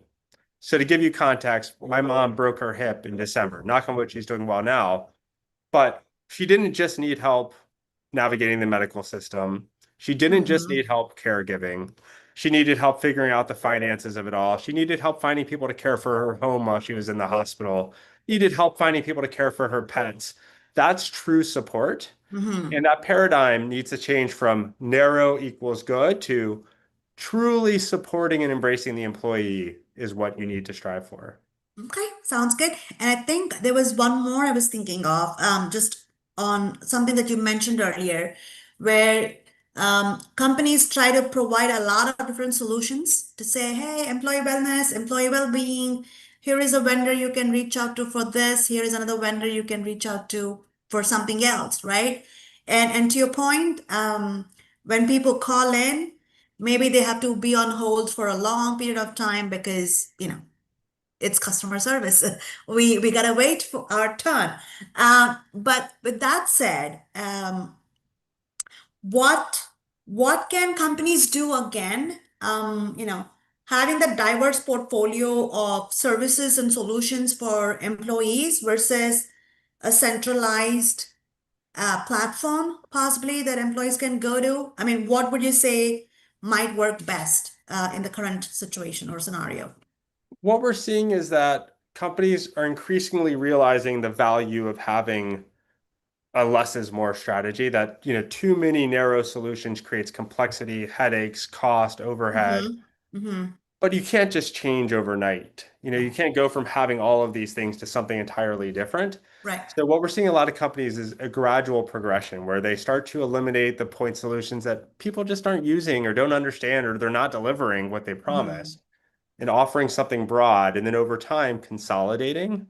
We think that strategy of gradual change is what makes the most sense in this environment. Awesome. Great. Thank you. Thank you. I know we're at time, but we appreciate you being here. Thank you so much for everything you've shared today. I'm sure the audience is going to make some notes, and some of us will reach out to connect with you on LinkedIn, get to know a little bit more about overalls or even otherwise. But thank you for being here today. We appreciate your time today. Thank you. Bye, everyone. All right. All right, everybody. I think we're gonna break now for a couple of hours, but there is the expo going on. We definitely want you all to go check out all the different products and solutions out there. Stretch break, lunch break. While you are doing that, virtual networking. I see some of our folks are already here. Go ahead, interact, get to know folks around. And we'll be back with more sessions at 2 p.m. But in the meantime, anybody who's here, continue on to talk to others, get to know people. We'll talk to you soon. Oh, actually, we do have a session. Thank you. I was thinking we don't have one, but I'm sorry. I kind of missed that. I freaked out. I thought, are we on a wrong time? No, I was like, oh no, we're gone. We're done. I've been talking too long. I should take a break Good then. save. All right, I'll let you all take over and I'm going to take a break. Awesome. Awesome. Thanks, Soumya. Good job. Thank you. Thank you for keeping the foot up. Do appreciate that. So, okay, I don't know how this thing will work. Okay, hopefully it'll work. So, welcome, guys. Very interesting conversation. So, we have a wonderful panel. So, the topic was the workforce reset and CHRO leadership in the age of AI trust and transformation. And I reached out to some of the HR leaders who are solving this, handling this thing firsthand. And the funny thing is, the people who responded, and thank you, Anuradha, and thank you, Elizabeth, for taking my email and then responding to it promptly. I think it's wonderful the dynamics between you two as leaders. So it was funny, the company size that you represent, the structure is pretty much in a very two different directions, but so it gives the very widespread of and in my previous talk on what is needed to make an AI ready workforce, I put a lot of emphasis on institution. That institution needs to be trained, it needs to be adjusted, and that's, I think it's a delight to have you guys agree to step up and participate in the panel. So to start with, let's do a quick round of introduction. So Elizabeth, maybe you can start first and Anuradha, you can follow later. I'm really curious to understand and learn your journey into this HR role. And then we'll talk about your company and basically everything in it. And then we'll go into the further into discussions on the topic of the day. So maybe Elizabeth, you can take over. Sure, I'd be happy to, Vishal. Thank you, and thanks for inviting me. So my name is Elizabeth Matila. I am the CHRO at Environmental Defense Fund. I am based in New York City. Our organization is a global organization. We have a little over 1,000 employees, and the main focus, as you can probably tell from the name of the organization, is that we are an environmentally facing we are an organization that's facing environmental challenges such as climate warming, clean air, sustainable fishing. Those are the areas of focus that we work on. And as mentioned, we are a global organization. Our main offices are in New York City, in Washington, D.C., San Francisco, and then in Europe, we're in Brussels. We are in China, and we are also in Indonesia. We, so for me personally, my HR journey started a really long time ago, and it wasn't something that I was particularly targeting when I was in my undergrad areas of study. I thought I wanted to be a journalist, actually. And and so this is a different route for me, but I did work as an anchor reporter and writer for a couple of years after I graduated from undergrad, but then I realized it wasn't something that I wasn't passionate about it as I thought I would be. So then I ended up taking an HR role as a temp, and all these years later, here I am. So it's a wonderful occupation. I love HR. I'm really happy to be in it. I've been in it for 30 years now, and it's a wonderful profession because it's very mobile. I can do HR wherever, but there's a caveat to that because while I could work in HR in a bank, or I could work in HR in a restaurant or a financial services, you really have to be passionate about where you are and really believe in it to be the most effective HR professional. And so being in a mission-driven organization appeals to me. That works for me. And so that's where I've been for the past going on 8 years now. Thank you so much, Anuradha. Thank you, Vishal, and great to meet you and Elizabeth, and hear your journey, Elizabeth, as well. You too. I'm Anya Rademeyer. I'm the Chief People Officer at a company called Infoblox. We do networking and security. We protect people, we protect companies. I too feel it's very mission driven. I'm in the Bay Area. I've been at Infoblox for 2 years, and I feel like I have one of the best jobs in the planet. Like I like Elizabeth, I'm very passionate about what I do. I love being in HR. I feel like we get a chance to help organizations be more dynamic and leaders be stronger and people have an amazing experience. And so that's what I wake up thinking about every day. As far as my kind of career, I was a business major and journalism minor, and kind of funny, Elizabeth, I too wanted to be a reporter. I thought I was going to be, interviewing world leaders. And so I get a little bit of that actually in my profession. And the journalism piece of it, I think, has helped me be a better leader. So I'm really glad I did that. And yeah, I'm very passionate, like I said, about the work we do that then makes a difference in the world, both for our people and our communities and our customers. So I think about all three of these aspects. And yeah, that's me. That's pretty cool. So I think let's talk about this conversation into 3 parts. Okay, so one is maybe the pre-GPT, the post-GPT, and then in future, right? So before AI become a thing, before OpenAI announced it and threw it on all of us, take it to today, and then looking at the future. So if let's start threading it in a history context. So if you take back before GPT, how has your respective organization has been evolving?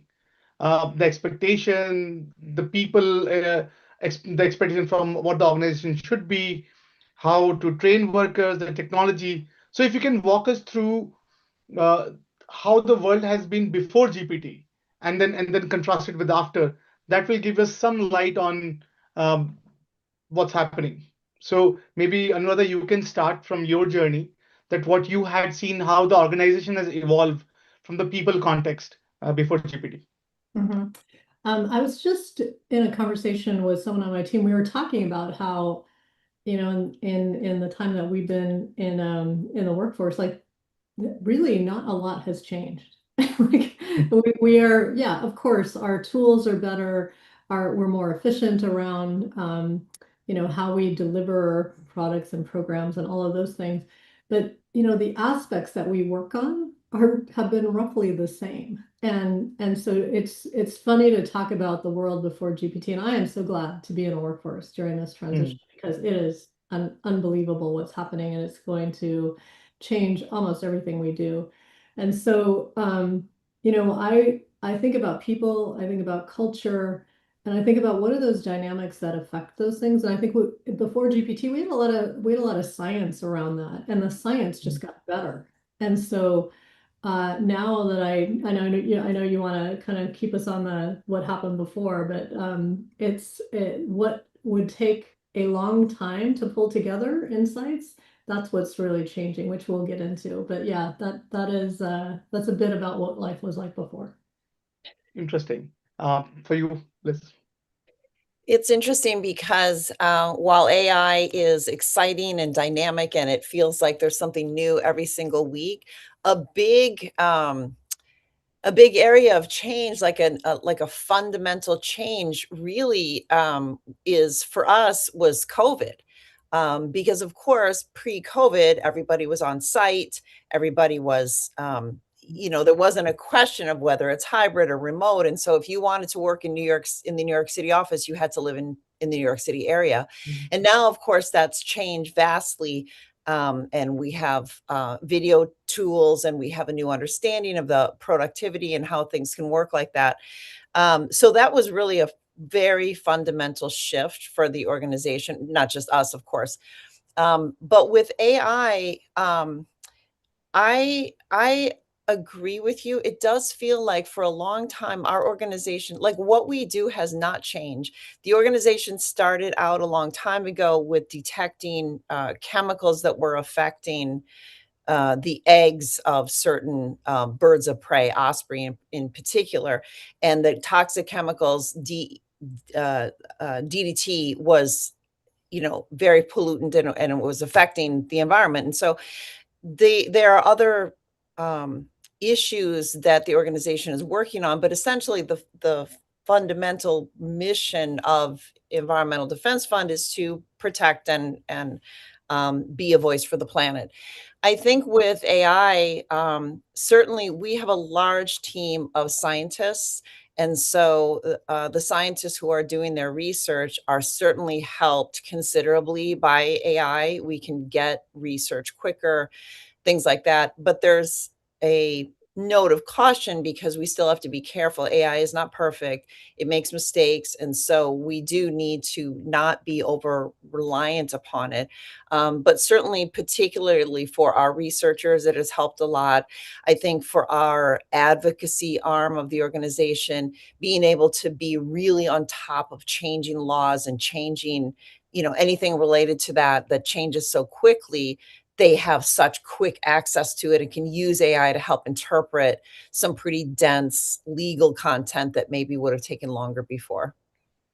Interesting. So I think two conversations that comes to my mind. So I was talking to one of the airline executive, and I was talking to him about how the IT infrastructure has evolved and all that. And he was telling me, Vishal, you know what? In 1995 or something, he said there was a Southwest that are coming in line, and we need to turn that around. So what we did is we took a pen and paper and start writing them, pre-boarding them. That was like a birth of pre-boarding or something. So he said we started sort of writing it on the chits, And then we put up a record of turning around a flight in maybe, I think, 2 hours, he said. Right. He talked about that paved way for a lot of this automation, because a lot of this anxiety of really pushing for getting more flights. And the second example I was thinking about is an HR executive who was talking about the COVID. He said, Vishal, COVID taught us, if you throw a book at us, right, and we don't know what to respond. Okay, it's coming. World is coming back, not coming back, maybe coming back. Oh, maybe not coming back. Oh, it's going to be longer. And that really create this environment of resilience in the culture of organization. So in many aspects, they say that actually helped when something like AI came and this anxiety came, but we're still sort of reeling on. So I want to understand from your point of view. So one is these, like, the old school mentality, okay, I have built the system from ground up. And then the second is the adversity hits. The world has been practicing both of these notions for quite some time. Like, what is your vantage point on, is the culture ready? Like, when it comes to AI, when it comes to what is expected out of organizations as they're reeling through this change. Maybe Anuradha, you can go first, and Liz, you can follow. Great question. So, COVID did teach us something. I was at Cisco for many years, and I was at Cisco during COVID, and overnight, every organization had to respond and figure out what they were going to do. And some organizations, absolutely, I think, figured it out quickly and then thrived. Like, their business thrived, their culture thrived. People were supporting each other in new ways. And so we found out, like, how resilient our company was in COVID. So it was an extreme test. And I think that teaches us that we learned a lot about what do we need to do to either make our organizations more resilient. There was a lot of examples of where companies struggled. I do think, to your question, that one of the ingredients of resilience, I really believe this, is that we not try to get to, and I'm in the software industry, so I definitely think this, we not try to get to 80 or 90% on something and then go. Like, it takes too long. It can be almost too fixed. Whereas, if we get to 50% on a solution and we take a mindset of iterating and continuing to course correct, we have a better shot of keeping pace with what change comes. And so I think about that even, in my organization when I lead teams, I think about, I know we would love to build everything out on a project we're working on, but could we launch something and then build on it to go, keeping in mind speed and also just keeping in mind agility as well. So, yeah. Awesome. Liz? Yeah, I think those are great points. I mean, the thing for us, like building resiliency within the organization, that is actually one of our core values. And so resiliency is super important to us. We want to make sure that we are it's hard to be resilient, particularly when you're in an organization that is constantly facing headwinds, external headwinds. And so it's important for us to make sure that our employees feel like they're equipped to deal with these challenges. And I think that that's a good point about, not having, like, good being the enemy of, or perfect being the enemy of good. I think that's absolutely right. And so having the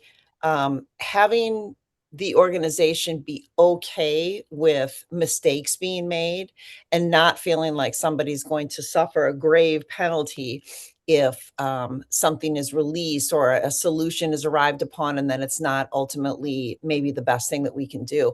But as far as, I think earlier you had said, like, what is the impact of HR, of HR, of the impact of AI? It's a tough question because it's constantly evolving. I think that whether or not we're ready for it remains a little bit of a question in my mind. if you think about how are you defining readiness. I mean, we are certainly aware of it. We're certainly aware that it's coming. We're certainly aware that it is changing the employment landscape. And I think recognizing that we don't know things, that there's a lot that we just don't know yet, makes it okay for mistakes to be made. And I think that in and of itself makes us more resilient because we're okay testing things, trying new things. I remember when Chat GPT first came out and someone showed it to me, they're like, look at this crazy tool, and typed in whatever, and then it came out with an answer, and it had a feeling like, wow, that's just nuts. Not necessarily recognizing that this is basically we're in the midst of the world changing here. And so I do think that as AI becomes more refined and we figure out how we can best use it, that's going to make us more resilient as we figure out the way that it can strengthen our employees, make their jobs better, make our organization stronger. Interesting. So just before this, I was giving a talk around this idea of institution, like how important. Suppose if AI needs to be adopted, we need the institution to be ready, and how institutions take 30, 40, 50 years to absorb all the energy of transition, and then that's the outcome. So you cannot just say, okay, now start reacting like an AI ready from tomorrow. The system does not design that way. And I was thinking about one of the discussion I had with one of the Fortune 10 CHRO, and he was talking to me about, he said, and very dynamic company, always in the news. And I was talking about what, like, you must be having a fun time hiring people or maintaining the culture. And he gave a very interesting thought. He said, Vishal, if you see an excited HR, run. So HR is supposed to be boring, it's slow, it takes whatever. So he was talking about this idea of cultural resilience, right? Because it represents the speed. They actually truly represents a stable culture and all that. So he was talking to me about he would need like 3 4 years in COVID time to absorb the shock and create a resilience, right? And then immediately as the COVID was going through, we got this GPT, and GPT now throw a totally different book at people. So from your vantage point, looking at your culture, looking at the organization that you are leading, do you think that organizations are rightfully resilient to understand this future of technology? Because there's a lot of media push, there's a lot of market expectation push to adopt these AI technologies. And companies are not used to be designed in this way in the past. They used to, again, they used to take their sweet time to absorb the culture. And that's what their strength is today. So every company that is, look at a company like IBM, right? Hundreds of, so these guys exist because there's a very established culture of how it works. So what is your take into the organization that you lead, the expectations from the people that you manage, and people, and what's your take of how prepared are organizations from your vantage point to this transformation that are constantly hitting companies every 2 to 3 years? So I'll speak for our organization. I should have mentioned too that Infoblox is just over $1 billion in ARR. We're very proud we just hit that milestone, and around 3,000 employees globally. I'll speak for Infoblox. So we're in tech, and tech, is kind of at the forefront of like AI. We're all talking about it, and the world is talking about it. I think there's a bigger expectation in tech. That we make this transition fast. And our business is very strong. We're very proud of it. Our culture is equally as strong. And so we feel like we have the conditions of greatness.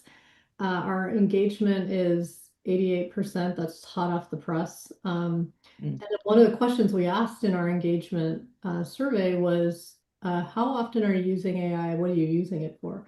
What we found is 88% of our Bloxers, we call ourselves Bloxers, use AI. They're using it.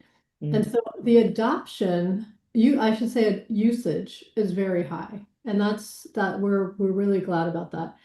The conversation that we are having on our executive team, and our CEO in particular set these expectations with our senior leaders.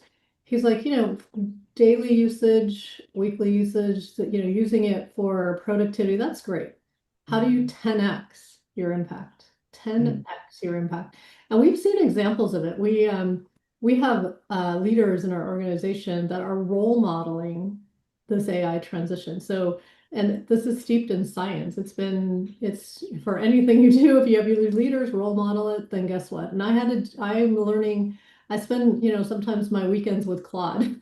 And I'm working on Claude. I'm actually going to learn some vibe code. So I'm all in on making sure I am role modeling so that my team also will step into this transition and not be afraid of it. So we have a very high trust organization, a lot of psychological safety. We have strong leaders. So those kinds of conditions will make this transition happen. Now, what I'm watching out for is, yes, great AI usage, but do we have enough human connection? And because you put those two things together, and that's when the results are very strong. I was at a conference recently, again, they studied it, and they showed results of leaders that just focused on AI usage only. Like they were telling their team, you got to use AI versus let's talk about how AI makes our life better, our work better, our impact, and then conversations about it so that the human connection still exists. And so I like the keeping both things in front of us because it's behavior change and it's learning new tools. Well said. Liz? Yeah, I agree with that. I mean, I think about, where organizations are vulnerable with respect to AI. Our organization is much like Infoblox. So Environmental Defense Fund, our employees, for the most part, it's a highly skilled workforce. It's a highly educated workforce. And so they're not slow to adopt. They are, they're all in on AI. They're not afraid of it. I think the issue is how do we think about AI in the right way? Because I think a risk factor can be over indexing on AI, on what AI can do for them, and not at the same time evaluating the loss of the human touch. Because as I had mentioned earlier, we all know that AI isn't perfect. The information isn't always accurate. And so there are vulnerabilities in certain job categories. We know this. One thing that I've seen quite a bit of, which, I have to laugh because I think it's probably good that we didn't go into being journalists, is that the writers and computer programmers are two job categories where I've seen AI is really going to take over quite a bit. So I think that we're embracing AI, we're adopting it. There is a question specifically for our organization on the climate risk. And so the environmental impact of AI is well known. And so for us in particular, who thinks about the vitality of the planet, we do think about what is a smart way for us to use AI? How can it help us do our jobs better, be more effective, be more efficient? But also at the same time evaluating the factor against the environmental impact. That is something maybe more unique to us, but it is something that we think about. If I can comment on that, we think about it too, because it is that's about responsible use. So we had a session recently where our CEO actually hosted a panel with two organizations that we partner with for offsetting our impact on emissions and carbon usage, and one of them was forestry, and one of them was farmers in India.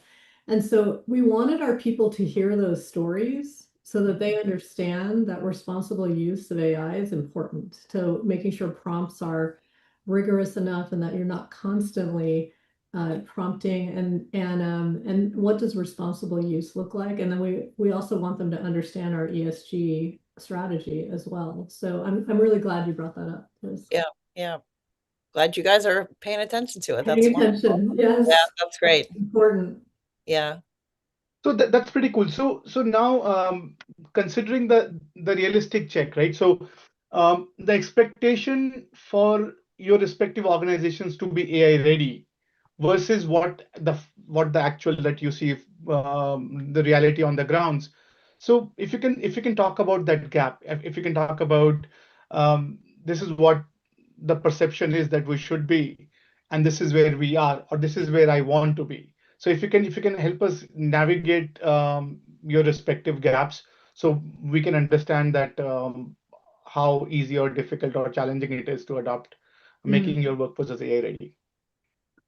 I'll do my best to try and articulate the gaps, but I mentioned 10x, and so I would say there's some, healthy impatience on our executive team to help people get to 10x. And the examples, and we've highlighted them publicly. We've highlighted leaders that have demonstrated results. So we had a leader in our organization who did some vibe coding in Claude, stood up this dashboard that probably would have taken us 6 months to build. And it was on one of our product areas. And we can see exactly how products are performing with all the insights, and then click into some details. It was a beautiful piece of work, beautiful piece of work. And so then the question is, how do we get all our people there as well? And I think we need to, and this is, our own kind of AI workforce transformation. I spent time with Claude trying to build out for my team, like what should an AI transformation look like? And so we have 5 tracks, and they're focused on things like org design to data and analytics. And so it's including like, how do we help our leaders get ready in the age of AI? And so what we need to do a better job of, that's going to take some time, and we're all in new territory here. Like, this is new ground. We've never, when I talk to my peers in the industry, no one's figured this out, like no one. And so we're trying things. One of the things my team launched is called AI Compass. It's our approach to AI learning. And it's a 5-minute assessment. So anyone in the company can take this 5-minute assessment. It connects to an agent that then gives you, where are you in your AI journey? And then where should you go next? And so this is 1.0, and we're just continuously making it better. And we have some ideas on how we can make it better, but we want to help people in a meaningful way, in a safe way, that they can understand where they are. And what we found is, people, I think, were just very honest, because we said, look, no one's grading you. This isn't going to your performance review. It's only for you. But we rolled up themes from we have close to 500 people that have taken this assessment now. And so what we're seeing is that people are focused on things like growth mindset. That's one of the capabilities that is important for AI and learning AI. So we have a lot more to learn. That's the short answer. Yeah, I would agree wholeheartedly with that. And I'll think about a slightly different direction in terms of thinking about gaps, as you had asked earlier, Vishal. I think that for us, we certainly do use AI. We embrace AI. I think there are certain areas where we're still evaluating how to use it. So, for instance, in our recruitment, a lot of recruiters are using AI for scanning resumes and for sorting through the giant amount of resumes that get sent. And so we know that what we're seeing, and I wouldn't be surprised if others are seeing this as well, but we see a lot where a job description will be posted. Candidates will take the job description, stick it into Claude or ChatGPT and say, write me a resume for this job. And the resume that comes out looks like they are absolutely perfect. And so how do you scan through this supposedly absolutely perfect candidate who actually isn't very well suited for the role at all in terms of the capabilities and skills they have, versus a real life candidate who actually does have those skills and who has also submitted an application for the role? So I think that is kind of a gap. Like, how are we trying to figure that out? That is one thing that we think about. The other thing we think about are, how are we protecting the organization from things like, how are we thinking about our cybersecurity?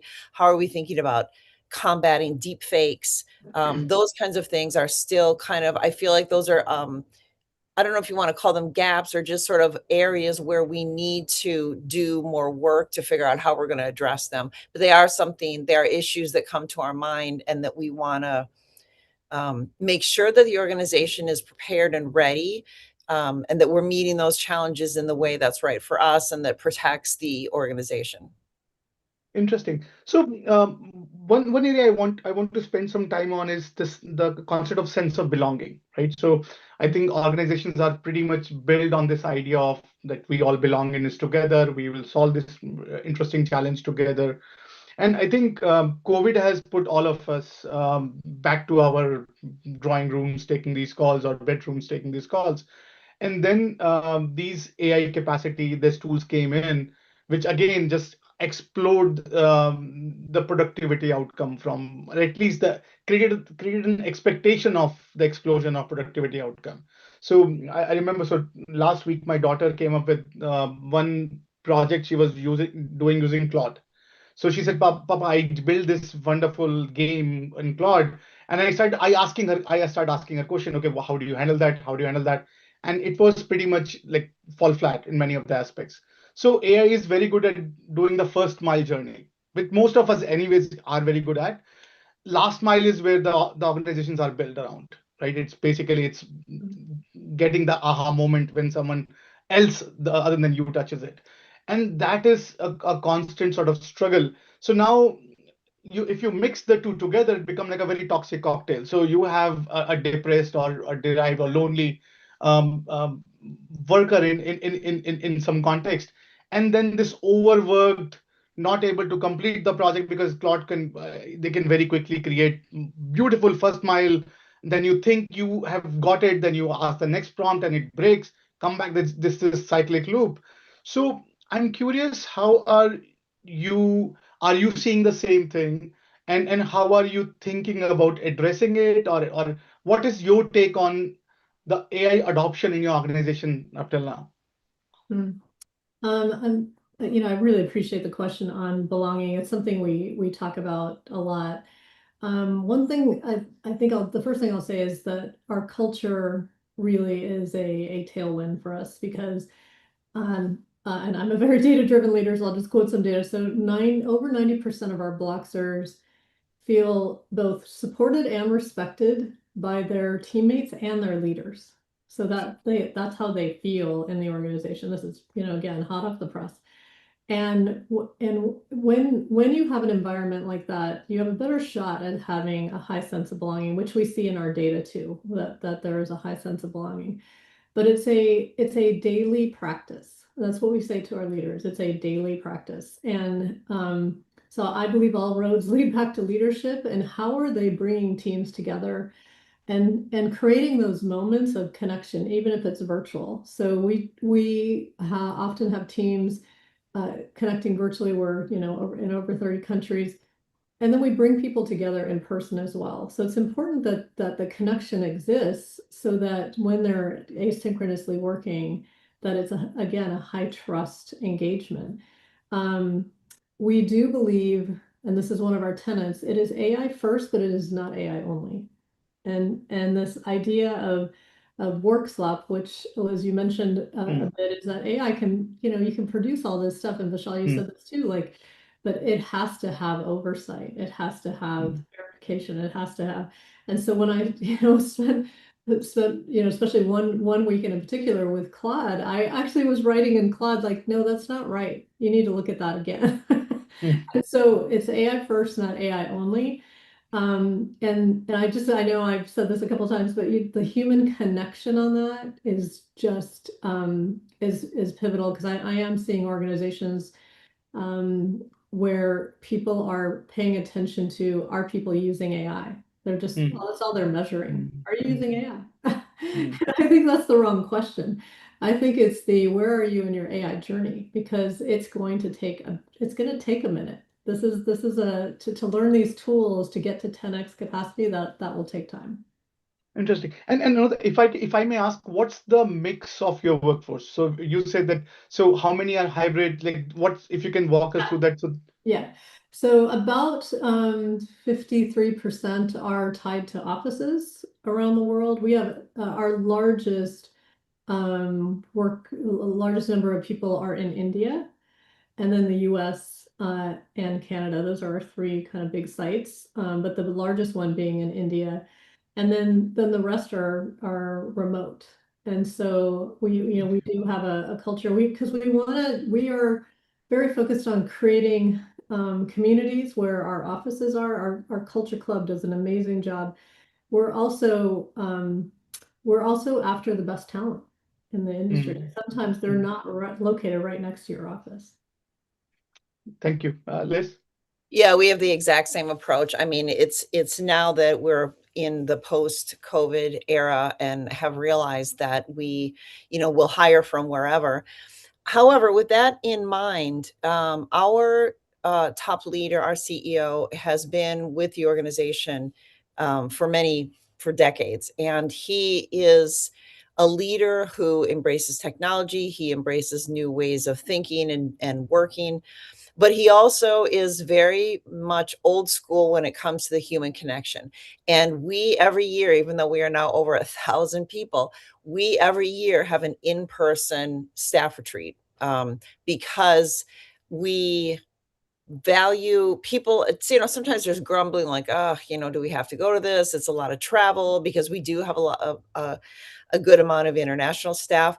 But overwhelmingly post-conference, people are so incredibly grateful for, like, I finally got to meet Vishal in person. It's like one of those, we get that a lot. And the impact of it is just so resoundingly successful. And people really love to know that after they've talked to this person for, the last 10 months only on video screen, they actually get to see them in person. And so that human connection is very, very important to us. And then aside from the one mammoth retreat, there are also many retreats that we encourage and that we put into the budget for our teams, because AI is great and technology is great, but the human connection is something that remains high for us. Interesting. And Liz, what's your layout of how many are hybrid, how many are they have 5 days a week and like remote only? If you can walk through, what's the percentage of your workforce? Yeah, we don't have we have a pretty low percentage of 5 days a week, but we in office 5 days a week. Like, people are just not, they're just not doing that so much anymore. We do have, particularly in our New York City office, we probably have about 10% of the New York City staff does come in about 5 days a week, but it's, sort of low. But we have a good amount of hybrid staff. We have over 50% of our staff is hybrid. And then we have remote staff, which is located just like pockets, literally all around across the country and around the globe. Like, we have a couple of people in Sweden, a couple of people in, Australia. We have a couple of people in other countries and other places. Like, we have one person who lives in Wisconsin. I mean, so it's just kind of wherever. It does make for challenging legal compliance sometime, and making sure that we're adhering to appropriate regulations, and that the company is not doing anything that would put us in non-compliance. But we do have a good amount of the workforce who is hybrid, over 50%. Okay, good to know. So, Liz, you talked about people writing beautiful resume because of they just gave a job description, say make my resume suits to this particular need. Like, what's your thought, and maybe Another can follow on that. What is your thought on the answer is? Because today I think what you're hitting on is a very real pain. So now job descriptions are written by AI, resumes are written by AI, and hopefully the matching algorithm is also AI. So who is doing the hiring anymore, right? So uh, people used to HR used to maintain very tight grip on the culture of an organization, right? But these tools looks extremely promising on the kind of load they can. Obviously, you don't have to now deal with. I remember 5 years back, one of the HR leader I was talking to, he said, for every job they get 3,000 or so resume, and then they need to hire an outsourcing company to read. It was a big pain. Now these automation tools can help, but again, now because the moment you bring in that help, it's bias, and bias, like connecting the three. So, what is your take on how do you maintain the culture when almost everything is sliding into the hand of these AI tools? I mean, I think we have the same kind of approach. in that it's AI is not the only tool that we have. It's a very useful tool. It is something that we use, but it's not the only one by any stretch of the imagination.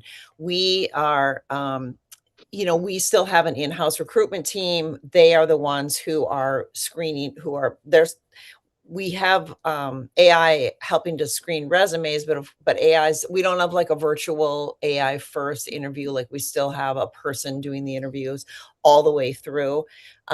We have onboarding that is I say in person, I mean like it's on video, but it's with an actual person rather than like a bot who's onboarding.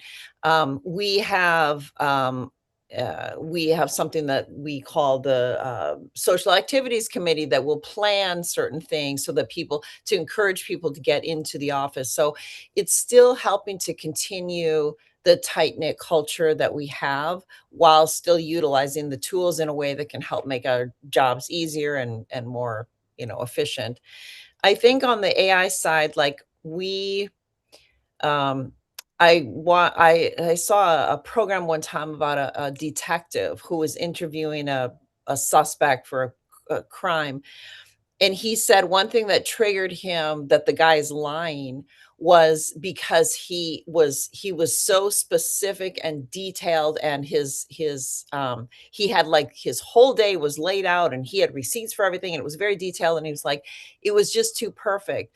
And we kind of think about that when we're looking at resumes. If the resume is 100% perfect, it's probably an AI generated resume. So we have a grain of suspicion there. So we help continue to shape our culture by relying on the expertise of our people too. So our recruiters are the ones who will help us figure out how to appropriately hire, and they're the ones who will help us bring in the best people.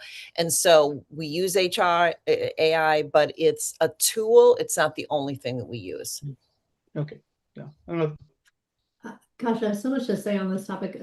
Yes, levels of sophistication, levels of technology are growing on both sides. We're going to pilot an AI tool that's going to do screening of candidates, and so I'm so excited to see like what this produces. But that is only one step. We still have live interviews that happen. Yeah, we do too. And yeah, so that's probably never going away, because especially when you have like, fake candidates, fake employees, like all these things that are happening, you need to make sure that you're still putting controls in place, and that you're creating the conditions to hire the best talent. And so we think about candidate experience on the tools themselves, like what you said, Michelle, about AI against AI. That is going to continue to happen. We're going to have to adjust along the way. One of the things my CEO asked me recently is, we have to do all these trainings. These are required trainings. Isn't somebody going to create, an AI agent that takes the training for them? And I was thinking, oh, I would love that. That would be, and it's probably coming. And then he said, yeah, it's like, what do we do to deal with that? And I don't have an answer. Like, I have no idea. Yeah. But those are some of the things that we're going to have to figure out. And again, as the technology increases, we're going to be able to figure out some of these things, but it probably will be challenging for a period of time until we do that. For sure. Interesting. So let's talk about the AI readiness of your workforce, because that's I think mandate with most of the companies nowadays.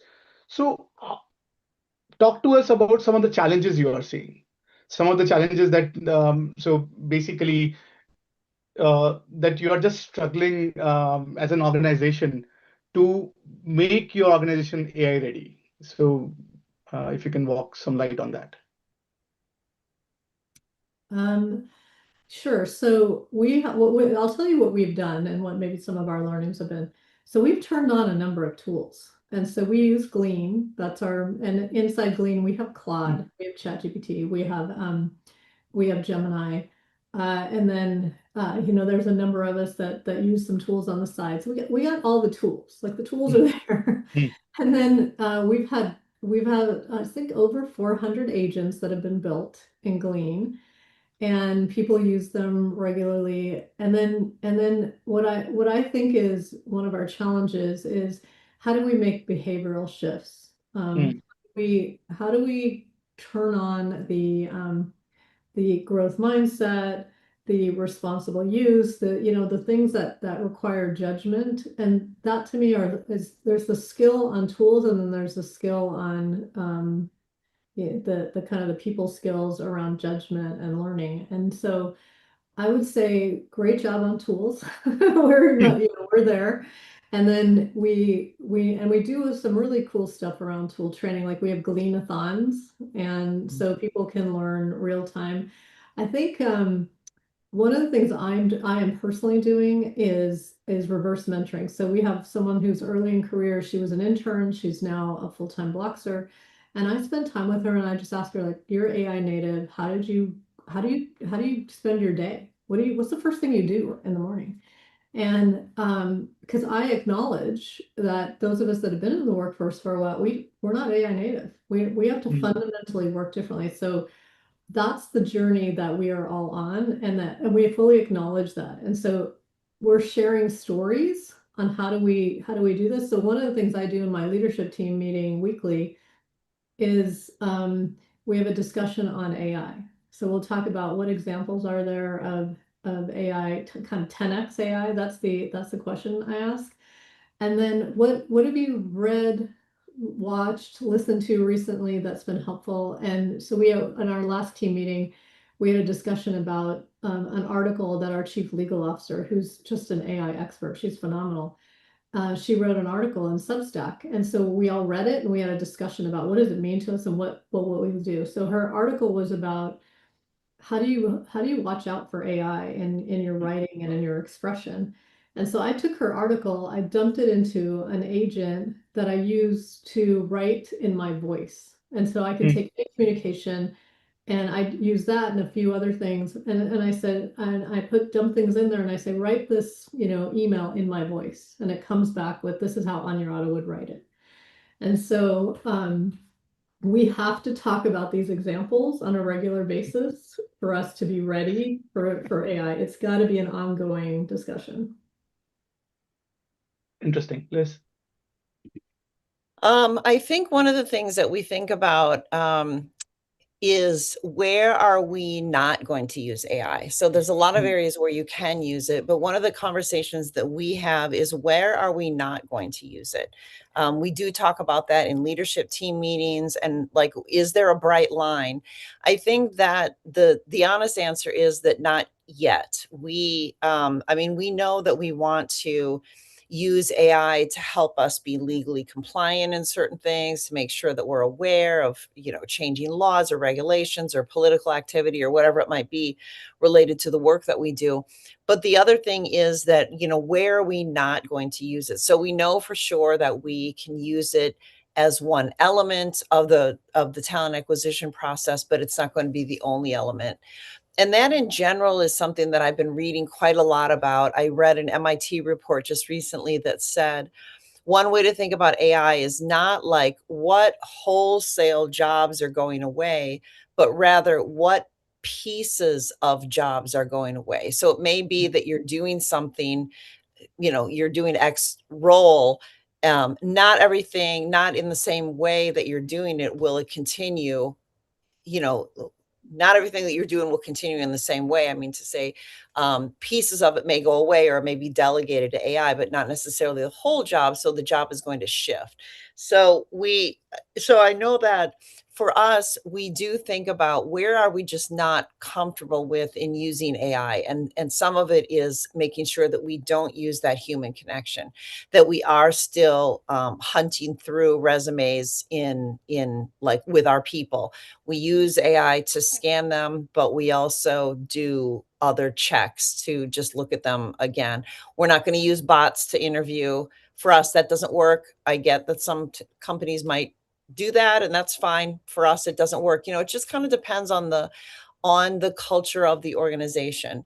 I think that like Infoblox, that might be more appropriate. It's more like tech facing. People would expect it. For a mission driven nonprofit focused on the environment, maybe not so much. So it just sort of depends on the organization too. But we do think about like, where do we draw the line and where we're not going to use it? And so that's something that comes up frequently in conversation.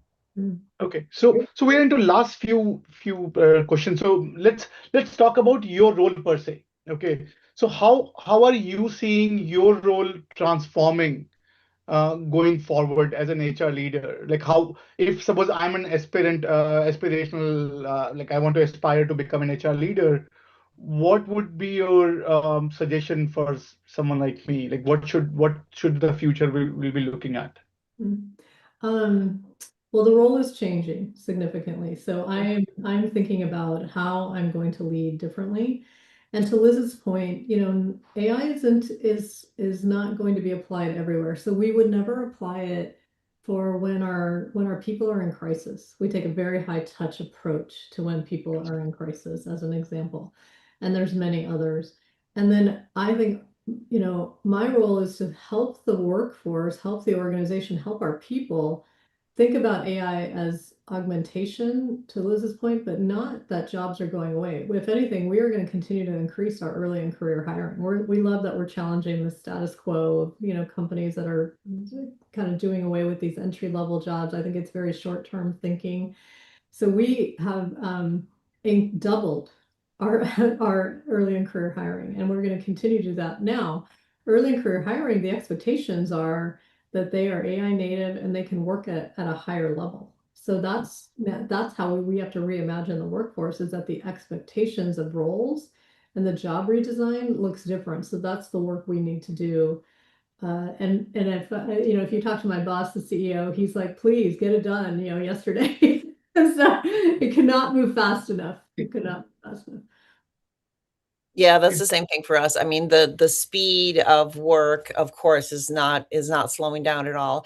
I think for me as a CHRO, I think about the specifics of where the organization is going, our long-term strategy. That kind of thing doesn't change. I think what does change for us is we need to be absolutely entrenched in understanding at a deep level, what is the strategy, what do we want to do, and then how to get there may be different than what it was before.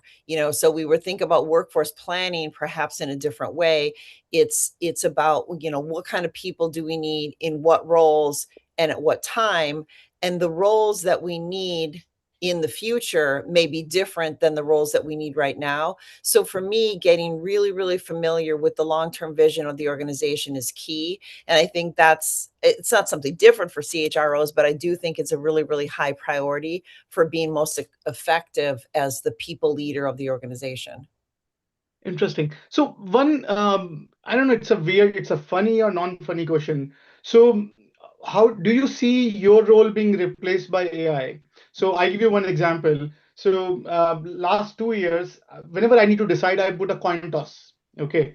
And I write the odd of the coin toss, and I write basically, and I'm failing that. So definitely I'm underperforming a coin toss, right? As an organization. So these are pretty interesting conversations. So is your organization already having an AI worker? Do you think AI worker be leading a human workforce? It's still a gimmick. Like, I want your quick take on it. I would challenge anyone to think that they can replace our roles with an agent. Maybe. I doubt it. Now, what is the expectation of my role is definitely changed. So we need to be able to drive an AI workforce transformation. We need to be able to lead in the age of AI. So the people that are going to become, have less relevance in the workforce are the ones that aren't learning it. And so without saying something like that to my team, I'm trying to lead, with the carrot versus the stick on AI, because I don't want to leave anybody behind. To me, success would be that most of our people make this transition. And that includes, and again, our leadership team, we talk about this, we all have to model it. Like, we have to lead the way on what this looks like. And so we have people on our executive team that are absolute experts in AI, absolute experts. And so in their domain, how do they become experts? And then how does that continue to build relevance for the business as well? But yeah, let me know if you can replace a CPO with an agent. I think some people would be interested.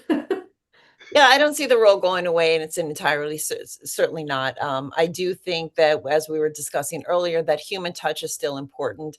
I feel like if we're just living in a like really heavy AI world, there's a real risk of having a disengaged workforce.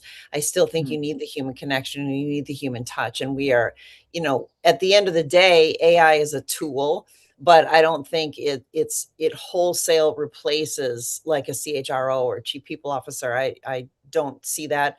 Maybe I'm, blindly, naive, but I don't think so. I do think that we're going to do our jobs in different ways.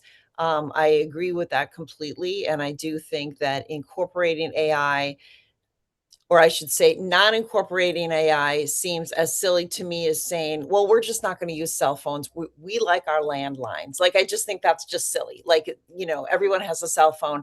Everyone's going to be using AI. And I think the question is really, what is the best way for you and your organization to use it?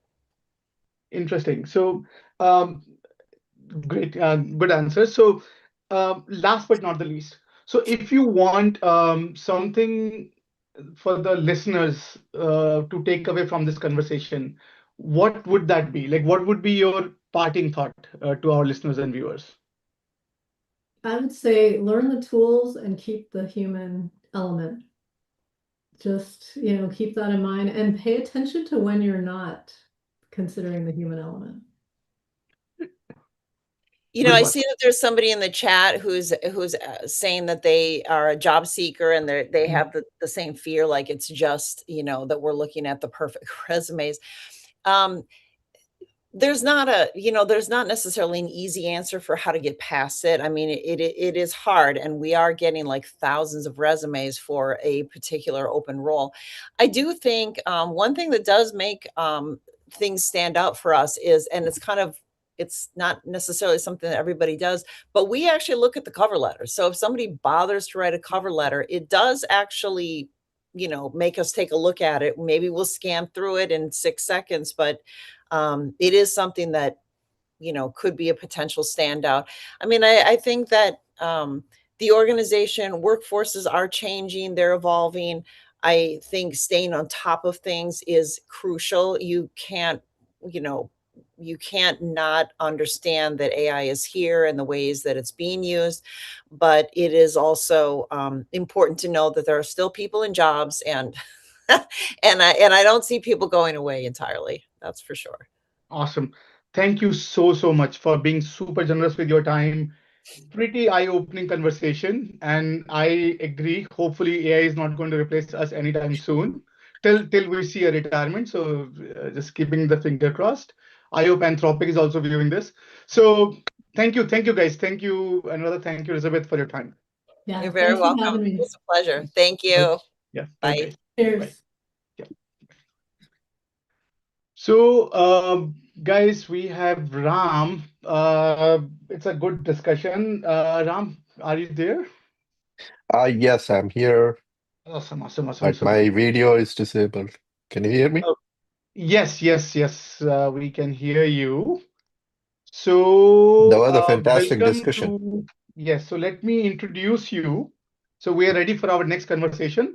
So, to our listeners and viewers, Ram is a good friend, and always, I think he's a very good subject matter for this conference, and he's just coming up with this book on trust. Or maybe Ram will. I don't want to butcher it. Maybe Ram can shed some light on it. Ram, do you want to take away? Yeah. Can you see my screen? Yes. Like, what do you see? I just want to make sure. So the trust before intelligence slide. Okay. All right. That's great. All right. So yeah. So it's the trust before intelligence, Michelle. Thank you so much, Deeksha. Thank you so much for inviting me to speak.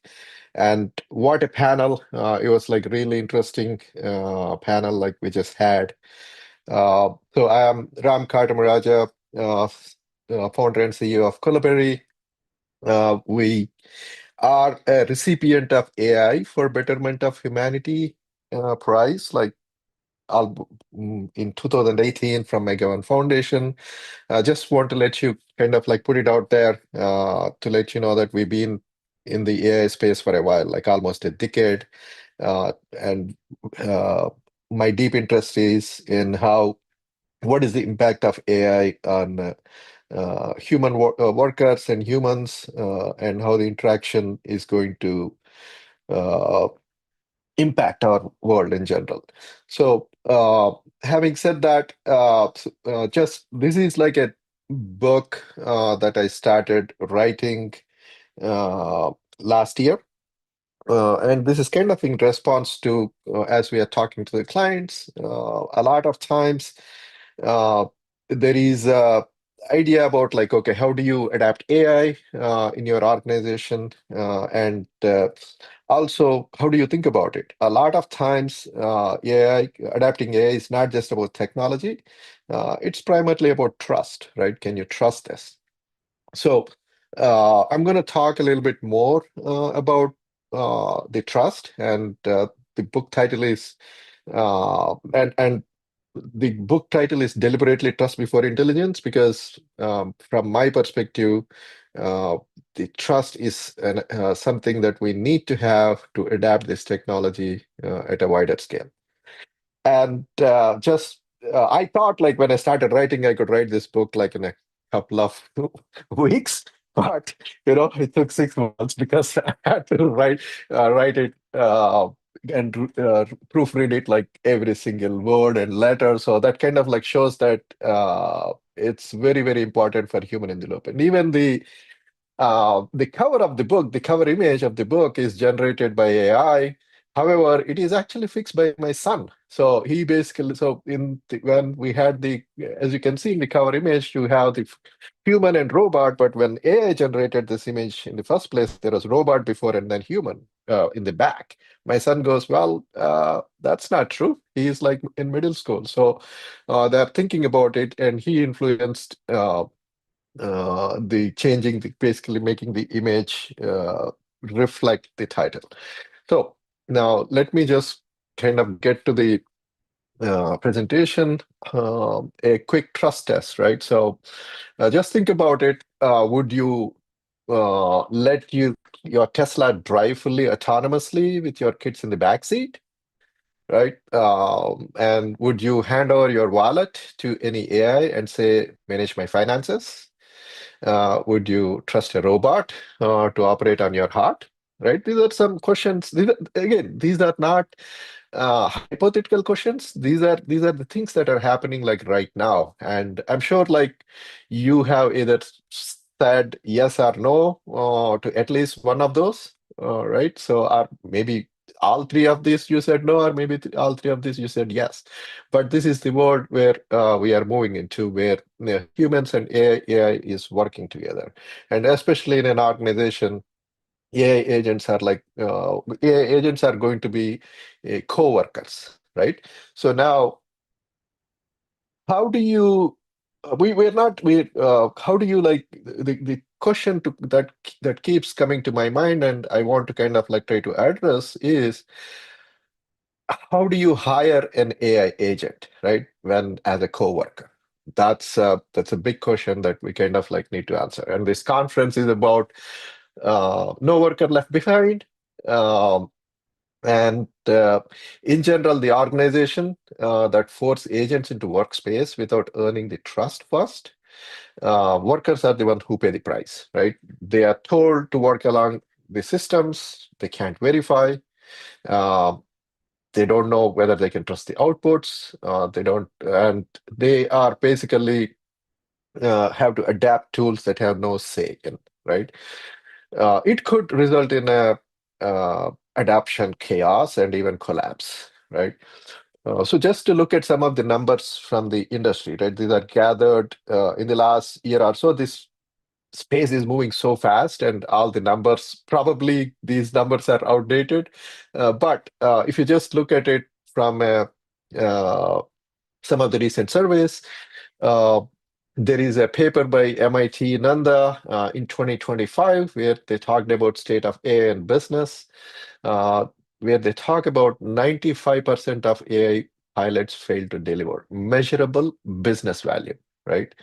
And then there's a KPMG report in Q1 of 2026. They found that 40% of enterprises are now deploying AI agents.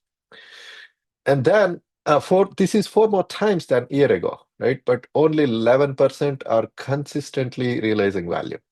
And then there is like McKinsey workplace report, which says that there is just 1% of companies reached AI maturity, right? Meanwhile, 92% of companies plan to increase AI spending, right? So there is a ambition. Ambition is not a problem.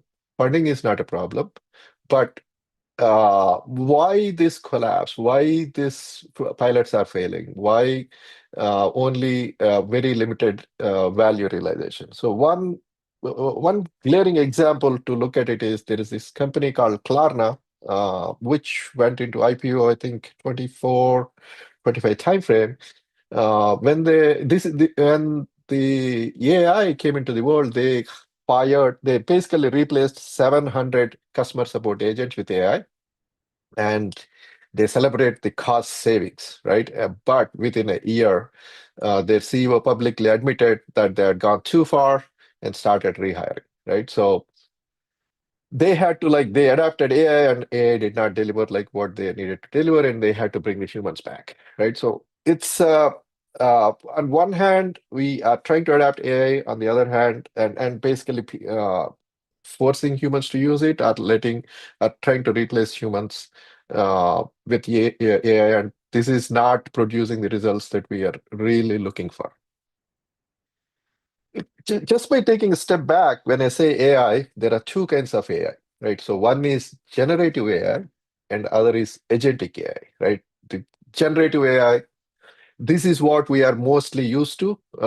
This is a productivity tool like ChatGPT, Claude, chatbots, and there are humans give the prompts, AI responds, human reviews every output, human decides what to do with it, and human is always in the loop, right?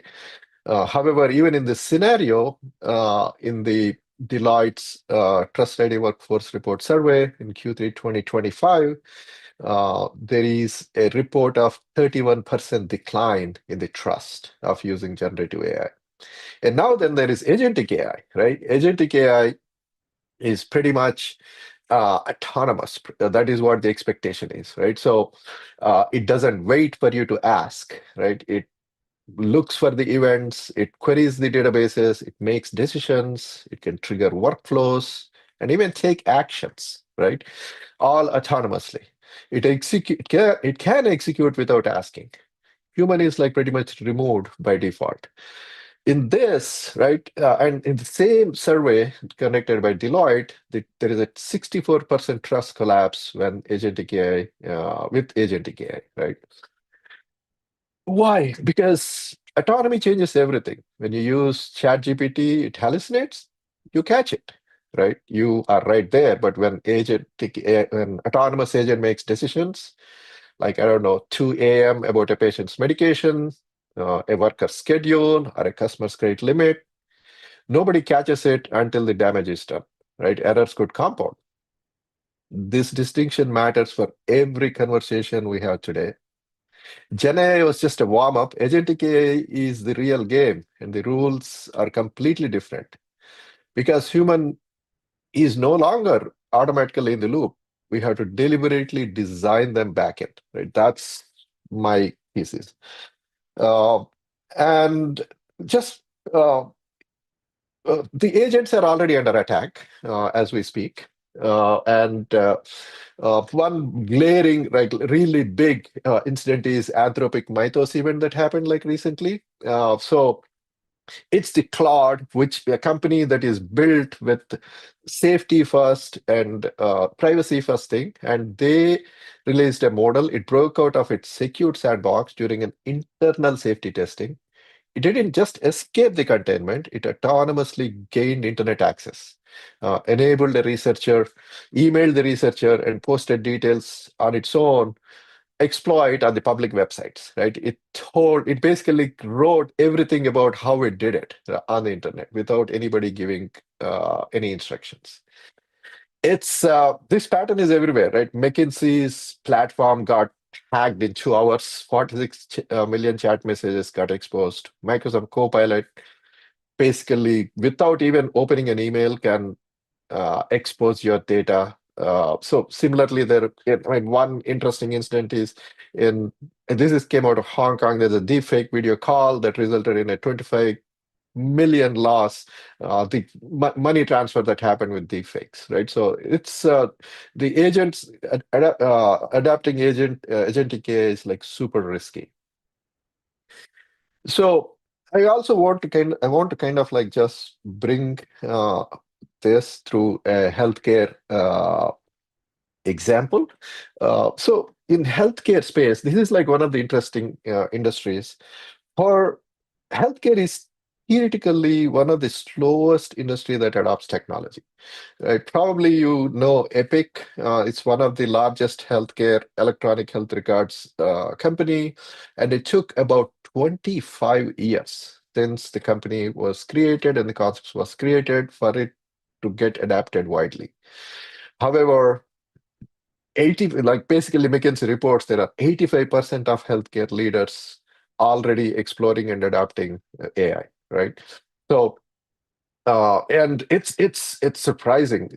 If you look at the reports, healthcare industry is one of the fastest adapting industry. And now, beyond this, what's happening is the same organizations are now moving from generative AI to agentic AI. Agents that can automatically adjust, I don't know, medications, flag risks, trigger treatment protocols, right? And this is a situation that we need to like take a step back and see how do we like really adapt AI. This should concern every one of us, right? Because agents can act. You have seen hallucinations that happens when you use chatbots, and agents are relying on a similar technology. So it's a cause of concern. So and why basically like I am trying to pinpoint to just one problem. There are many problems why agent and AI projects are failing, but I want to point one problem which is more technology driven. There are human elements, there are process elements, all kinds of things, but if we want to like really dig deeper and see like what's happening at the technology level, what's happening now is all organizations, typical organizations have the systems that are built for human error. They have batch ETL processes, they have static dashboards, they have role-based access, they have manual reviews that are happening. Whereas when you bring agents, they need like instant responses, right? They need to have semantic understanding. The permissions need to be dynamic. They need to have like complete transparency, right? Agentic needs are different. It's almost like we are bringing a Rolls-Royce engine and putting in a horse cart and expecting the horse cart to kind of like work. That's kind of like, and obviously it's going to fail, right? So that's something to really keep in mind. Again, there are many other aspects of why the systems are failing, why there's a trust gap, and why the processes are failing. But this is one really, from the data-centric standpoint, this is one of the aspects to kind of like look into, right? So now we are moving into a world where we'll not only just hire chat productivity tools like chatbots, but we are also hiring AI agents as co-workers. Now, when you do that, can we have same standards similar to hiring humans, right? When we hire humans, we talked about hiring humans in the previous panel, right? So you have you basically do interviews, you check for competency, you have background checks, you set role boundaries, you build trust through collaborations after they are hired, and then your responsibility expands over a period of time. It doesn't happen like immediately, right? Nobody would hire a stranger, hand them the keys and say, do whatever you think is best, right? But that's exactly what most organizations seem to be doing with AI agents. Okay, let's just get AI agents and use them. However, what I tried to do is in my book, I tried to kind of like create this. Okay, how do we hire these agents? What is the test for these agents? And I created this six uh, basically attributes that we need to look for. And those are, I call it impact. As a consultant, you need to have acronyms. It's like impact, INPACT.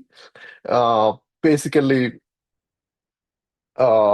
here is the framework, which gives you the smell test of when you're bringing in an agent. How do you kind of really test to see if it's working? One, does it give sub-second, 2-second responses?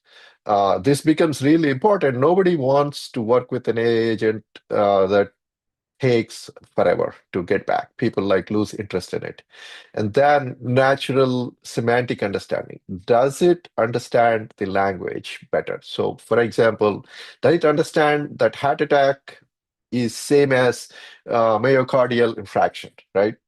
So this is like a really important piece because in our interactions, we have like various semantics that we use to communicate, but does the AI agents who are you bringing as coworkers, do they understand the same thing?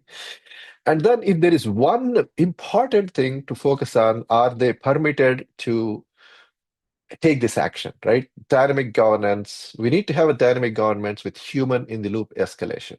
So the human in the loop is a very, very important piece in making agents work.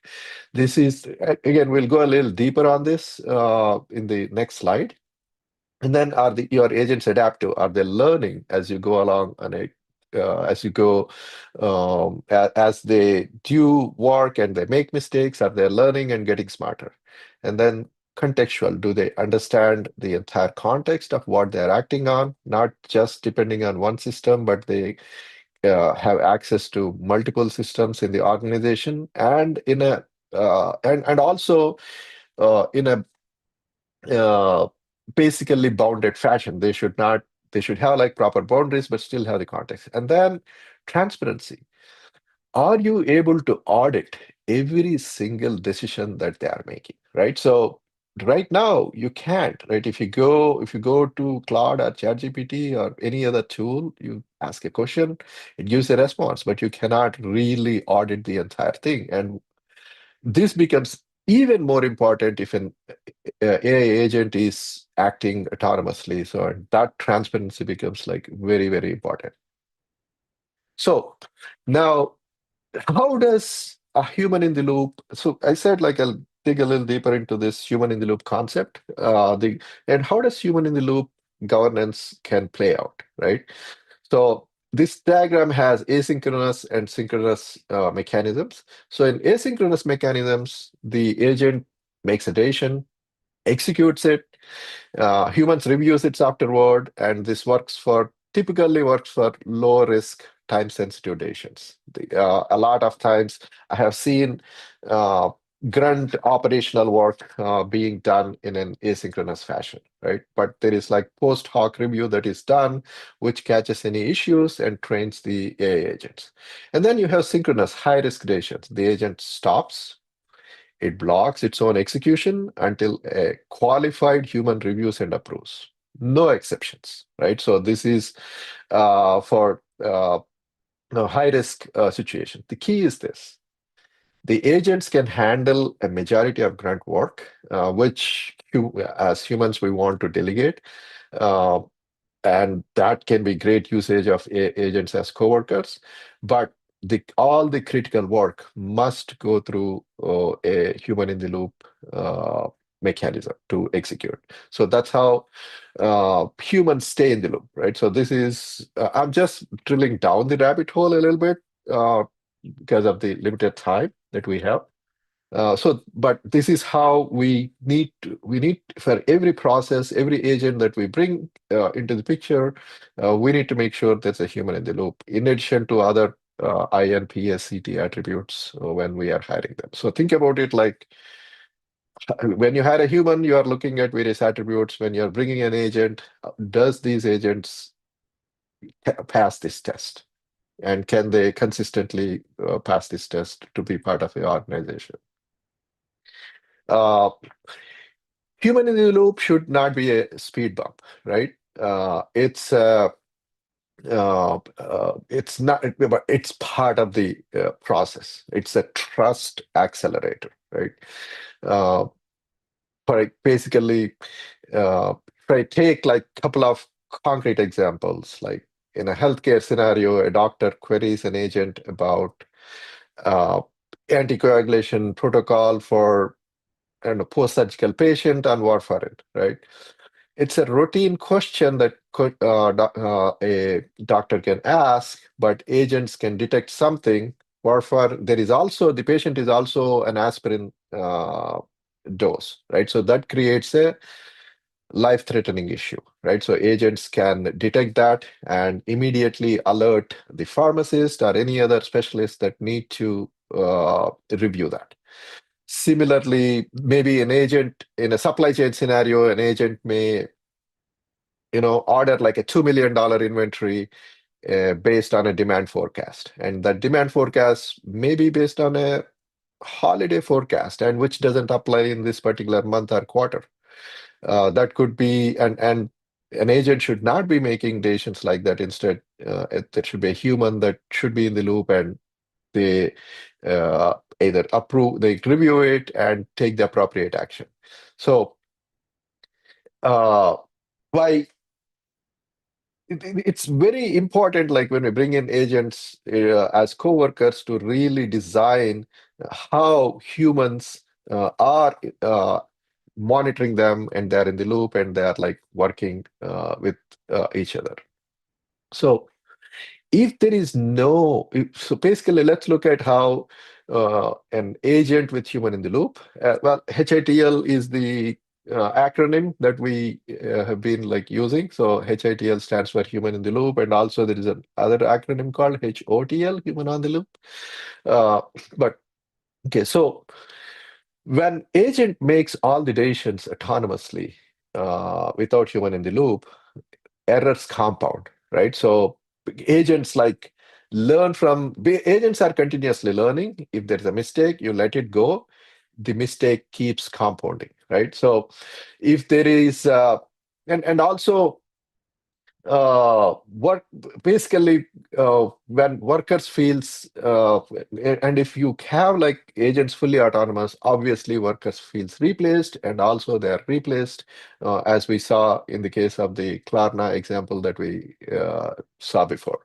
Similarly, with the agent in the loop, with the human in the loop, right? They can handle routine requests like the grunt work, and human review the risky decisions. It could be 2 to 5%, but humans become agent supervisors, and resolution times can be improved through AI working with humans.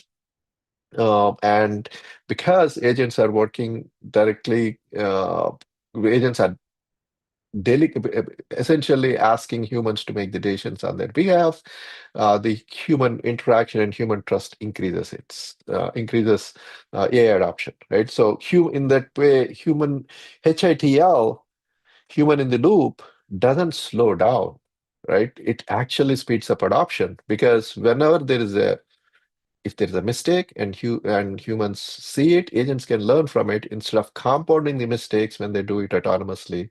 With human in the loop, agents can get better and makes the life of humans better as well.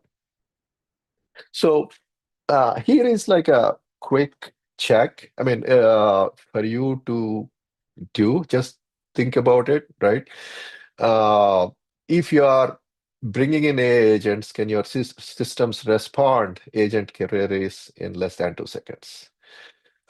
You pick 1 to 5. Okay, does your data have semantic meaning, right? So, and basically not just rows and columns, right? This is like a very common thing across organizations. So similarly, P, like if there is when an agent make high risk decision, does human review it first, right? There is a thing. So, and similarly, there are other questions for you to ask yourself. So like this Monday, like when you go, right? So these are a couple of questions that you can ask.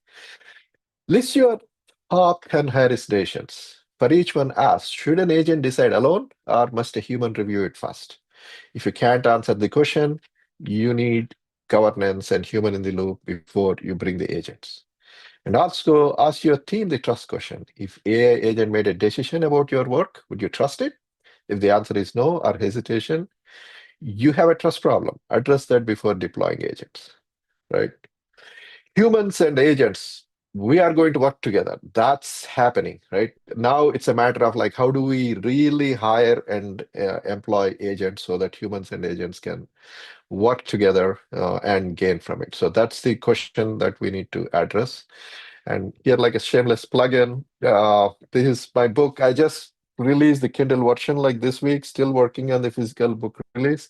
But also I have this trustbeforeintelligence.ai website where you can go. I have put like a whole bunch of tools and surveys that you can take in your organization for your organization. Like I have like 36 questions. But yeah, so to conclude, right? So we are going to work together with the AI. There is no going back.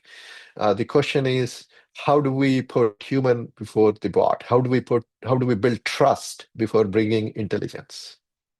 Thank you.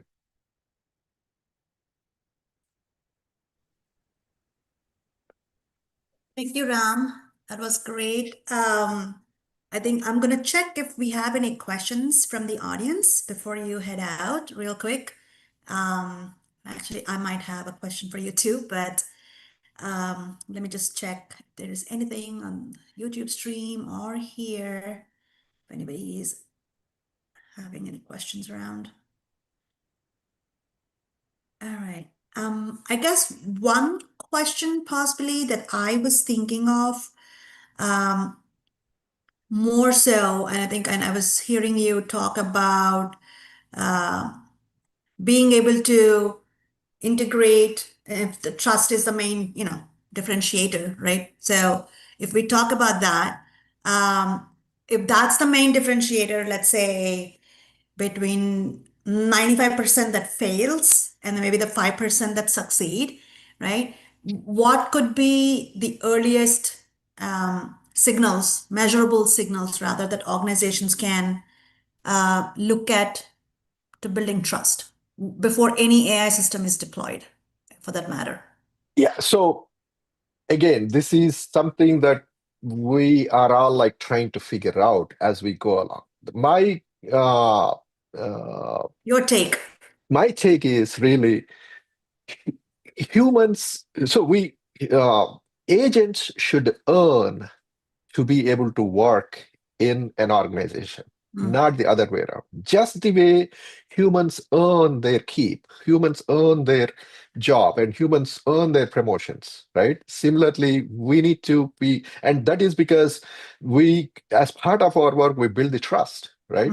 Similarly, agent, we should apply similar standards when we are hiring agents and bringing them in, right? And this is a conversation that needs to happen in every organization. Can we trust this? Can we trust this AI agent that we are bringing in, right? And if not, how do we, for our organization, create that trust? And I try to tackle just one piece of the trust in this book, saying that, hey, your systems, like basically, the mythos went and just broke out things, right? So now you are trying to deploy smart AI agents on 10, 20 years or 30 years ago infrastructure, right? And you are expecting it, and how can you trust it? Yeah. So it's a question that every one of us need to ask, both from human perspective as well as technical perspective. Got it. And I know I do see now, Chloe has a question in the chat. How do you see risk tiering influencing where HITL is applied? It seems like limiting it to high risk alone might miss cases where accuracy or trust matters more than speed. Absolutely, right? So the high risk is just an example. Now, I'm glad that you are thinking about, okay, human in the loop, right? That's also was considered. So what I'm saying is, as we bring these autonomous agents, we need to first ask, how do we create trust in this action? So one is human in the loop, and other is complete transparency, right? The agent should be able to explain every single decision that it made. If you cannot explain it, if you cannot audit it, you can trust it, right? These are just two fundamental elements from the process standpoint. And then the other elements like instant responses, all those things are about human interactions. So it's up to your organization to decide, okay, is my and in the governance, right? So you have this concept of, oh, we have this 90% confidence, 70% confident, right? So it's up to your organization to say, okay, if there is whether I'm going to let AI agent act on its own with 50% confidence or 90% confidence or 99% confidence, right? If you say, well, I need 99% confidence in or 100% confidence in every process, then yeah, human is always in the loop. But if you keep lowering that confidence level, then agent can act autonomously. So these are the technical feasibilities that are there, but this has to be strategic. This has to be adapted strategically. Yes, it's easy to say, okay, let's give a chatbot, right? It's like giving the Microsoft Word or Microsoft Excel. It's a productivity tool. Your human is always in the loop. But when you bring autonomous agents, you have to, for your organization, define what those boundaries are and what those trust levels are, right? So that's kind of like what I'm trying to bring to the table here. Okay, I know we're past time, but Chloe seems to have added on to the question. The only other question she has there, how do you think about cases where an agent can explain its reasoning but is still wrong or biased? Where should validation or oversight come in? Yeah, so okay, so let me just see if I can go back on the slides. Sorry. So I created this thing called like 7-layer framework. So this is like an infrastructure thing, 7-layer architecture. So where there are 2 layers that are dedicated to what you call like governance and observability, right? All these other layers are like storage, real-time data, all this. Like if you that's more the technical side. There is like observability and governance. This lot of times, not all of, almost all the time, the organizations are just dumping tools without this observability or governance. So you need to like think about these layers first. How do you bring about like every agent or every tool that you are bringing in? Do we have governance and do we have observability? The good news is there are tools out there, there are technologies out there are methods out there to do that, but it's really has to be part of the conversation at every organization, at every level, in every team, and I would say more so in HR, in human resources arena. Yeah, for sure. Any other questions? Okay, Jessica, does having good guidelines in the code help to build the agent trust? No. So how do I say? So one interesting thing, right? So the thing about these agents is, especially coding, right? We are thinking, oh, you give an instruction to agent and it will go write a good code. Yes, it writes good code. Now, the code is not static, right? You're constantly adding new things. Now you are like 5th version. The agent would go and like change what is there in the first version, right? Automatically without you knowing, because agents are always trying to take the path of least resistance. Okay. You would be surprised how important it is for a coders to actually review the code now, right? So previously, uh, I mean, how do I don't even know how to explain it, but it's like you need to have like a lot more vigilance on the code. Almost like I said, my book instead of 2 weeks, it took like 4 months because I had to go and like read every line and every word as I worked through it. And then eventually I realized that I have to write most of it. Writing code is almost like that, right? So you start writing, it gives this amazing, magical tool, right? And that's it, right? If you want to extend it, it will like basically it is like there's this movie where this guy keeps forgetting things all the time, and you have to like start over the day. So agents are like that. You give like a new requirement to it, it'll forget like everything that is before. So it is important to have systems and processes and review mechanisms in your entire code development, right? Because it would delete the code that it wrote and it will change the code that it wrote without telling you. So it's a very dangerous thing, that a mechanism that is out there. It's evolving slowly, but it's like a not out. It's really like not out there. So when you actually look at some of the surveys that are done, adapting AI in some cases increase the productivity by 35% or so. In some cases, it's actually reduced the productivity because people thought that, oh, it can do the magic, and then it doesn't. It does the magic and just keeps redoing the magic and removes the previous ones, like get rid of the previous ones. So you need to like really have proper processes in place. Got it. Got it. Perfect. Thank you. Thank you. Thank you for that. I guess that was all the questions that were there here. Thank Thank you. you so much for taking the time. We appreciate you being here today.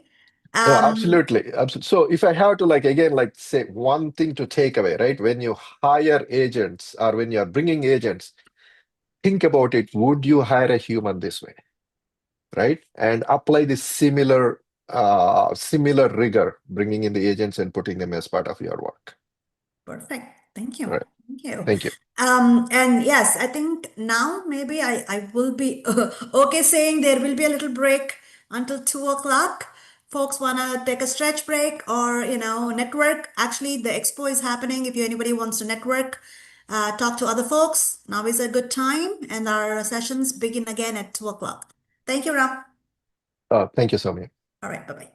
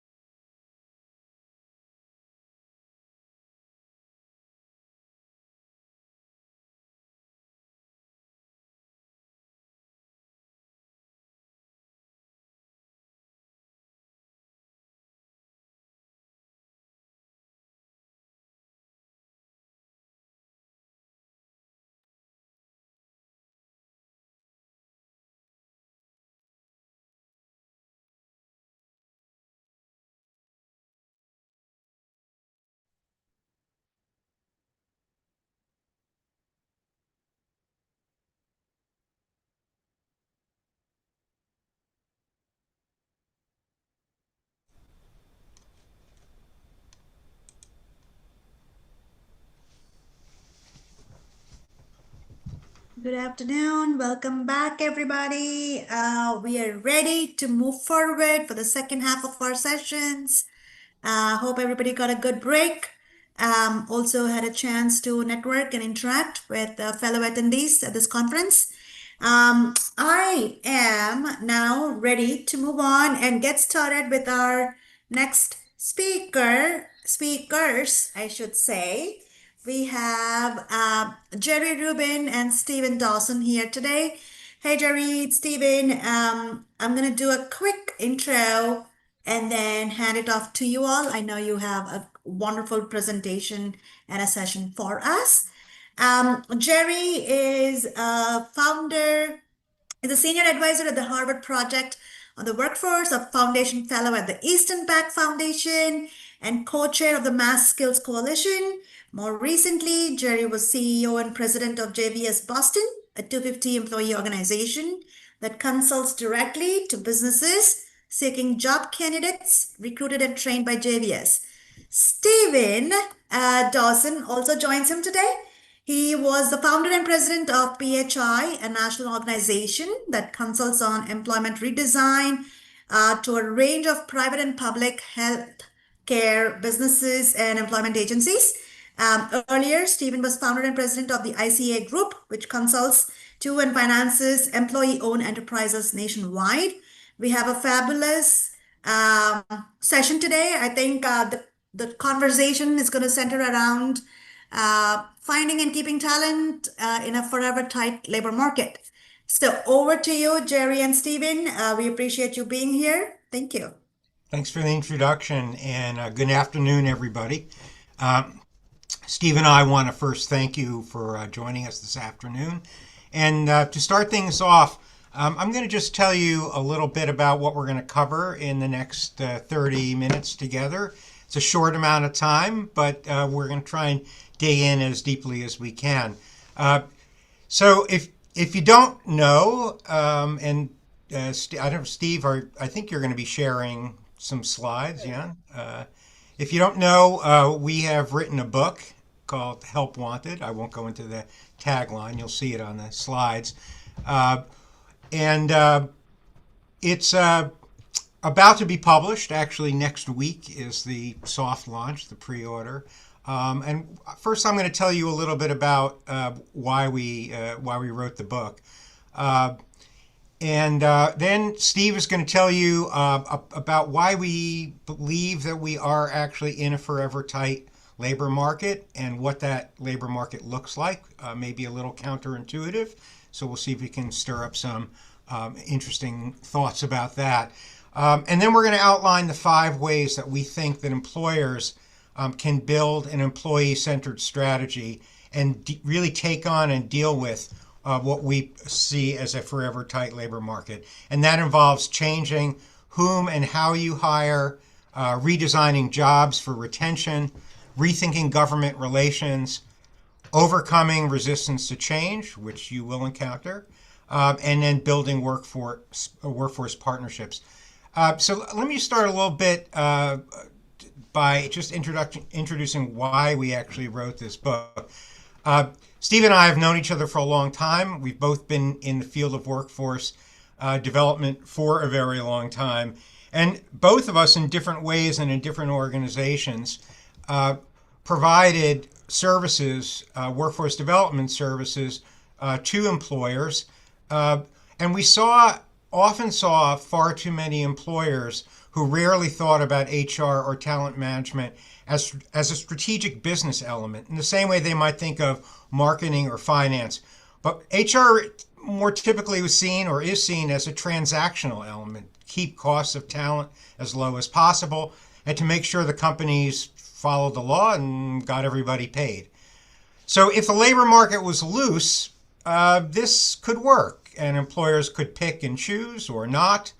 But the moment the labor market tightened, employers really struggle to find and keep talent. And our analysis of a forever tight labor market suggested this is not necessarily the smartest way to run a competitive enterprise. And it was absolutely not a path to opportunity and shared prosperity for workers. We also saw in the workforce development field that too many of our colleagues focus primarily, if not exclusively, on the supply side of the equation, while employers were often seen as a means to an end. We felt like that didn't make a whole lot of sense. They needed to focus much more on employers and understand what employers actually needed in order to be successful. And to be really impactful with employers and in turn workers, workforce development providers need to become trusted providers of workforce development advice and services. So a little bit of background on what motivated us, and now I'm going to turn to Steve to tell you what the forever tight labor market is. Steve, take it away.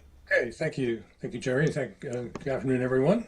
So the U.S. labor market is indeed a market.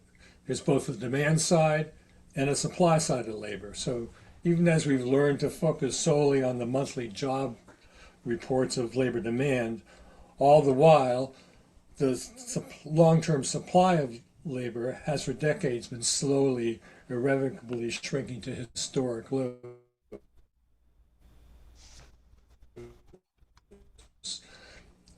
It's like we've hyper-focused on the economic growth. This slowing of the labor market, slowing of the labor supply, explains why, except for the global pandemic, the unemployment rate has remained close to 4% for the past decade, which compares to the prior decade of 2005, 2015, when the unemployment rate averaged 7%. This constriction in the supply of labor has two profound causes. The first is simply that the rate of the U.S. population growth is slowing. Primarily because the U.S. is simply population at break even. U.S. women should bear on average 2.1 babies, but currently that rate is just about 1.6 and falling.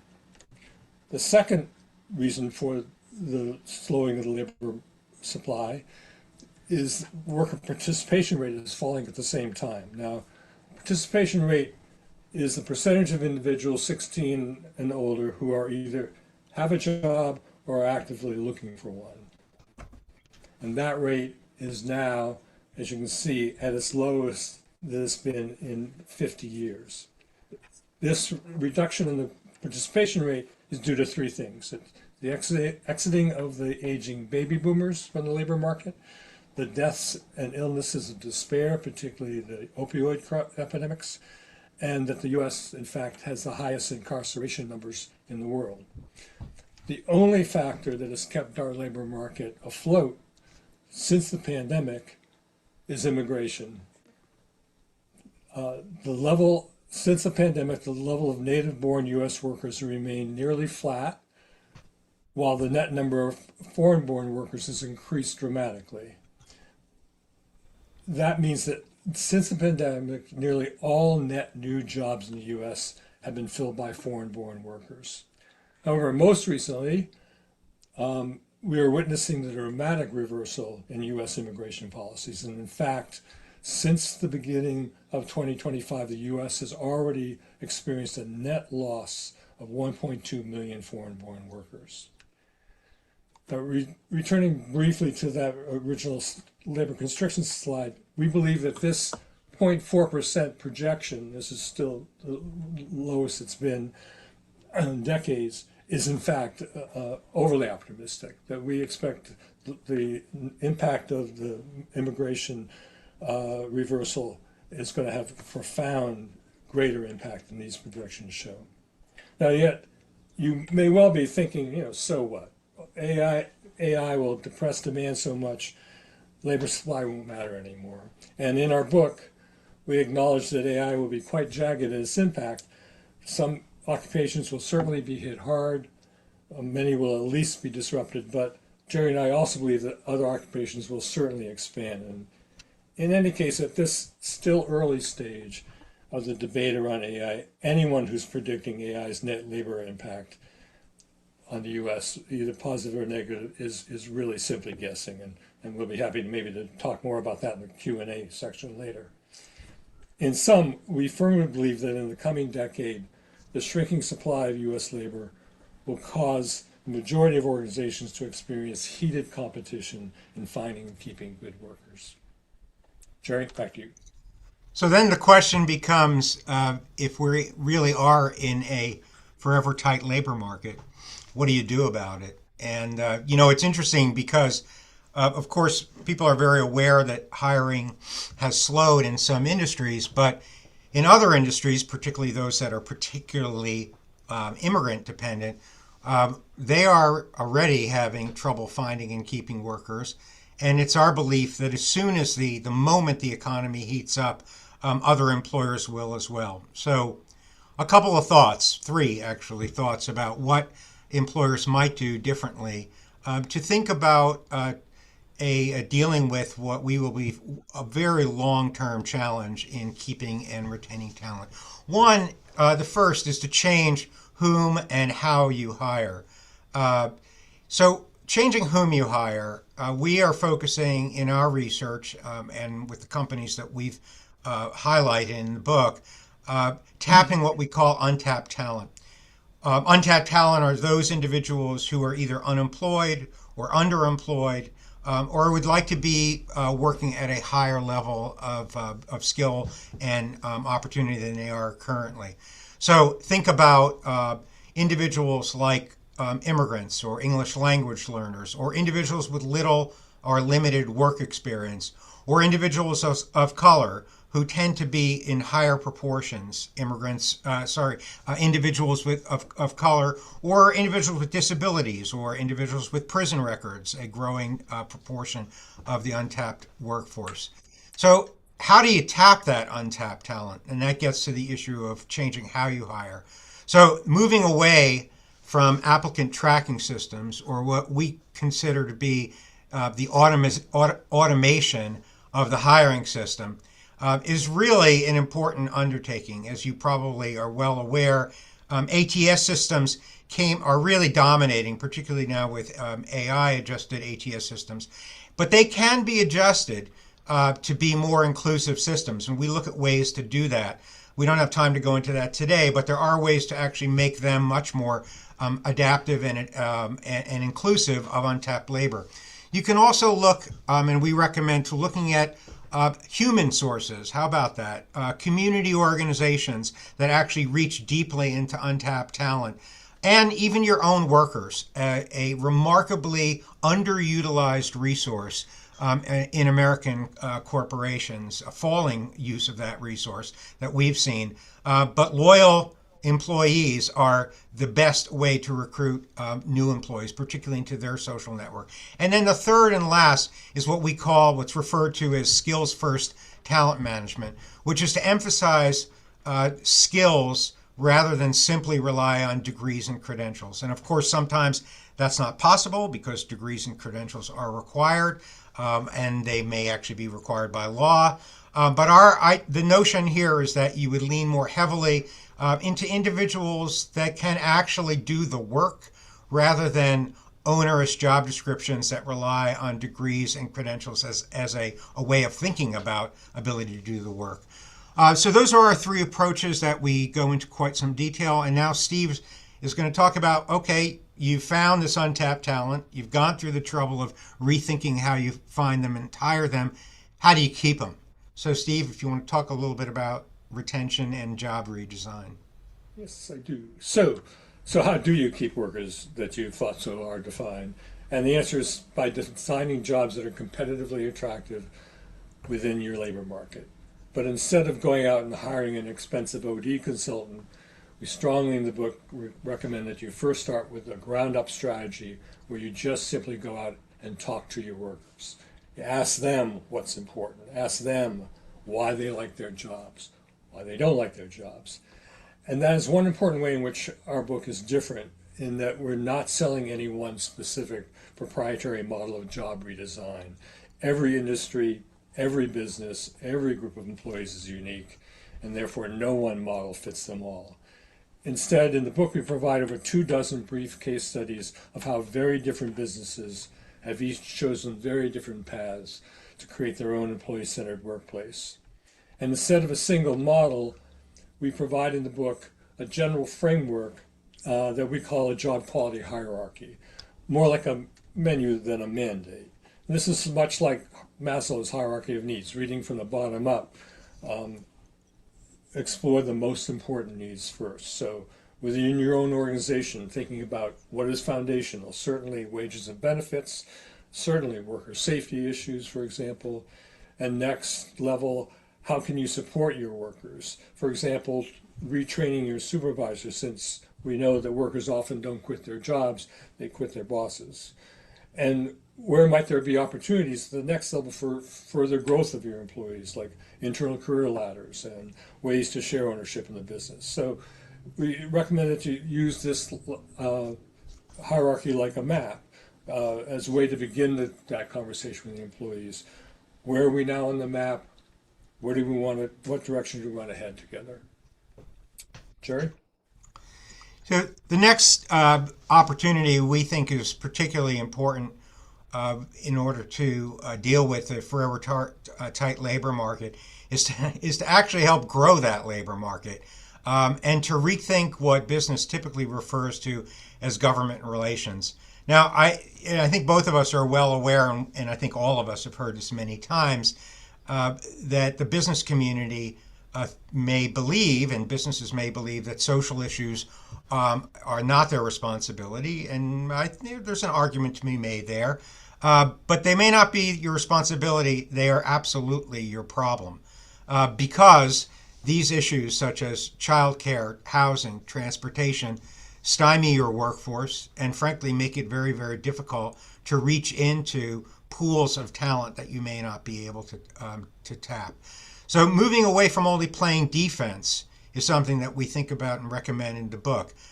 Defense we would describe as fighting taxes and regulations, something that businesses will continue to be involved in, but actually move towards embracing employer-sponsored coalitions that can that can help tap a workforce and win supportive policies like childcare funding, building affordable housing, expanding transportation options. You may have heard about some interesting examples that we've seen recently in Vermont. The business community coalesced to actually convince the state government to increase a tax. This was really quite a surprise to me, but to increase a tax that ultimately provided pretty substantial subsidies for Vermont, a state that really struggles with affordable childcare. A similar coalition came together in my state, Massachusetts, and for the first time, the legislature this last year funded childcare provision in the Commonwealth. In the Bay Area, a number of tech companies have come together to support affordable housing.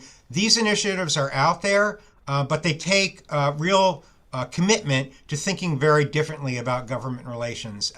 But it can have big, big impacts for the ability to tap untapped talent. Now, when you do this work, you are going to be encompassing resistance.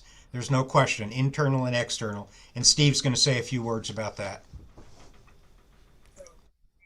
All workforce books emphasize research studies that document how investing in workers will almost assuredly result in increased productivity and greater profitability. And of course, our book takes note of those studies as well. But Jerry's and my real life work experiences have been such that we've seen that rational bottom line arguments alone, no matter how well documented, rarely seem to convince employers to undertake significant change. Rational argumentation may be necessary, but it's rarely sufficient. And there's clearly something deeper going on there. And that deeper thing is a very human resistance to change, which our book takes head on. In order to move an organization made up of human beings, you really must expect resistance and accept it as quite natural and learn from it along the way. So in the book, we lay out major categories of resistance. External sources, structural barriers, like, for example, in the healthcare industry, where there are state regulations that restrict which specific tasks certain occupations can and cannot undertake.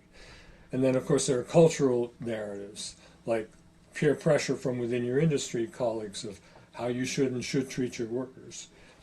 Then there are internal constraints, structural barriers like management compensation incentive structures that reward financially short-term labor cost cutting decisions rather than long-term strategy.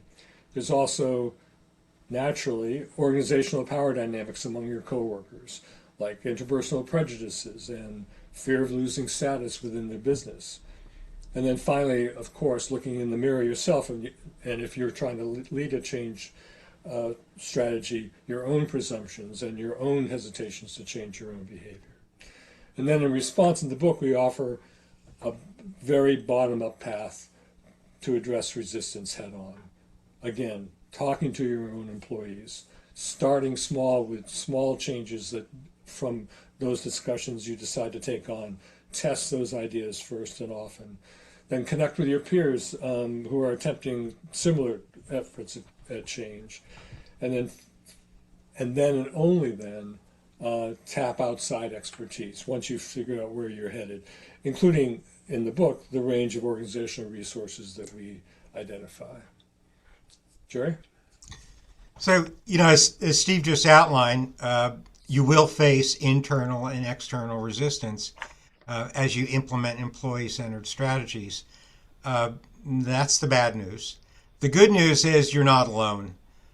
We have several dozen cases in this book, and actually Steve and I both worked for organizations that are really tremendous partners in providing opportunity for you to tap untapped talent, to address issues of job redesign and job quality, for thinking about how you might actually engage in public policy activities with other businesses and other industry organizations. And we've listed a few of them here. Probably the best known are the community colleges, which are ubiquitous. They're in every single community across the country. There are other educational institutions, vocational high schools, private vocational schools, nonprofit workforce development intermediaries, like the type that Steve and I worked on, and union training programs, which here, in fact, in Boston, where I live, is one of the most effective ways of helping the hospitality industry source and upskill talent. And then, as Steve mentioned, CEO peer networks, and of course, industry associations. So these organizations are certainly out there. That's the great news. Again, maybe a little less great news is that there's a few. They take a lot of work. They absolutely know. Every region is different. Every city is different.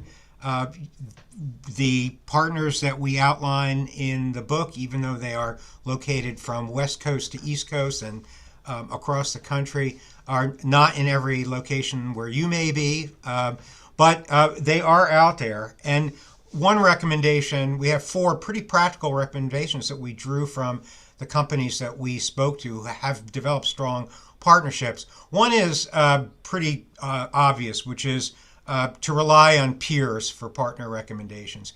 If one of the organizations that we've outlined in the book happens to be in your backyard, go run for them, because we've vetted them. We feel pretty strongly that they're quite good. We vetted them really by talking to the employers that use them. But your peer employers in the area will have had experience, and you can lean on that. The second is that building partnerships takes time and committed personnel.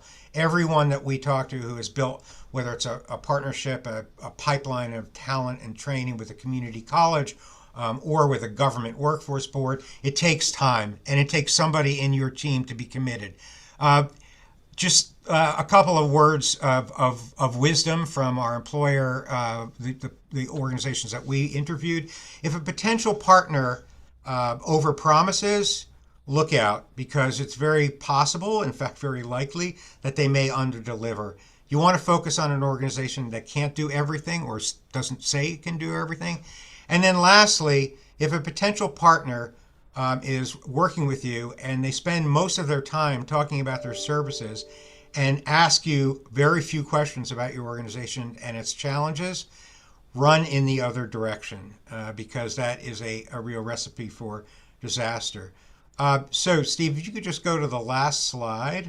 I want to, before we turn it to questions, we gave you just a very surface taste of the strategies for an employee-centered workplace. We did not really share with you many stories because we just didn't have time. But for a lot more detail on strategies, resources, tools, and the stories that really bring all this to life, order the book. And you can go right here, and you can order the book today from Amazon. We actually technically launch next Tuesday when MIT Press will be going to pre-order publication, but you can get it on Amazon now. So why don't we just open it up for questions? Great. Thank you both so very much. I'm gonna check to see if we have any questions in the YouTube stream or even here. Maybe I will have a couple of questions as I was hearing you both talk about some of these aspects. Okay, so I guess I'll start with a question that I was thinking of.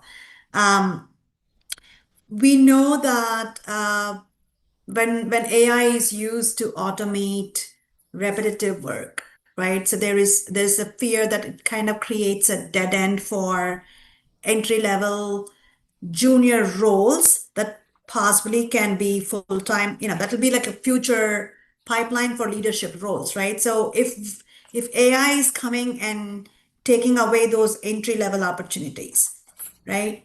How do we use it to redesign jobs? Just to make sure that that it is helping with career progression versus completely wiping out a level of opportunities that are like the core for anybody to start a career. Well, within a particular business, clearly the best way to do that is again to design bringing in AI by working with the employees who are there. That if management or the shareholders or the board are insisting on inserting AI into the work process, and it's introduced top down, then it's certainly going to not work as well, but also going to really miss out on the great opportunity of having AI augmenting the quality of these entry-level jobs. So it's really consistent with what we continually say in the book. It's a bottom-up strategy of design. Okay. I think we also feel, again, strongly that there may be fewer entry-level jobs created, like say in a law firm, there'll be fewer junior paralegals, et cetera. But AI is also going to empower individual attorneys to go off and start their own their own law firms, their own boutique firms, et cetera. There's going to be a lot of opportunity to create new businesses and new enterprises. And in fact, we're seeing data already from economists showing that those industries that incorporate AI the most are the industries in which there is the greatest new business entrepreneurial creation happening right now. So it can be very much a net plus if it's done with the engagement of the frontline workers. One other thing, I know we have limited time, and there are other questions, but I would just say, like any other tool or any other technology, if an enterprise thinks of AI as a way to expand its business, to reduce its costs in partnership with its employees, I think there's an enormous opportunity for growth, for expansion of individuals, not only the work that they do, the roles that they play, but the actual business itself. And I think we're beginning to see some examples of that already. So I think that's another way to think about it. Thank you. I know there is one more question in the chat that I just saw. How do organizations decide which workforce barriers to invest in first? And how is that prioritized alongside other strategic initiatives? Well, it's interesting. The first thing I would say is in terms of investing in workforce barriers is the first barrier you should look at is the barriers that are faced by your current employees. Because my assumption is that in many enterprises, you've got individuals who are struggling with all kinds of issues, whether it might be childcare and the time that or generally or caregiving or transportation or affordable housing. And so it kind of gets back to the first point that Steve made early on, which is like ask your employees what is keeping them from fully participating in their job and having a really good work experience. Listen to what they say and then do something about it. You know, that's the key to this. You can't just listen. You have to do something about it. And then I think the last thing I would say on that is outside of your organization, you know, it really depends on what element of or what segment of you really have to segment the workforce and think about who are you trying to recruit in untapped talent, and then understand what are the so if you're like in Massachusetts, a lot of immigrants that have limited English, invest in English language. So you know, it really depends on the environment. Awesome, awesome. Thank you both so very much. I know we're at time. Just checking if there is any other questions. I think that's pretty much it as far as questions go. We appreciate you both being here. Great session, great conversation, a lot of insights to take away.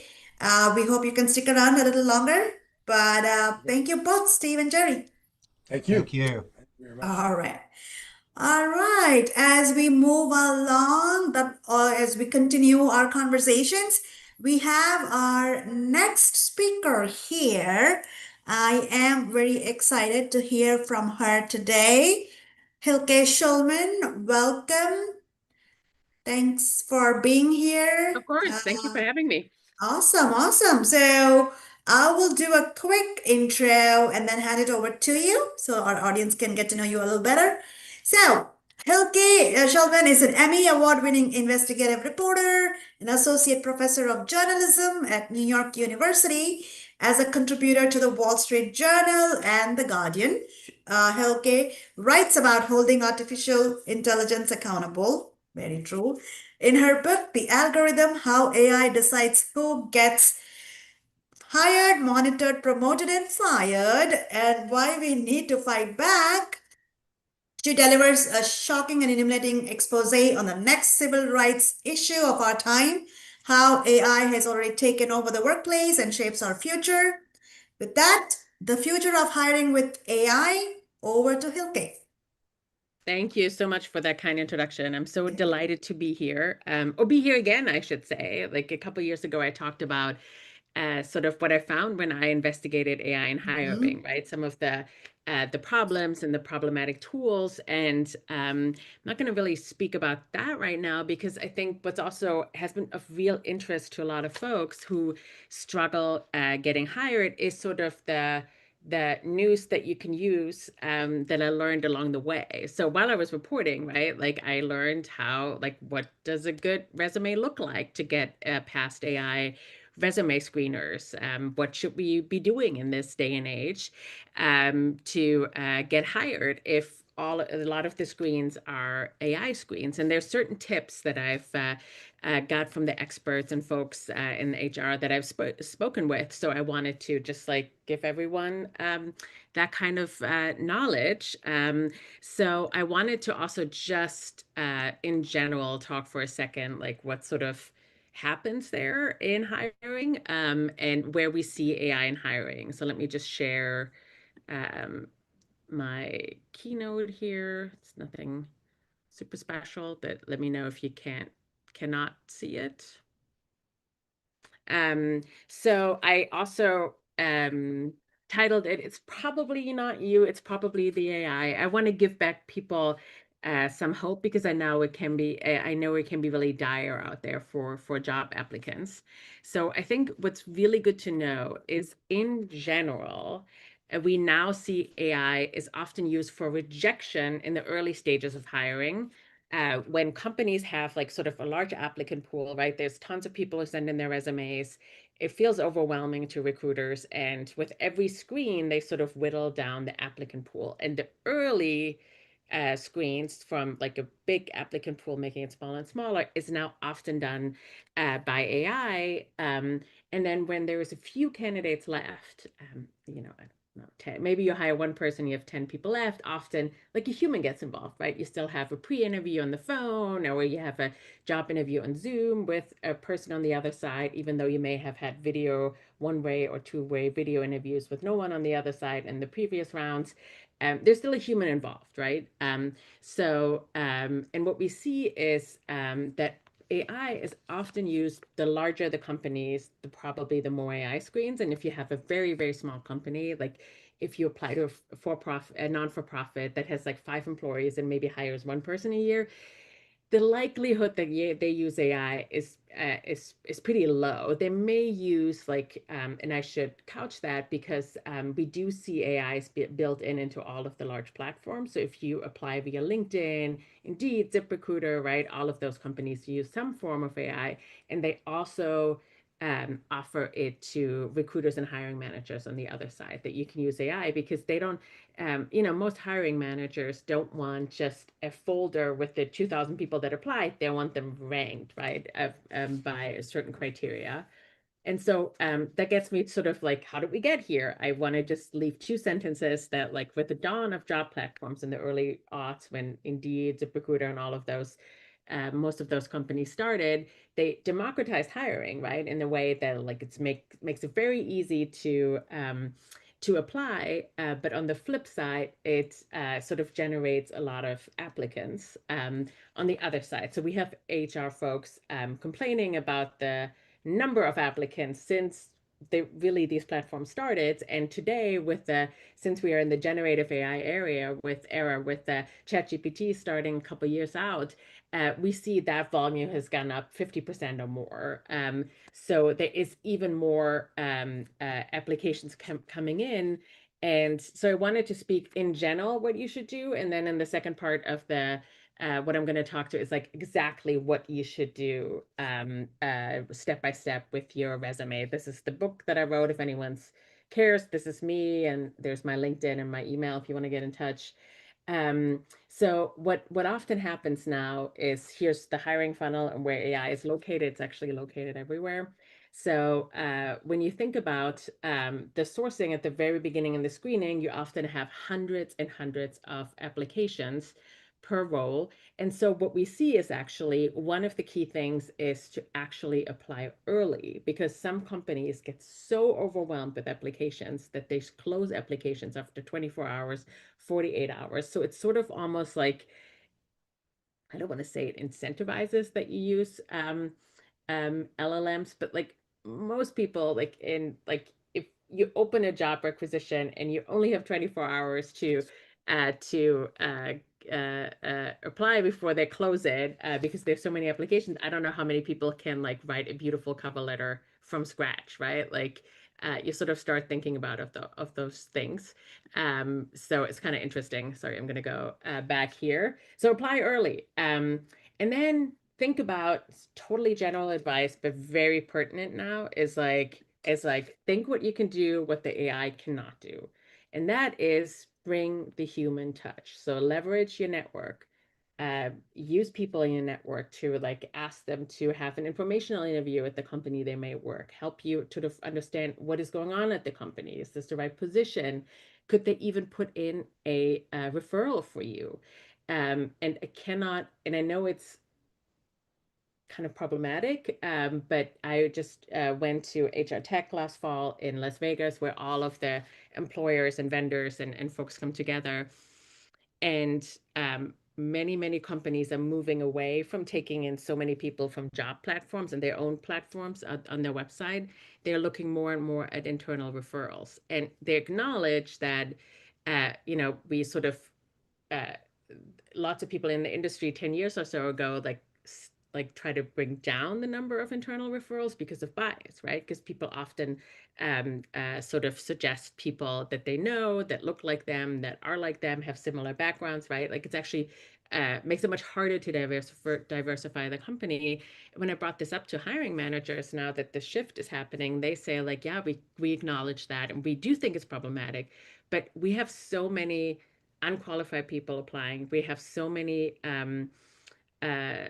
sort of not wrong people applying, but like swap people, like in assessments. Like I apply for a software developer position, but I'm not really that great. So my friend Jane is taking the test, and then I show up, I get the job, and Hilke shows up, and it turns out she's not really that great. And it takes the company weeks to understand that, like, oh, maybe I wasn't the person who did the assessment, because not that many folks check. So they feel like, well, at least a human would recommend another human with like hopefully comparable qualifications. So use that human network if you can. And also, I've had, it's controversial because not every recruiter likes to be contacted, but I had job applicants that I've spoken with that had real success with the strategy. They never, just by applying, they never got any hits. But when they started reaching out to recruiters, when there was a name on the job description, this is the recruiter, or they were tagged on LinkedIn, reaching out to them directly, that's when they got the interviews. So that might be something to consider. So like engage with the recruiters on the job platforms. Also, that will signal to the AI that you're interested. So I think you have to think about LinkedIn and ZipRecruiter and Indeed and all those big job platforms. Yes, they are looking for the most qualified person, but they're also looking for the most qualified person likely to apply, because they want to make the recruiter happy if the recruiter is just looking for people on their side, right? So they don't want to maybe put somebody like me forth, who's been in her job for a long time, loves her job. I have really not been engaged with recruiters on LinkedIn very much, and I haven't applied for any job. So there's no signal from me that I'm actually looking for a job, right? So like following a company is a signal for the algorithm, like not a strong one that if you're unqualified, it puts you at the top, but if all things are equal, it might put you up a little higher. And also engaging with recruiters actually shows the algorithm that you're likely to apply, that you're interested in a job. So I think that's something to think about. I also think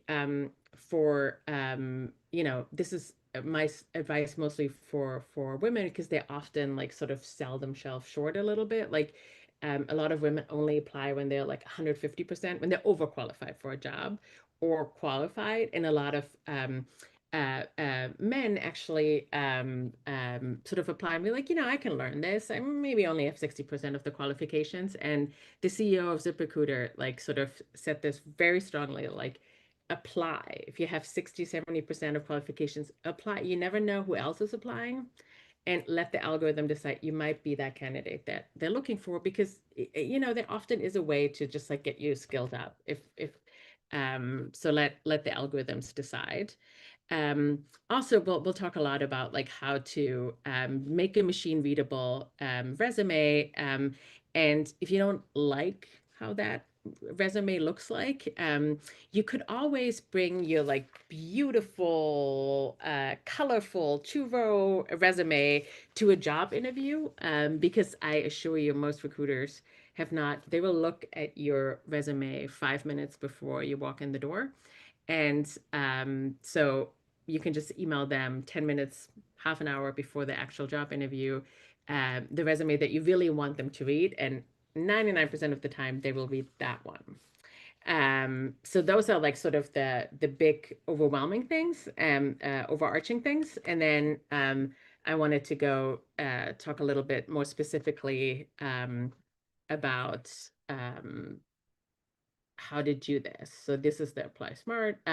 So one of the things is apply early. The other advice I have is apply directly. So I've heard this from numerous recruiters that said that. So there's the job description is on the job platforms, right? You see it on LinkedIn and other places, but it's often also on the company's website. They have their own portal where you can apply. And the recruiters told me that that they look there first in the company's website, whatever comes in through the company, because that extra step, I don't know if they presume this is meaningful, or I have no idea, but that they go to that pool of applicants first and look there. And only if they don't find enough suitable applicants in that pool, the people who directly went to the website of the company and applied there, they then go to the job platforms and look through those and look what the AI has pulled up. So I think it couldn't hurt to do that. I think also, if you have a very long resume, technically, if you have a second resume that you can bring to a job interview, you don't really need to necessarily have this 1-page only resume, right? Because, a machine doesn't care if you have a 1-page or 2-page, maybe not 10 pages, but like you can have a little longer if you feel like I really absolutely need to put these things in there. And like the most important thing is like your resume has to be machine readable. But what does that mean, right? Like sort of like very opaque. So what we had before the age of AI, I think a lot of folks would say to people, you know, make sure your resume stands out, make it beautiful, like 2 rows, and like maybe work with colors and even some graphics. And I think we're definitely not in that age anymore because computers have a hard time reading graphics. So that's a real problem. So 2 rows, it could put your information in the wrong field of a spreadsheet. So on the other side, even though AI is used, like they were still using spreadsheets, right? Like putting, it's like a souped up spreadsheet basically, that applicant tracking systems are on the other side.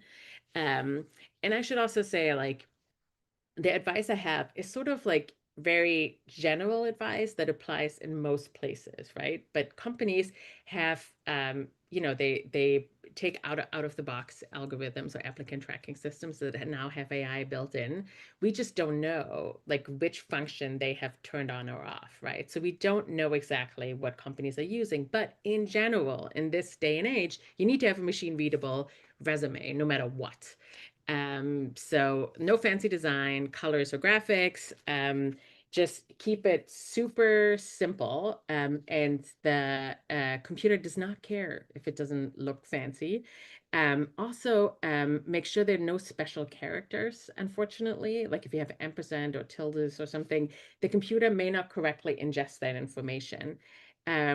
Also, you might want to not list your address or your specific location, especially if you don't live near the work site. And I'm saying this because a lot of recruiters told me that they often, when they search for people, they look for like, okay, like for a software developer, I want Python coding skills, at least 3 years, this and this, and in New York City. So like if you live far away, for some jobs, companies would be like, oh, they'll probably relocate. But for some, I've heard them, oh, we just throw them out of the pool because they're very unlikely to relocate. And you might want to relocate, like who knows, right? So I think another very important thing is use a very common template, like a Word document or something to start it. Use short, crisp sentences, be declarative and quantify achievements where possible. So like you were not just successful, you found a problem, solved it this way, and saved the company $3 million, right? Like you want to, like, it's called X, Y, and Z sort of, and you want to be very specific and quantify any achievements. And then I think you also want to try to use standard headings. So like what the problem is with computerizing resumes, we call this like semi-structured language or semi-structured format. It's like sort of structured, but not always. So we have people who put different headings in there, like some put a work experience or, work history. So like not every computer will put that in the right field. So I think really very clear, like work experience, education, skills, technical skills, certifications, like having these clear sections can be really helpful. And if you ever upload your resume, if you go to a company's website, they sometimes will ask you like upload your resume, and then they give you a window and say, here's your work experience, here's this. And if your experience, the different fields are in the wrong fields, like your education makes it into the work experience, then you see, oh, maybe my headings don't work. Maybe I need to like make sure that this is easier decipherable for a computer. So there are a couple of tools like JobScan and others that can help you with that. So that's really helpful to know. And then lead with the actual skills that you have and what you actually did, how you did it, and what came of it. And I think also what we see now is a lot of companies are moving away, which is a good thing, to not look at like maybe they still require a bachelor's degree. So they look for like that bachelor degree, but they might they hopefully stop looking at the colleges and universities you went to. So because they don't want folks to think like, oh, you went to Harvard, you must be really smart, right? Like, no, like if the bachelor degree is a minimum requirement, we'll just look at bachelor's degrees, and they also start looking at skills. So they're it gets de-weighted the school where you went to. So it's really important that you have the skills on there. And sometimes the skills section can be really helpful. And you want hard skills, meaning like you have a Python certification, you have this kind of skill, this kind of skill. And you also want to list sort of what we call soft skills, like you're a team worker, you're a collaborator, you work well under pressure. Like all of those things are criteria that are often in the job description. And then, a resume is a resume parser, even with AI, it's not totally smart, right? It will often look at like, okay, what's in the job description? Is that in the resume? And what might be helpful, LinkedIn has a little feature that when you apply through LinkedIn, it will tell you, oh, you have these important skills and you need those important skills. And sometimes you see like, oh, I work well under pressure. You can just click on that, like, because you do have that skill. You just didn't, most people don't put that on their resume, but actually a tool will look for that. And then general, which we had before, right? You want active verbs. You want to show what you accomplished, the effect of that. Um, we talked about the skills. Then you want to match your resume with the keywords in the job description. But I would not suggest that you just take the whole job description and put it in white underneath your resume as like invisible text, because a lot of tools are actually programmed. If all the words from the job description are found on your resume, it will automatically reject you because it will think that you have just copied the job description. So you're looking for like 60 to 80, maybe 70 to 80 or 90% of overlap. And tools like JobScan and others can help you with that, because you can upload your resume, you can upload the job description. It will tell you, like most ATSs will think you have like 60, 70% of overlap. So that might be helpful. Also, if you have like almost no qualifications for the job and you post, you put invisible text of the whole job description in there, so you make it through the first line of defense of the applicant tracking system. If you get into the hands of a human recruiter, they'll be like, what does this person do here? So I would be very careful because they might get upset. I have a couple more things that I wanted to mention before we get to question. So make sure you have no breaks in your CV, unfortunately, because I think that's a problem that has come up in surveys of leadership who use AI. Like almost half of them said that their tools are programmed to automatically reject you if you have a 6-month or longer break in your CV. I think that's very problematic because that sort of is biased against people who have been unemployed, and it really takes a long time now to find a job. And sometimes we also take a break from employment because we take care of a kid, of our parent. Who knows? There could be any kind of reason. So it's really a pretty malicious thing to do, but it might be built in. So it might be helpful if you worked as a freelancer across the job for many years to put that in, right? You've been an engineer for 10 years, and then you list all of the different job sites where you worked at. Because you might be the most qualified person if your resume hits an ATS that has this 6 months or longer break, you get automatically rejected. You would be out immediately. And it's unfortunately the computers are not humans in the way that maybe a human would see, oh, she moved from like Hawaii to North Carolina, she's probably a military family, and maybe that's why she has a year-long break, because it took a while to move. And I'll call this person, I'll give them a chance. A computer isn't giving you a chance, right? Like it's sort of either you're in the yes pile or you're out. And yeah, and so like my last advice is always like, don't be discouraged, because we have heard from many people in leadership that they know that their tools faulty in a way, that they're often built to find, like, they have a laundry list of all of these things. And if you don't have most of them, you get thrown out. So often they complain that, like, oh, these are like, we only have mediocre people. It's like, well, you may have that because you just want people who have all of these qualifications, when in reality, you should have really only looked at these 5 qualifications. But that is something I could talk to HR folks and hiring managers always about, and be like, be very specific what you need for this job, and not this like laundry list of like things that, would be great, but no one would ever have. So I think often it is the AI, and you can sort of fine tune your strategy to maybe get across the finish line. And actually an internal referral would get you out of the first resume screening, right? Because usually that means if you get an internal referral, you get in front of a hiring manager. So you step over that first step. So although I'm not a fan of this new development, this is unfortunately where we're in.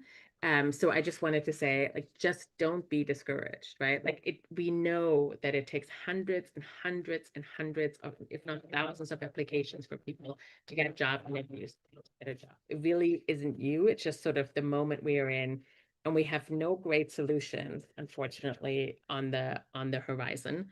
And just if you need to do job interviews or assessments, I would also just say, like, for those jobs interviews, there's like interviewsby.ai and others where you can practice sort of one-way AI video interviews where no one is on the other side, and they feel the first time you do it feels kind of weird to most people, but you can train for those. You can also train for those. We now have two-way video interviews with no one on the other side, where there is an avatar on the other side that interviews you. That you can test that too, because that is also just really weird if you know that just a chatbot is talking to you. So with that, I'll leave it, and wishing you all the best in finding a job. Thank you. Okay, this is wonderful. A lot of useful tips, a lot of useful information. I know we do have one or two questions. I'm going to go to the questions first. I think the first one is from Chloe again. With the shift towards referrals and signaling interest, how direct should candidates be when engaging recruiters without coming across as transactional? I think, and I think that's sort of, I think that's great to think through. Like, I think you want to always like put your passion for this job and your interest first, and why you're so excited to apply for this company. Because, they're sort of more smitten by that. Like, if you come in even to a job interview and you tell the hiring manager or why you're so excited that you love to work at this company because of X, and they can tell you did your homework, they just puts them in a much better mood. And I think that's the same with recruiters. Although I think, obviously most of us work because we need to earn a salary, and that's the most of the motivation. But that aside, people love it when you are passionate about the job, at least I think in a US and Western European context, which I can speak most to. And I see a couple of questions again. I think something to do with folks who've been laid off and who've had a gap in between. We've been trying hard, trying to find that next job, networking, reaching out to contacts, connecting with recruiters, doing everything we as a candidate should be doing. Let's say I'm including myself just for it. But what can we do, and what are your recommendations on how we go about finding this next role? How do you explain that gap if somebody was laid off and had a gap? It's not out of their own choice, forced out into a gap. And what can you do as a candidate, and how do you present that to a recruiter possibly? Yeah. I mean, I think it's really tough to want to address that, right? Like, I think one way is if you're worried about this like 6 months gap or longer on resumes. I think sometimes we have like, maybe you worked, you still had I'm making this up, like your side hustle going, right? Like maybe the side hustle spans that time on your resume, right? Like you're working in this other place while you were laid off, or you had like contract work, right? That is that is work. Like all of that is work, right? I think if you also have a very long break, or you're worried about it, you could address that in the cover letter, right? And say like, I mean, like, like if you can address to a human, say like, I had a very difficult pregnancy, I was on bed rest, I was laid off. I mean, I think that sort of, you hope that anyone would sort of get that like, okay, this is not your fault. But I'll And I be think that honest. that applies in the Western European and US context, because it's illegal to, I'm not saying it doesn't happen, but it is illegal to discriminate people who are pregnant, right? Like that is very different in other countries. So I want to acknowledge that. And I don't know the necessary, like all of the things, but I would, I would also just sometimes being very generic, and you don't really have to say it's a painful layoff. You can just say like, yeah, they have like a reduction in force. Maybe your whole, all of accounting was laid off. Could say that, right? If that's true, obviously. You can also just say like, it just didn't work out. It didn't work out. You don't have to say why, right? Like you don't have to be specific and like go into a lot of that. And in fact, I wouldn't lead with that. I would lead with like, I'm really excited about this, and this is my dream job. And I've also, if you can forefront, like if you have updated your skills, right? Like I think a lot of recruiters are reluctant to engage with people or put them at the top of the list if they've been out of work for a very long time, because they're fearful that you've lost your skills, right? Like, so if you can like sort of say like, oh, and I did this certification, and I, did this new Python class to show like, hey, you're keeping up with what's happening in the world of work, I think that puts you in the front. There's also, I only know this in the US context. I don't know for other countries, but some large companies have sort of re-entry programs where you can do like sort of maybe a short apprenticeship or internships, or they bring you in at a lower salary. And what's kind of interesting is like, and that really speaks to people who are sort of sidelined by this weird process and these weird quote unquote standards we have, that you can't have breaks in employment and you need to always keep up. Like we know from surveys that these people who come in through maybe the side door or through these programs are more dedicated than their actual workers. They're so passionate and they work so hard, and they are retained by these companies. That really shows you we really shouldn't be overlooking them, but this is probably not the right audience for that. But understand, like once you get in, you're very likely to be seen. But the getting in the door, I understand, is just very tricky, very tricky. Awesome. Thank you. Thank you. Thank you so much. I know we're a little over, but this is great. We appreciate you being here. Thank you so much. And I do want to say I thoroughly enjoyed your conversation with Trevor Noah on the Number One podcast. Thank you so much. It was wonderful. I would recommend that to anybody who wants to get He is more actually really insights funny. on this. I just tried to be funny. It was fabulous. I thoroughly enjoyed it. Thank you so Thank you much. so much. Okay, Thank we'll you, talk to you everyone. again. Thank you. Bye-bye. Happy weekend. Thank you.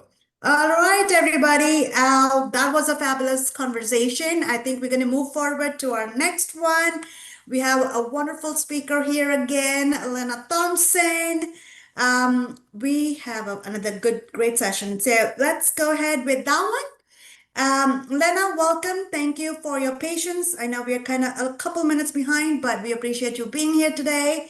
Lena is the, sorry, my throat. Lena is the speaker, future of work consultant, and a mentor. She leads Lena Thompson International. She spent over 15 years working in enterprise technology as an IT consultant for global communications, including Microsoft, Bank of Kuwait, and Anglo-Irish Bank. She has worked on a lot of different areas: behavioral science, emotional intelligence, emotional regulation, developing a framework that helps leaders stay emotionally regulated. She speaks and runs workshops and mentors tech leaders and teams on building resilience, managing stress, and sustaining high performance in fast-moving, high-pressure environments. Welcome, Lena. I'm going to hand it over to you for your session. Thank you. Thank you so much for having me today. Give me a sec. I'm just going to share my slides. Okay, you can see it all right? Yeah. Awesome. So thank you so much again for having me and those joining us live or streaming. Glad to have you here. So before we actually kick off, I'm going to start with a few questions and just notice what comes up for you. And those who are live, please feel free to share your answer in the chat, because by doing so, you may help somebody else to see that they are not alone in this. So the first question is, do you ever feel like you're going through your days on autopilot, where you're like physically present, but mentally you checked out? Next one, do you ever feel like the sense of what is the point? Or is this it to life? Do you feel constantly on edge? Or maybe you're like waiting for the shoe to drop, bracing for the worst case scenario? Do you afraid, or do you rather say yes when you actually mean no, and terrified of disappointing others? Do you feel responsible for everything or everyone, or do you take things very personally? Do you feel disconnected from the things that you used to enjoy, or maybe the conversations, your friendships, that just don't feel the same like they used to?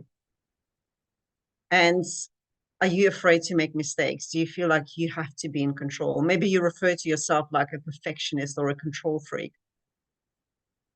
So if any of these resonated, if mentally you went, yep, I can resonate with it, the good thing is there's nothing wrong with you. But what it actually means is that your mind and your body has been under considerable pressure for quite some time. And it's the internal pressure, it's the pressure to keep up, pressure to perform, pressure to be liked, pressure not to make mistakes, pressure to be available, to meet expectations. And when this internal pressure builds without enough recovery, it can potentially lead to burnout. Because we are often told that burnout is something physical. It comes from the workload, or because we're constantly busy, or the environment, right? The toxic environment we talk about. And yeah, these things can contribute. But burnout goes much deeper than that. It actually happens as a result of this emotional, mental, and a psychological pressure that builds inside of us. So by the time we see it externally as exhaustion, as frustration, as a loss of motivation, fatigue that no sleep, no holiday can fix, it's been building inside of us for a while. And that's why common advice like take a holiday, go for a walk, go hug a tree, spend time in nature, it doesn't work, not for a long term. It can support us, but the reason it doesn't work is because it only addresses that symptoms, but it doesn't touch the root cause. So what we're actually going to be looking at today, and this is going to be a practical session also, so have a pen and paper just in case, you know, you get some inspired ideas. What we're going to have a look at, firstly, understanding those internal patterns that are driving burnouts and how we can recognize and interrupt them before they escalate into the full-on burnouts. And also, I'm going to share with you very simple tools to help you to restore energy, focus, and gain clarity, especially when you're under pressure or when you're going through a really challenging time. So before we get started, I just want to share my personal journey, just a couple of minutes, who I am and how I even ended up. So back in 2018, I was an IT consultant, and to the outside world, on a piece of paper, I looked very successful. I had a six-figure job. I was working for global clients. I was traveling. My kids were in private schools. I had an amazing holiday. And I looked pretty stable, and I was financially stable at least, but inside was a very, very different experience. For years, I've really struggled with self-doubt and imposter syndrome, and I was so sensitive to any criticism and chronically afraid to disappoint others. And it wasn't just at work, it just followed me everywhere, especially into my relationships. And by the time 2018 came, I began to increasingly also feel disconnected from my work. And I remember just wondering, like, is this all to my life? Like, I knew there was something more, but I didn't have the words to describe it. I didn't really know what that more is. And eventually, I got to the point where the fear of staying the same became bigger than that fear of the unknown. And I made a leap. I quit my job. Well, my contract ended. I didn't extend it. My 10-year marriage fell apart, and I moved to a new place with the kids. And I just thought, okay, well, I'm going to invest in coaches, best mentors, best coaches, and I'm going to figure it out. And I'm going to have clarity on who I am, what I'm meant to do with my life, like what is my next step. But what followed wasn't clarity. It was one burnout up to next. And eventually it completely led to a total mental and emotional breakdown, where all of the doubts, insecurities, fears that I have been suppressing my entire life, they came up to the surface, they blew up in my face. And sometimes the noise in my head, the anxiety got so severe that I could not even properly function. Like I didn't have energy for the small tasks. But the only really thing that kept me going through that was that inner knowing, and all of us have that inner knowing, that somehow this breakdown is going to lead me to exactly where I needed to end up. And with support of my mentors and coaches and very small group of friends that I had, I actually started applying the tools that I've been learning for many years to my life. And slowly, step by step, I've started rebuilding myself from inside out. And in the meantime, I started receiving all these invitations to speak and to travel. Like I went to Zimbabwe, where I was doing a workshop with the cabinet ministers for the Zimbabwean Leadership Summit. I went to Canada for the World Diversity, where I shared stages with Nelson Mandela's daughter and President of Mexico. I went all over Europe, tech events, job events, HR events, you name it.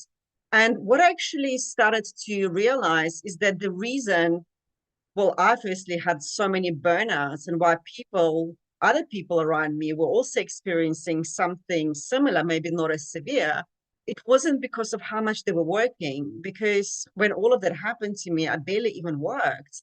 It was all had to do with how we were operating internally. In other words, who we were being while we were doing those things.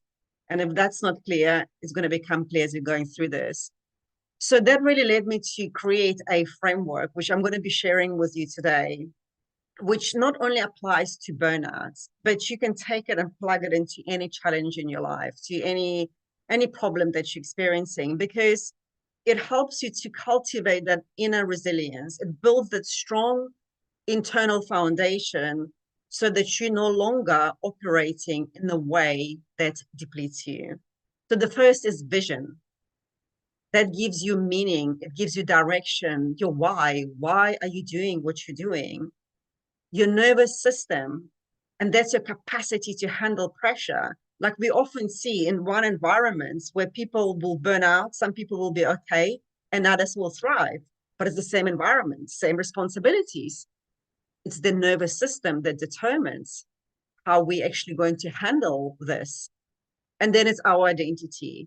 And that's how we see ourselves, this internal stories that we keep on replaying, what we believe ourselves to be capable of.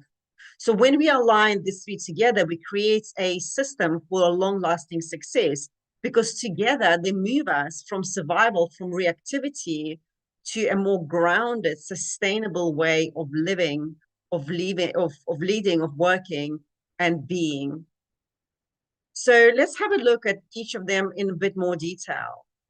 So the vision is like your internal compass. It's like a North Star. It gives you your why. Why are you doing? Where are you going? You know, it's all about being clear. What is it that you want? And so many people I speak with and I work with, that they have good clarity. They know what they don't want, but very few know exactly what they truly want. And when you don't know what you want, and I don't mean just like, oh, I want a better job. No, like really go into the details. When you don't have that clarity, your mind will fill that gap with the past mistakes, with the worst case scenarios, with ruminations, with overthinking. And that takes a lot of mental resources. That's why you become drained.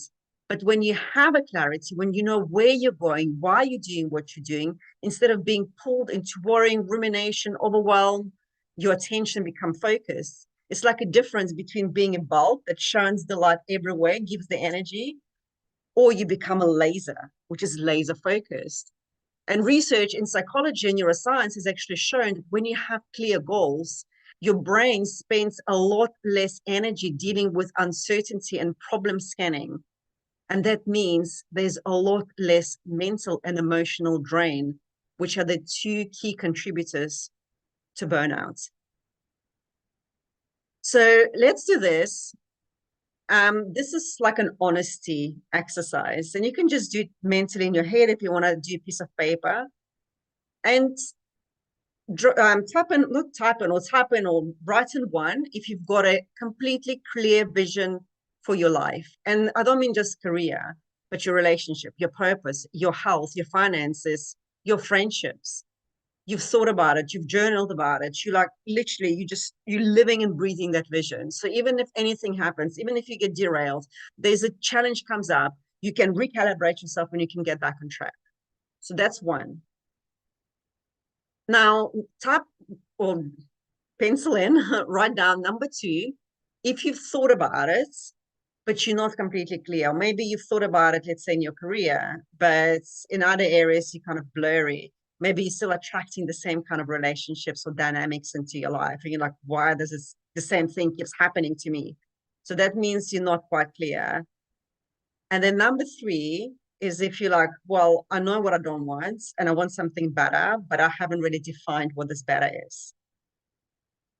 And this exercise isn't about being right and wrong, it's about being honest. Because if you're not honest with yourself, there's nothing you can change in your life.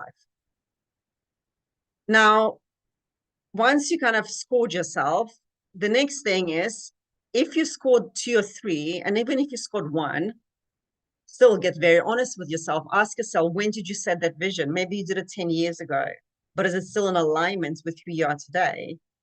But especially if you scored 2 or 3, what I want you to do is to journal on the question, if anything was possible and I could not fail, what would I love?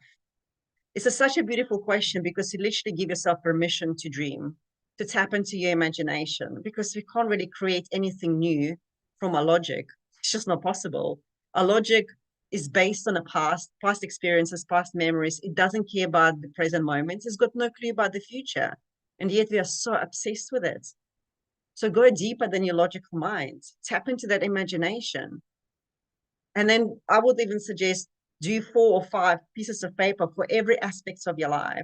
And then take your career, look what you wrote down and where you are right now, and notice if there is a gap. And most probably there will be, at least in one of them, there will be a gap, right? And this gap, guys, it doesn't go unnoticed. Your brain is not going to ignore it. It's going to fill through overthinking, overanalyzing, overprocessing.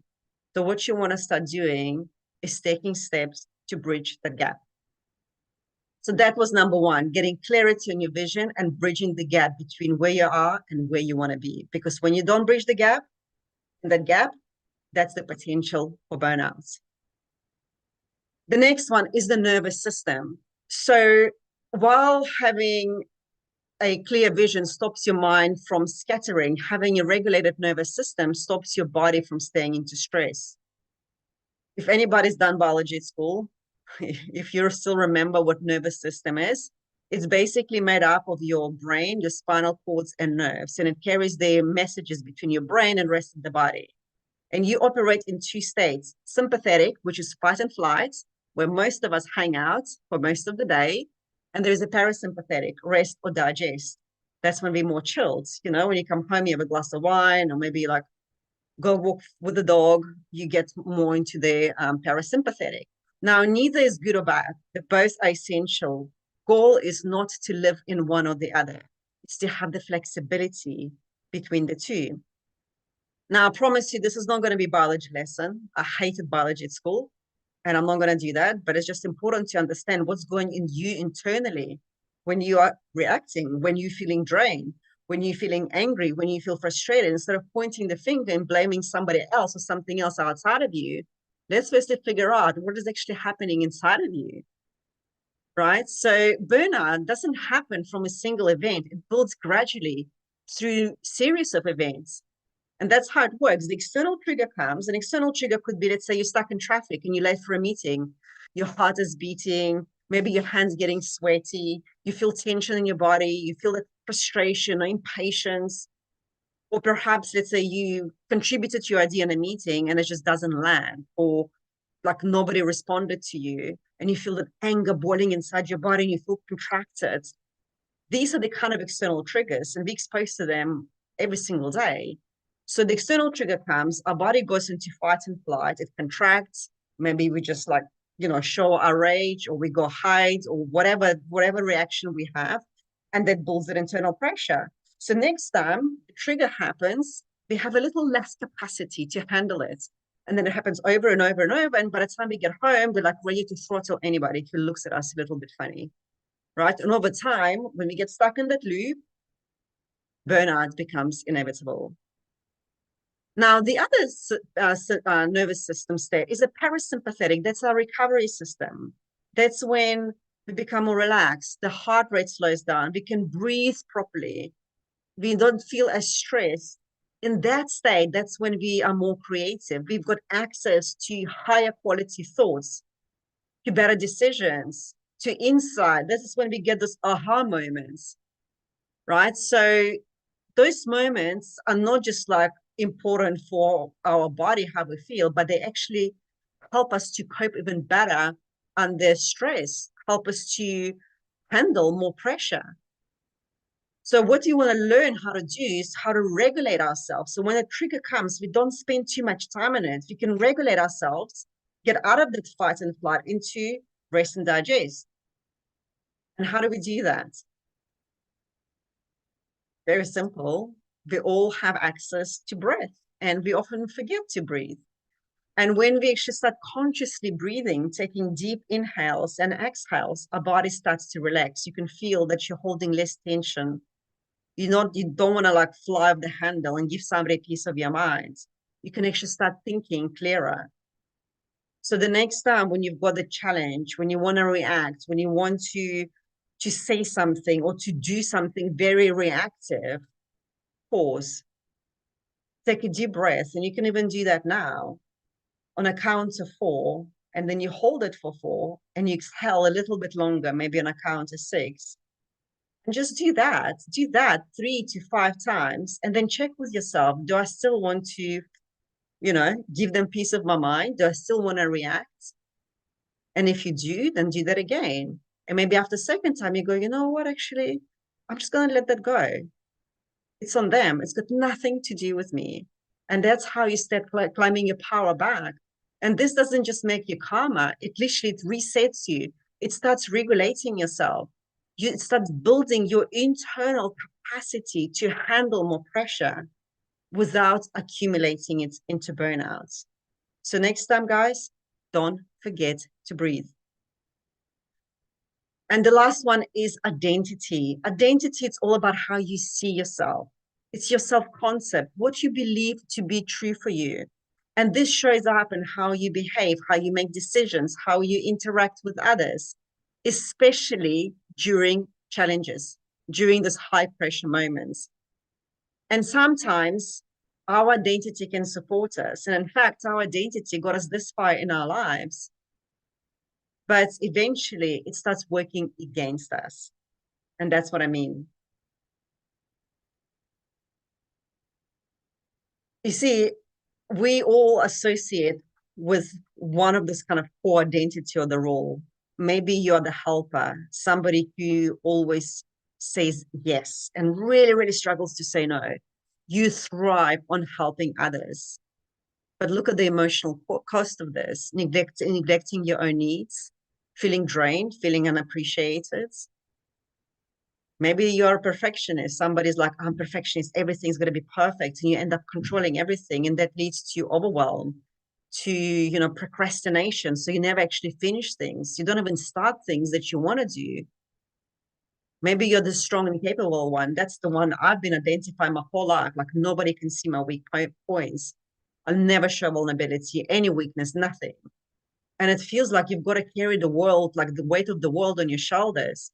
Or maybe it's the achiever who believes that their worth and value is only shown by how much they achieve. Or maybe there's a people pleaser and a fixer who needs to fix everything.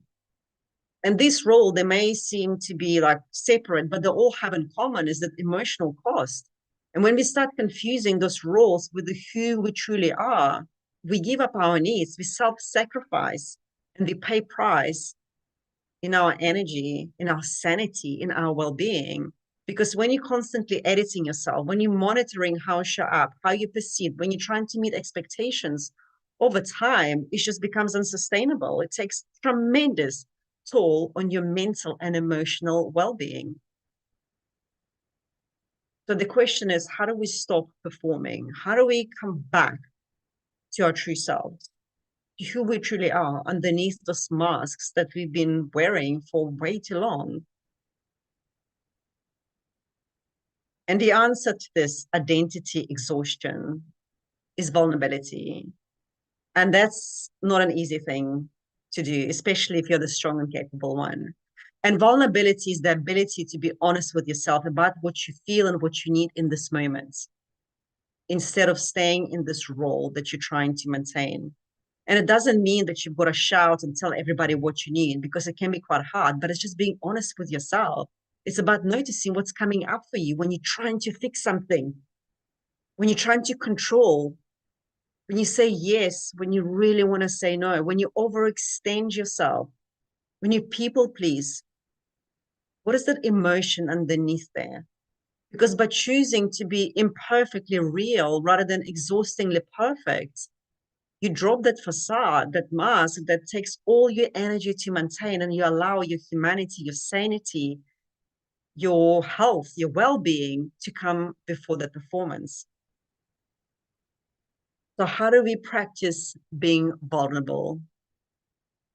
Well, one simple way I can share with you, and that's what really helped me to go through my darkest times, was actually emotional labeling. It sounds very simple, but it's extremely effective.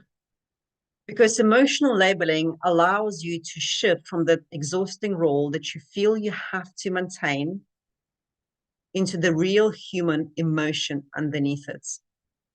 When you name what you feel, you stop being fully absorbed by the pattern.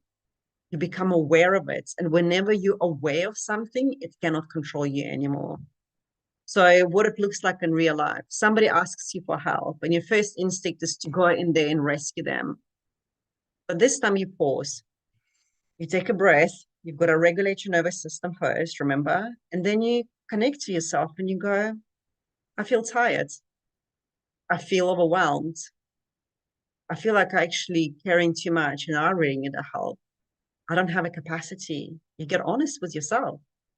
Then instead of saying yes to them, you can just say, maybe next time, or give me a few hours, or not this time, right? So by connecting to the emotion that is underneath that role you maintain, you connect with the real you and you communicate that. And you can start with something small, because it can feel pretty scary when you're so used to this identity running your life.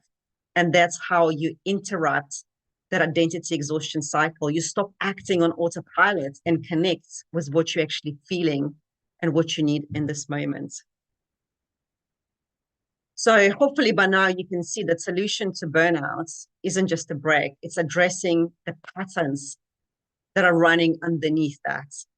It's getting clear on your vision. What is it that you want, so that your energy is not broadcasting everywhere. It's not being pulled into different direction. It's not being taken out by external demands. Instead, it becomes crystal focused, clear. It's regulating your nervous system, learning how to regulate yourself, how to get out of this fight and flight into rest and digest. And one way I shared with you through breath, pausing, taking inhale on 4, holding on 4, and exhaling for 4. And lastly, it's identity. It's all about being honest and vulnerable with yourself. What is it that you actually need? What do I feel in this moment? Instead of playing this exhausting role of being perfect. being always in control. And when you align your vision, your nervous system, and your identity, that's how you start building the true inner resilience, your inner strength, where no matter what happens to you, no matter what the challenge, what the pressure, what curve life throws at you, you start engaging with life in a way that does not break you. So thank you so much for listening, for being here with me.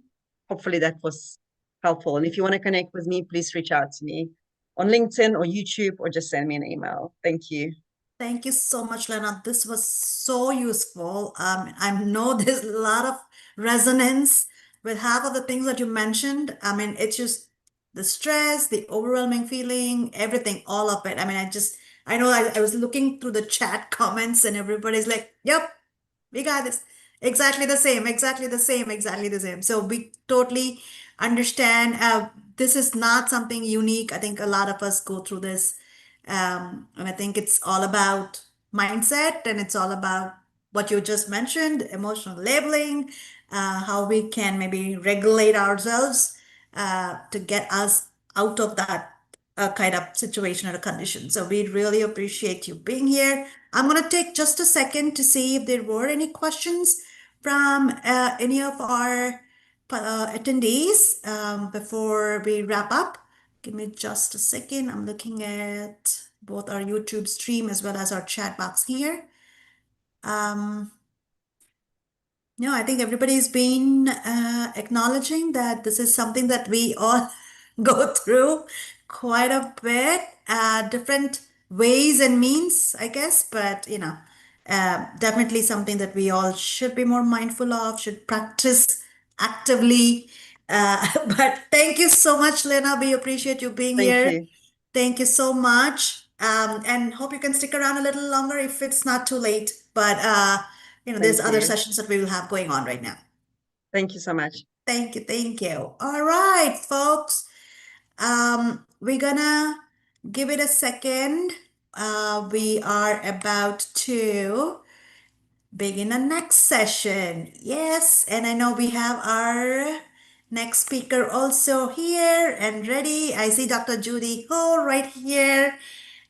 So let's get ready for that next session. I'm gonna do again a quick intro to Dr. Ho, and then we will take it forward. So, welcome, Dr. Ho. It's nice to have you back here. Dr. Judy Ho, clinical and forensic neuropsychologist, professor, and author of The New Rules of Attachment and Stop Self-Sabotage. She kind of works very closely. She actually is a professor at Pepperdine University. She's also the host of the Savvy Psychologist podcast. She is widely recognized as an expert in the intersection of mental health, performance, and relationships, with extensive experience in clinical practice, academia, and media. I'm going to hand it over to you, Dr. Ho. I know you have a very interesting topic to talk about in the session. Over to you. I think you're on mute. Hi, everybody. Nice to see you. And thank you so much for having me back. I'm very excited to be here. I was wondering, is it okay for me to share slides? Would that be broadcast in the same way? Sure. Okay, great. Hopefully I'll just have, it looks like I have sharing privileges, so I'll do that. Wonderful. Okay, perfect. So today we're going to be talking about rethinking teams, unlocking the power of strong team relationships and interconnectedness for success and thriving. And I just want to start with an opening question. What if everything we believed about high performers is wrong? So I think that many high performers, they pride themselves on independence, doing things by themselves. And it's sort of an interesting idea because, of course, people who are independent and highly self-sufficient, they get a lot accomplished in life. So there is so many pros that come with self-sufficiency. But at the same time, the reality is that a person who is a connected performer is going to overall suffer less burnout, actually get more things accomplished, and also benefit from the fact that they feel supported and have important relationships that really fuel their emotional and mental wellness needs. So I think the reality to talk about is, how do we become the connected performer? So self-sufficiency is still important. You're still going to use that at various times, but that you're building resilience and creativity as well as sustained excellence through your relationships and not in spite of them. And this is something that I think can be really tough for some of my high performers to grasp. And the reason is, a lot of times people really function really, really well when they think of themselves as these high performers. And they function well when they're doing work essentially on their own. And they really, essentially, they feel sustained by that. But at the same time, I'm always hearing that individuals start saying, we're burning out more, we're not feeling as good. And also, it doesn't feel great to not be able to count on people around you, right? You want to be able to count on people around you to sometimes carry the load, especially when you need it. And this is what I want to talk to you about today, because when we think about this idea of being a high performer, we have to start reshaping the language of what it truly means and what's actually sustainable. And I believe that oftentimes the way that we actually perform is not as conducive to actually getting things done the way that we would believe. And sometimes people really react to that. They'll say, well, this is how I've gotten things done all my life, and I don't really necessarily need anybody else to help me. But I want to remind everybody here that we're actually social beings. We are built this way. This is our evolutionary biology. This is the way that we are actually built. And so we're fighting our evolutionary biology rather than going with it. And so this is what I want to talk about today. I want to talk about some practical tips on how we can do this on an everyday basis within the teams that we work in, both in our personal lives and in our professional lives. So in our brief time today, I hope that you will leave with understanding the science of connection, why attachment and co-regulation drive performance, the hidden cost of disconnection, so how isolation fuels burnout and erodes decisions, 3 relationship roles.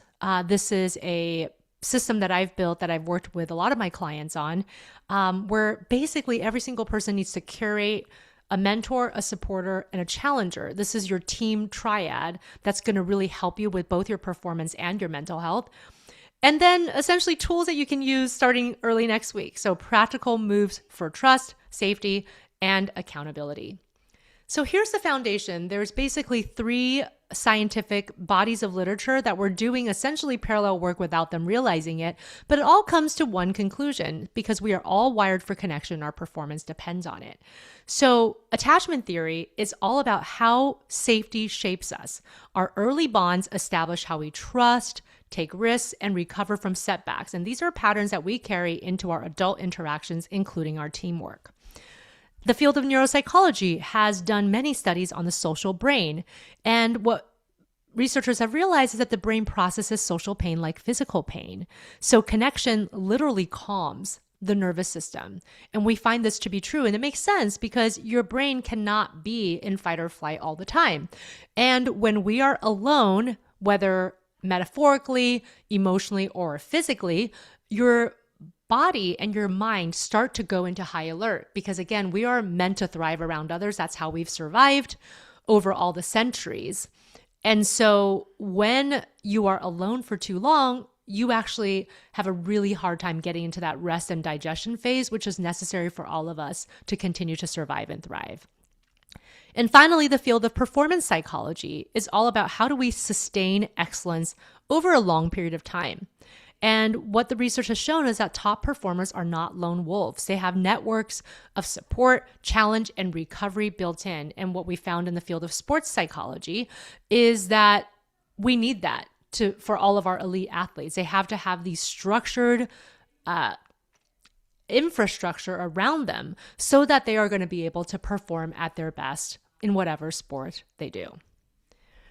I want to talk about the cost of disconnection next. So generally what we find is that there's 2 times higher burnout reported on lower connection teams. These are teams that are not regularly in conversation, regularly having synchronous time, being able to actually talk to one another. And even if you're working virtually, this idea of having synchronous time instead of everything through an email or through a Google Doc is very, very important.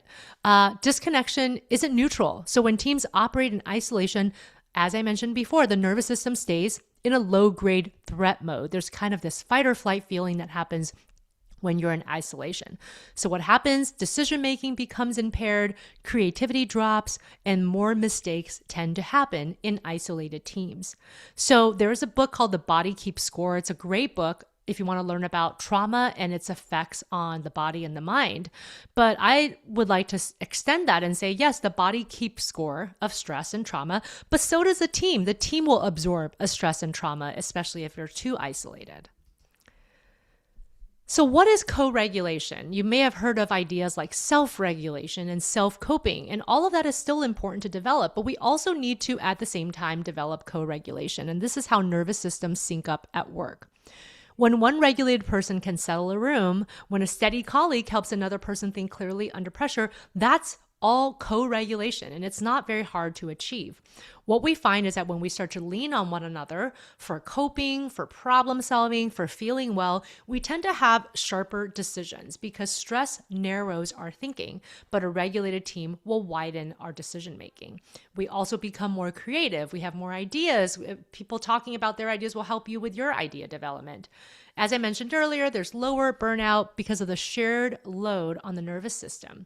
And finally, teams that co-regulate have better communication, especially if the team has established a type of environment where the person feels safe talking about dissenting opinions, mentioning, things that might not be going so well, but just in the purpose and the spirit of making the team better. That all of that is a real benefit of co-regulation. And the research also shows that connection, true, genuine connection, is a performance variable. So on teams with high psychological safety, they're 5 times more likely to perform well, 76% more likely to be engaged when employees feel a sense of belonging to their teams, and a 50% lower turnover risk because their strong workplace relationships, including friendships and collegial work relationships, makes them feel committed to the team, and it makes it harder for them to leave for any haphazard reason. They're kind of all really bought in, essentially, to a team approach. So here's the framework. Every thriving team has 3 major roles. So these are not titles, they're relational functions, and most people do play more than one for other people in their lives. But my approach in talking about your core 3 is that every person should have a mentor, a supporter, and a challenger in their lives. And sometimes people will think that one important person in their lives have to play all 3 roles. Like, I'll just take this out of the work environment for a second and talk about personal life, that maybe they think their romantic partner should bear all 3, but that's where it can be really challenging because not one person can bear all 3 for a specific individual. And that can lead to resentment and quality disruption in the relationship. It's important to know that maybe some people are better at being the mentor, some are better at being the supporter, and really seeking out this inner circle in your social and your professional lives.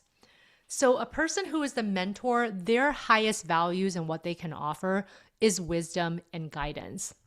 So a person who's the mentor shows the path, they share their own mistakes that they've made, and it helps you to accelerate your growth without doing all of the work for you, because obviously then you don't learn the skill set. The second person in your core 3 should be a supporter. This is kind of the unconditional love person who provides a steadying presence. So what they do is they're not necessarily there to talk about solutions. They can, but that's not necessarily their forte. They're there to be an active listener. They're there to take care of you, to take care of your needs, your emotional needs when you need to communicate, to help you vent your frustrations, and to not judge you. Essentially, what they do is hold space for you, and they remind you of who you are when the work gets really burdensome and when you forget. The third role is the challenger. This is the person who provides constructive friction.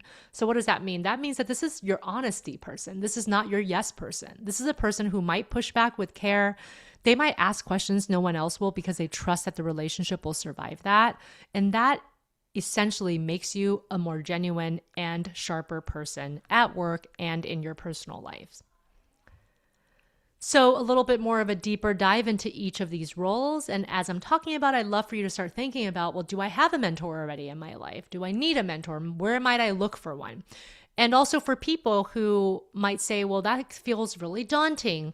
The idea is that you're only looking for these 3 roles. And they don't have to be your forever mentor person. It could just be for this season of your life. And the reason why I feel like the core 3 is so important is that it's 3 people. It's not 100, it's not 10. So with some curated care and attention towards this idea, everyone should be able to achieve all 3 in their inner circle. So the mentor is a person who has wisdom, who provides confidence, who translates their own experience into transferable patterns, and for a person who normalizes their own struggles. So they'll share their failures with you honestly. And they may ask you developmental questions instead of readily giving you answers. Think of that really great teacher you've had in your past who they're not letting you take the easy way out. They want you to critically think about something, but they're there to encourage you and to ask those types of questions. The mentor can also be the person who opens doors and makes introductions. So if you're talking to a mentor, a question might be, well, tell me the last time you remember making a mistake, or tell me about a time when you got this wrong. How did you cope with it? And through them sharing their experiences in a genuine way and authentically, it can really help with your own development. The second role is the role of the supporter. This is a person who, as I mentioned, is your unconditional support person. They're listening to you without rushing to fix. When you're with a person like this, you feel heard. You feel like someone understands you. They're also the kind of person who notices when someone seems a little bit off, and they'll check in with you like, wow, they've been isolating a bit. I haven't heard from them in a couple of weeks. That's not normal. And they'll be the ones to reach out. And they're less focused on outcomes. They're more focused on the process and holding you through that process and offering you that co-regulation so you can come back down from that fight or flight. And they generally stay calm so that others can find their calm as well. And so when you're relating to a supporter, it's helpful to ask questions like, well, what do you need right now, right? When you're acting as a supporter for someone, or when someone is acting as a supporter for you, they may ask a version of this question. And that's when you know that they are a great supporter, because they're really attuned to the things that you need and they try to give you that opportunity. And finally, the role of the challenger. As I mentioned, this is your honesty person. So they may surface some of the unspoken things. They may ask questions that feel disruptive and disturb the comfortable consensus. But it's really important to know that they're doing it to help you get better. They're not doing it to cut you down. And of course, there are people who might disguise themselves as challengers when they're really not. Maybe they are those people who are jealous of you or cutting you down. I'm not talking about those individuals. I'm talking about somebody who asks the hard questions because they care about you. So they hold standards high without making it personal, and they lead with curiosity. So they might challenge your ideas, but they're not challenging your identity. So when you're in conversation with a challenger, they may say things like, well, what are we not saying out loud right now? Is there some part of this that we haven't examined? Or they might call you out on an action or a behavior that seems inconsistent with what you just said yesterday or with your value system and ask you to think about it. And everybody needs all 3 of these roles in order to thrive. So what is the foundation of all 3? Well, the foundation for all 3 is this idea that psychological safety in teams isn't about just feeling comfortable. When people tell me that there's no arguments in their teams, that to me does not mean that they are a flourishing or high functioning team. That just might mean that they're not communicating with each other.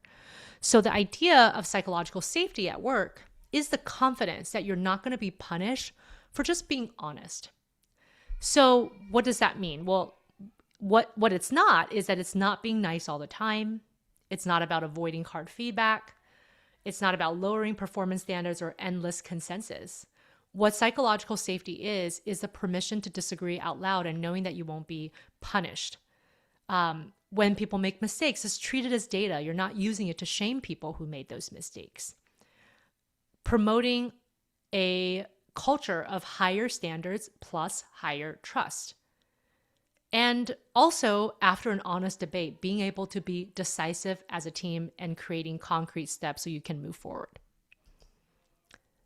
So here is 5 moves you can make this upcoming week to start to build a more connected team environment. The first thing to do is to open with a check-in, right? Kind of a 2-word emotional weather report. And that just builds the muscle of honesty within your team, right? So it doesn't have to be long-winded.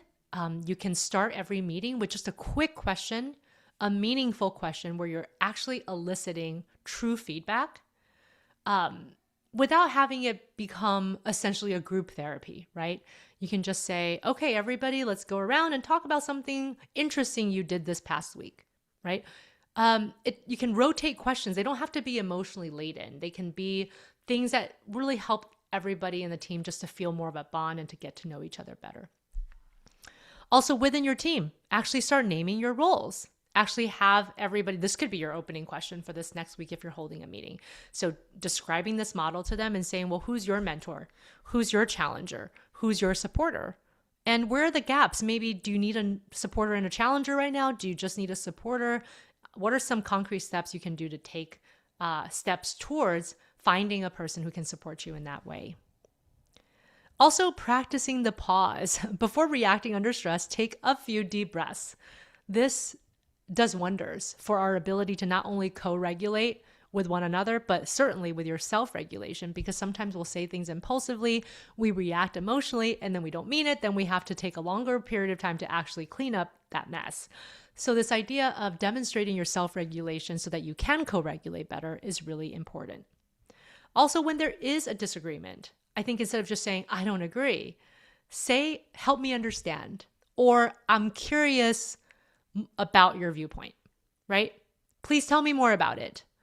That's a great way to respond, even if your internal experience is, this sounds like the worst idea ever. Maybe you're making a judgment in your mind. But really reframing the disagreement by actually staying curious and being open-minded. So you're still going to get to the bottom of it, but in this way, the other person's not going to be so defensive, and you're creating psychological safety for all people who might have dissenting opinions. And finally, repairing after rupture. So again, tension in teams is normal. If you're actually communicating well, you will have tension sometimes. But the repair is the skill. So naming it, owning your part, and moving forward as a team. It doesn't mean that you are saying that you're going to give up on whatever idea or cause or crusade you're on, but you're saying, I understand how that conversation went sideways, and let's take a break and we can come back to it in a few days, right? So this idea of understanding that not everything always has to be done in this exact minute. You don't always have to be right every single time. And also, even if there is tension, it doesn't have to be dealt with right away where everyone feels comfortable immediately. Sometimes it takes a few days before people start to feel a little better, and that's okay. Giving your team that breathing room and not being so afraid of conflict, knowing that sometimes conflict is so helpful for the team to be able to get to the next level of communication and thriving. So the takeaway is that if you are a high performer, if you are someone who is a perfectionist, if you are somebody who generally is type A, you like everything to be extremely organized, and you want and try to cultivate self-sufficiency at all costs, remember that connection isn't soft. It's how we're built. It's a necessary ingredient and skill that we all have to work on. And it's actually the most important infrastructure of high performance in individuals and in teams. Great. Thank you, Dr. Ho. Awesome insights. But I think I did have one quick, well, not a quick question, but actually a question I would say. So I was thinking, the first slide you opened up with, that self-sufficient versus being a supportive coworker, right? So if a team is functioning as a self-sufficient unit, for example, what would you think is happening in our brains that would prevent us from being as creative or resilient as we possibly could be? If yeah, yeah, I'm just thinking through all of that, but yes. Yeah. Well, when we're operating in isolation, generally we're more in a fight or flight mode, especially over time. So for short spurts, that's fine. Obviously as human beings, we're able to flex that way. But because we're social beings and our neurobiology is built that way, if you're alone for too long, your body and your mind starts to think that we need to be a little bit more heightened in terms of threat detection. And so when that happens, certain types of neurochemicals are more elevated in your body, in your brain, and you become more singularly focused on making sure you're surviving instead of thriving. So what happens? That ends up short-circuiting your creativity, short-circuiting your executive function over time, short-circuiting your attention, all the things that could actually end up warping your ability to be productive and high functioning. All right, good to know. I was like, yep, she would know the answer. How humans are, what the brains are doing, I'm sure. And I'm going to check if there are other questions through in the chat or online real quick. And I might actually have one more question for you, but let me just make sure I'm not taking away others' time on this. There is a question, I think. Side thought on the impact of working alone versus in a team. Do you think that working remotely is a particular impact to working alone? Yeah. Yeah, working remotely is so interesting because there's something to be said about true connection the old-fashioned way, which is we're all together in a room and we get to really see people and touch their hand, hug them, all those things. And hopefully you'll have room for that, at least on a personal level, if you're somebody who works mostly remotely, or that you're taking advantage of any kind of in-person get-togethers your team does have on occasion. But even when you're working in a remote team, you can still achieve the benefits of connection and co-regulation if you have some synchronous time. So as I mentioned, oftentimes when we're working remotely, it can feel kind of like we can just do everything by email or by a chat. But even when you're able to jump on a Zoom meeting, a Teams meeting, and see each other and kind of respond in real time, that does provide a very significant source of connection.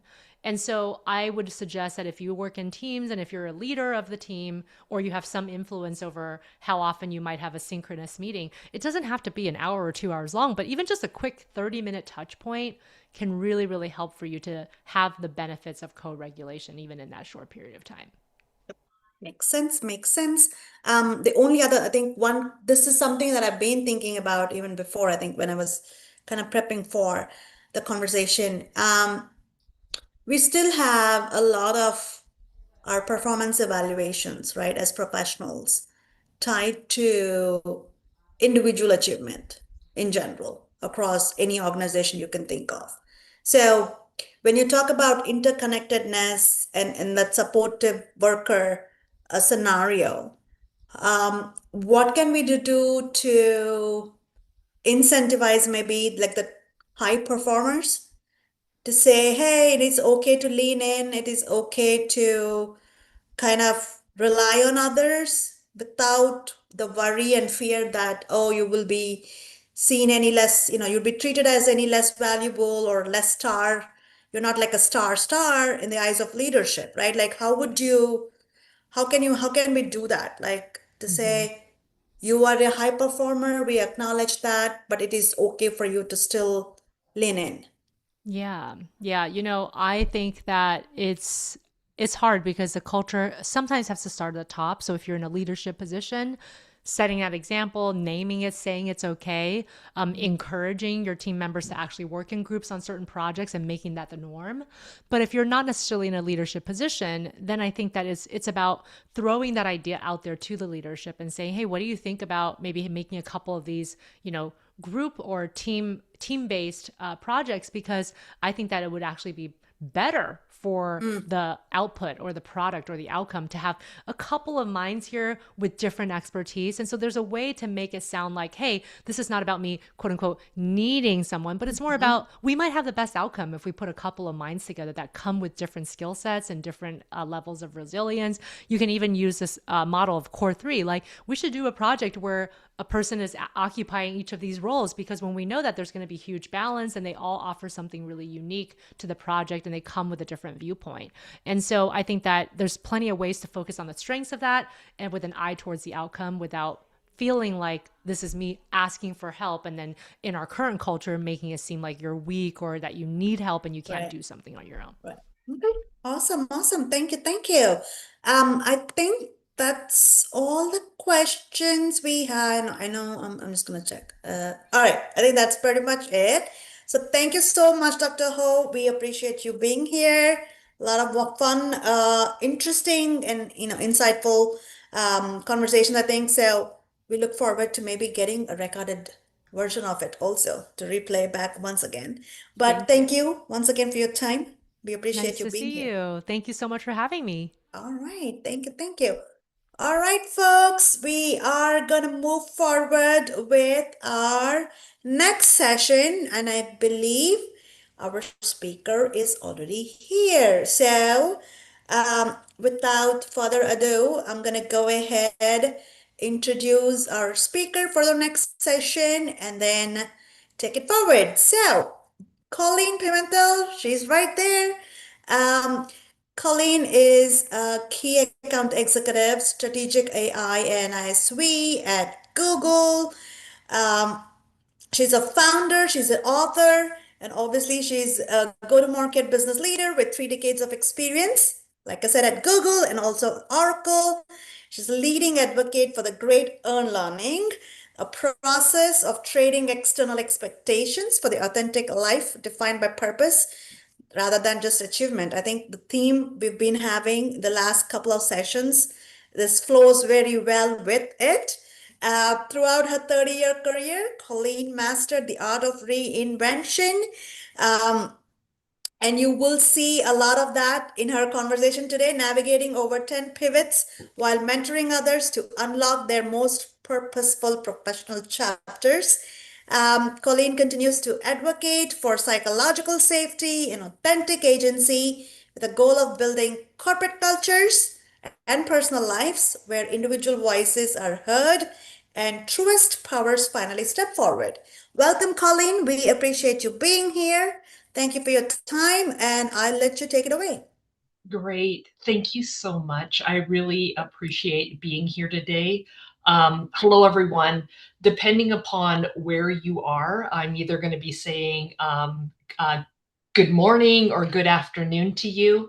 Let me do just a really quick introduction of myself, if you can bear with me for just 1 second. If you don't mind, I just lost something that I needed to actually do this presentation. So please bear with me for 1 second.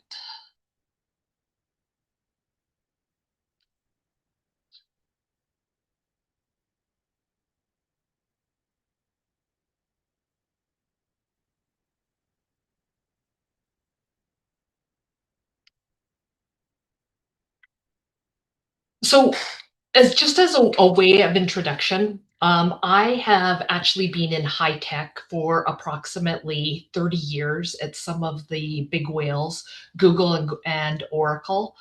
And in those 30 years, I've actually done and seen a lot, and I had 10 reinventions, but that's not what I'm here today to talk to you about. Today, I'm actually here as a speaker and a coach with my sole purpose to share with you how you take back your control so that in the hustle and bustle of 2026, that we actually try to lower the way that how people are feeling overwhelmed and to stop the state of burnout, which is starting to be a pandemic right now. And my understanding is on this Zoom right now, we have a very diverse crowd.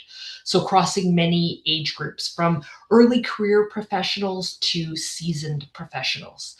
And the good news is that I've actually worked in both of these categories, and my talk, it really applies to all these groups and anyone in between.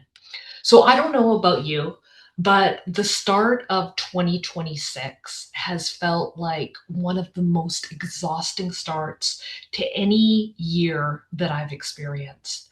And I think the promise of AI, that it would give us our time back, but instead it's actually increased the velocity of our expectations. There's more noise, there's more tools, and there's more instant. And because of that, I actually wanted to talk to you about a hard truth that I believe in, and a thesis that I have built, which is speed without direction isn't momentum, it's exhaustion. So I'd love to put those Zoom emojis in action. And if you can send me a reaction, if what I just told you resonated with you. Do you feel that exhaustion, especially in 2026? Yeah. So let me ask you this. Have you ever wrestled with a difficult email? You know, just staring at the screen and you start to write out a sentence, but it doesn't look good. So you erase the sentence and you start writing again. And you keep trying to write this, but you can't. And eventually you're just staring at a blinking cursor. And ultimately, I guess we think if we stare harder, the words or the answer is going to come to us. So we do, but nothing, zilch, nada. It's like we're hitting our head against the laptop screen. So eventually we close the laptop and we walk away. Maybe we go for lunch or go for a run or grab some coffee. And it's in that moment that we hit the pause. And boom, the answer comes to us. In this case, it's the perfect sentence. It seems like magic, but it's not, because the answer was always there. And with enough space and time, the answer always reveals itself to you. The thing is we couldn't find the solution because we were too busy looking at the problem. And this is what I call the strategic pause. But the word pause to our society, our culture, and the businesses that we're in is frowned upon. And why not? Because we are conditioned to want everything instantly. Amazon delivers next day. Uber Eats will deliver within an hour. You can get answers on the internet in minutes and validation on social media in seconds. So when it comes to ourselves, to our employees, to our companies, we expect the exact same. And with the introduction of AI, these expectations have just become tenfolded. We live in a world where if it isn't instant, we feel like we failed because no one truly values the pause. We're optimized for activity, just doing, but we've forgotten how to optimize for effectiveness, which is getting to where we want to go. And we do it at work. We tell our teams to move fast. We give them AI to go 10 times faster. But if you're heading in the wrong direction, AI just gets you lost at 10 times the speed. So do me a favor, close your eyes with me. And I want you to envision that you're in Japan and you have the ability to get on the bullet train. And the bullet train is going 200 miles an hour. But there's a problem. The bullet train is actually going in the wrong direction. So my question to you is, would you stay on that bullet train just because it was going fast? Open your eyes. Of course not. You would get off that train and you would go on to a different train going in the right direction, even if it was slower. So my question to you is, why do we do this in our careers? Why do we do this in our companies? And why do we do this with our employees? Let's take a moment to talk about burnout, because burnout is not just about having a long to-do list. It comes when we are cognitively overloaded and control light. When we are continuously in motion, but we don't feel like we are the person that is driving. And based upon both a 2025 as well as a 2026 burnout statistics, 82% of employees are currently at risk of burnout. And this is an escalation from previous years that's fueled by a world that is now always on. We're actually at the cusp of a pandemic of burnout, born from always being on. And this is being further accelerated by the expectations of AI. But here is the good news. We have an opportunity to change the trajectory. But we need to be able to move from being a passenger to the actual driver. And this is not just me saying it. In 2025, Deloitte had a study, Human Sustainability, and in 2026, Oxford also had a case study on cognitive load, which supports not just the facts that I've provided you, but also the framework that I'm going to share with you.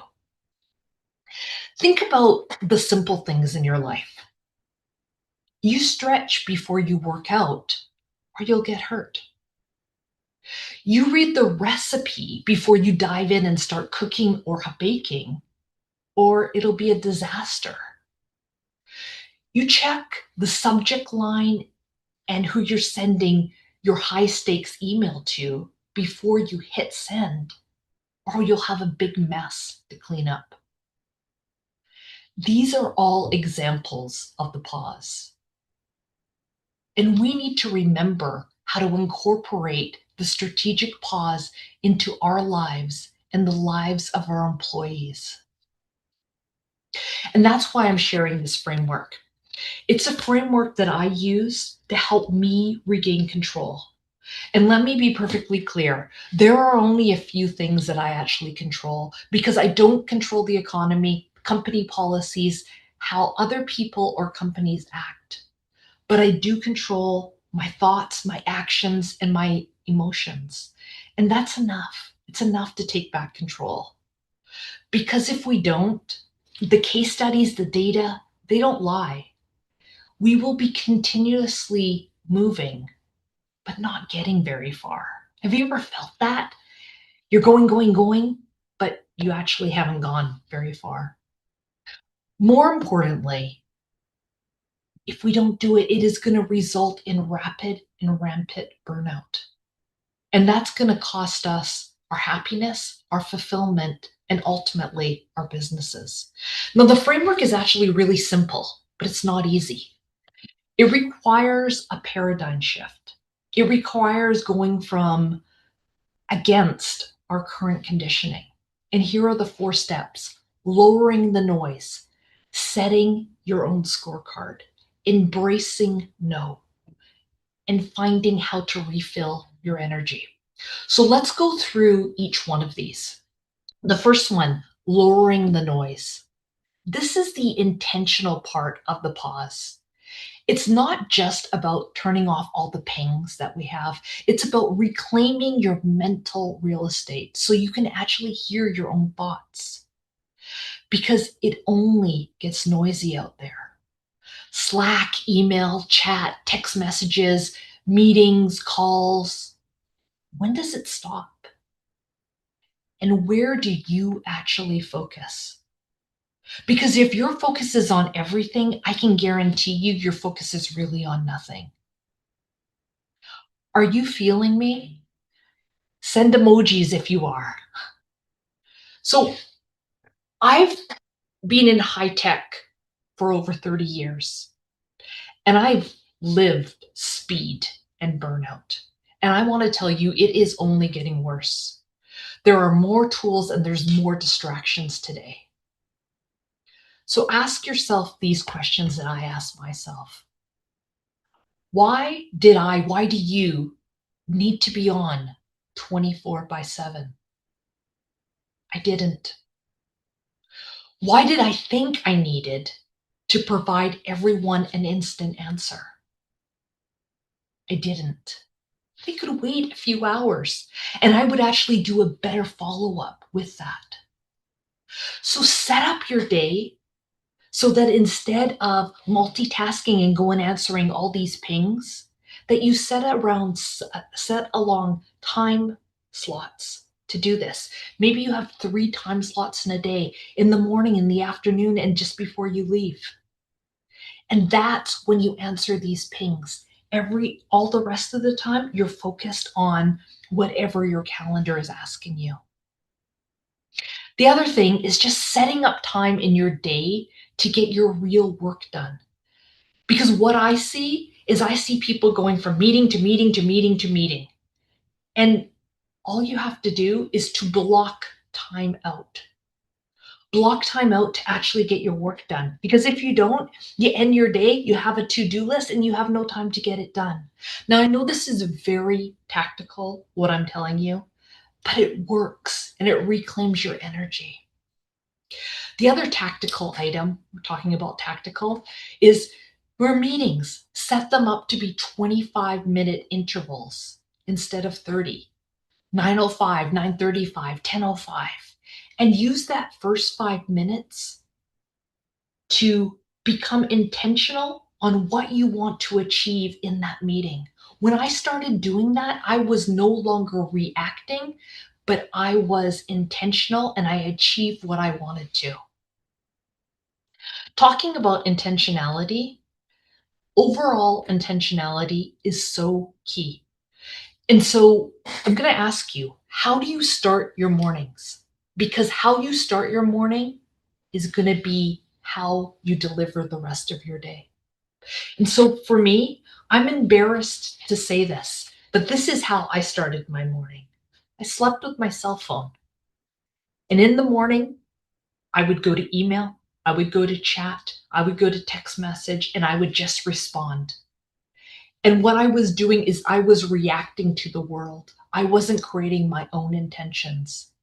So now what I do is I actually I wake up a little bit earlier and I take a percentage of my time in the morning that is just to me. I personally journal and I talk about my intentions for the day. And lo and behold, that's what I achieve. But own your morning, become intentional. It doesn't have to be in journaling. It could be meditating. It could be exercising. It could be sitting in the silence, having your first cup of coffee, but own your morning and decide upon your intentions for the day. Because that's what's going to lower the noise. And you need to lower your noise so you can hear yourself. Now, once the noise is actually gone, you have to decide what matters. And that is your second step, which is your personal scorecard. This is the strategic part of the pros. So company's scorecard, are they burning you out? Because if they are, you need a personal one. Because corporate scorecards, they're going to be quarterly. But guess what? You live daily. So what are you measuring on a daily, weekly, monthly basis? If you are measuring success, your success based upon quarterly goals like a company has provided you, I'm going to guarantee that most of the time you're going to feel bad. Plus, do you really have control over the corporate scorecard? I know I didn't. And for me, I'm in sales. So what I did was I started to create my own daily scorecard, the things that I wanted to work on, the things that I had control on. And again, I was in sales. So this is an example of mine. One was, did I cultivate a relationship today? 2 was, did I push a deal forward, which is usually just, did I get to the next step? And 3, did I reach out to a new contact today? These are small things, but they're small, measurable things that were in my control. And when added up over time, they resulted in a significant impact to my results. Now, I don't know what your measures are, but only you will know what the right measurements are for your scorecard. But what you need to do is you need to create your own so that you are in your control of your own measurement of success. And so you're not drained by not achieving corporate's quarterly measurement. Now, you can't hit the scorecard goals if you're drowning in other people's priorities, where we get to the third piece of the framework, which is embracing no. And I like to call this embracing no to get to your yes. And this is the boundaries pause. Did you know that no is one of the shortest words in the dictionary, but the hardest to say? And every yes that you say to a low value task is actually a no that you're saying to the high impact work. This is where you can actually take your control back. So, share with you, a few years ago, I looked at my calendar. And again, a little embarrassing, but it was booked solid and mostly by unnecessary meetings. You might ask, why didn't I take them off? Well, I didn't think I wanted to let Lisa or Jane or Jim, whoever down. I also thought I've always done them, so I thought I needed to. And if someone asked me to do something really small, was like, yeah, I can do something really small. But when I looked at my calendar, I had like 20 of these items on it. And if you multiply these small things by 20, it became a large portion.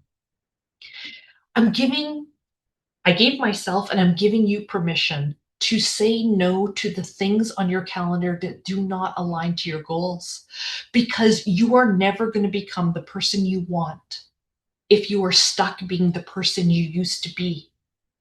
You need to do an audit of your calendar and find things that no longer belong and do the things that are focused on the goals that you specifically have. Because the essence of burnout, it's relentless motion without purpose.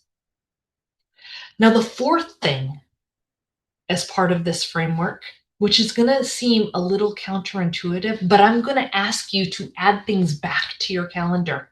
But it's really important what these things are, because the things that you're going to add back have to be where you get your energy from, how you refill your cup. So I told you before that I worked for Google. Google has a concept which is called the 20% project.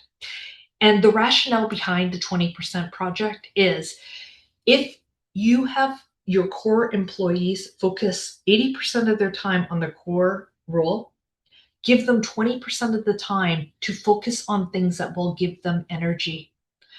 These are things like maybe you're giving back to the community. Maybe you're investing in yourself for a skill. Maybe you are doing something bigger than yourself, or you're mentoring someone. Only you will know where your energy comes from. But when you actually allocate your time, 20% or some percentage to get your energy back, then when you're focused on your work, you're just so much more productive. I'm living proof of this. I use that 20% project. And by the way, it doesn't have to be 20%. It could be 5%. It could be whatever number you have. But what is important, if you continuously just focus on the work that you have, you are going to get drained. So you have to find things to put back in your calendar so that you can refill that energy. So to recap, 4 steps: lowering the noise, setting your own scorecard, embracing no, and then finding your energy to refill your bucket. So I'm not here to tell you which new tools to get your time back. I'm actually here to tell you just the opposite. And my advice to you, if you're a leader, is to create education and enablement that gives your people permission to use these pillars. Because, yes, and if you are an individual contributor or a leader as well, I want you to embrace this framework to take back your control. Because I'm telling you, the pressure of 2026 isn't going away. AI isn't going to slow down. But the answer isn't to go faster. It's to get clearer. Because your edge at work isn't how fast you move, it's how clearly you think. So I want to leave this with you today. What would you change in either your organization or yourself tomorrow if you prioritize the 10-minute strategic pause over the 0-minute response time? I'll take any questions that you have now.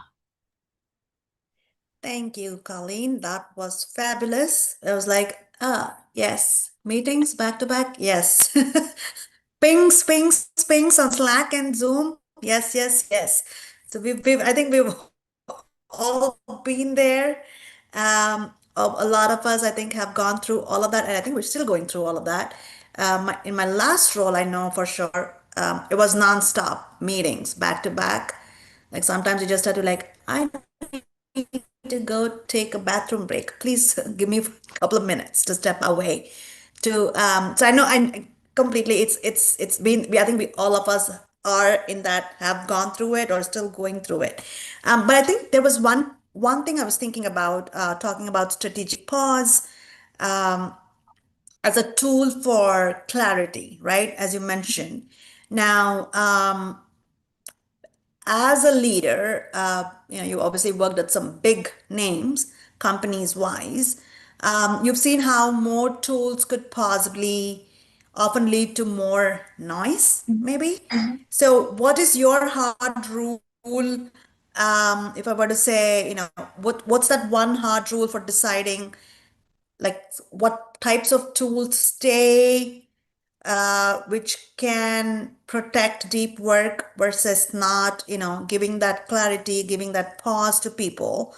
And which ones do you say, okay, now, great, this sounds like a great tool, but may not necessarily be a tool to keep people engaged and productive. So how do you make those decisions, I think, as a leader? Yeah, that's a great question, and thank you for asking. So when I think about it, I actually love tools and I love AI, even though I just talked about how AI wasn't good. The issue that I was trying to portray is unless you have the foundation right, unless you know what direction you're going, tools are not going to help you. AI is not going to help you. It's just going to burn you out. But I think that if you know what you're trying to achieve and a tool can help you, then go for it. But if you are just putting a tool in to put a tool in, like I'm seeing people do right now, which is, oh, we have to use AI for this. Oh, we have to use AI for this. That is not helping you. I have friends, I have coworkers, I have people who are executives who are telling me that they are so exhausted because they're sitting and playing with AI so that they can get ahead because they're feeling that they're getting lost behind. And the fact is they're not getting lost behind. What they need to do is to focus on what do they need this AI for? What are they trying to achieve? Then get the tool. So if I was to make a recommendation to everyone, you have to understand what you want to achieve before you're looking at tools to make everything, more successful for you.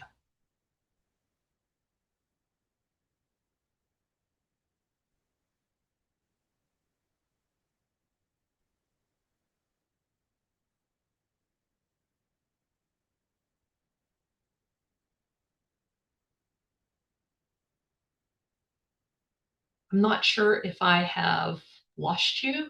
I think she froze. Oh, okay. It's okay. Great. I'm glad it wasn't me. Does anyone else have a question or even a follow-up from what I just said? Don't see any questions here.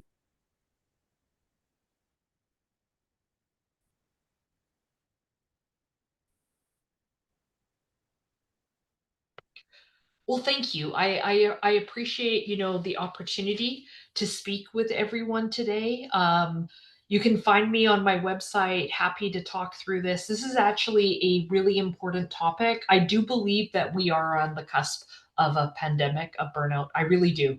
Those stats, I'm seeing it in the workplace, 82%. I think we need to slow down and we need to focus on understanding where we're going before we try to go and get there.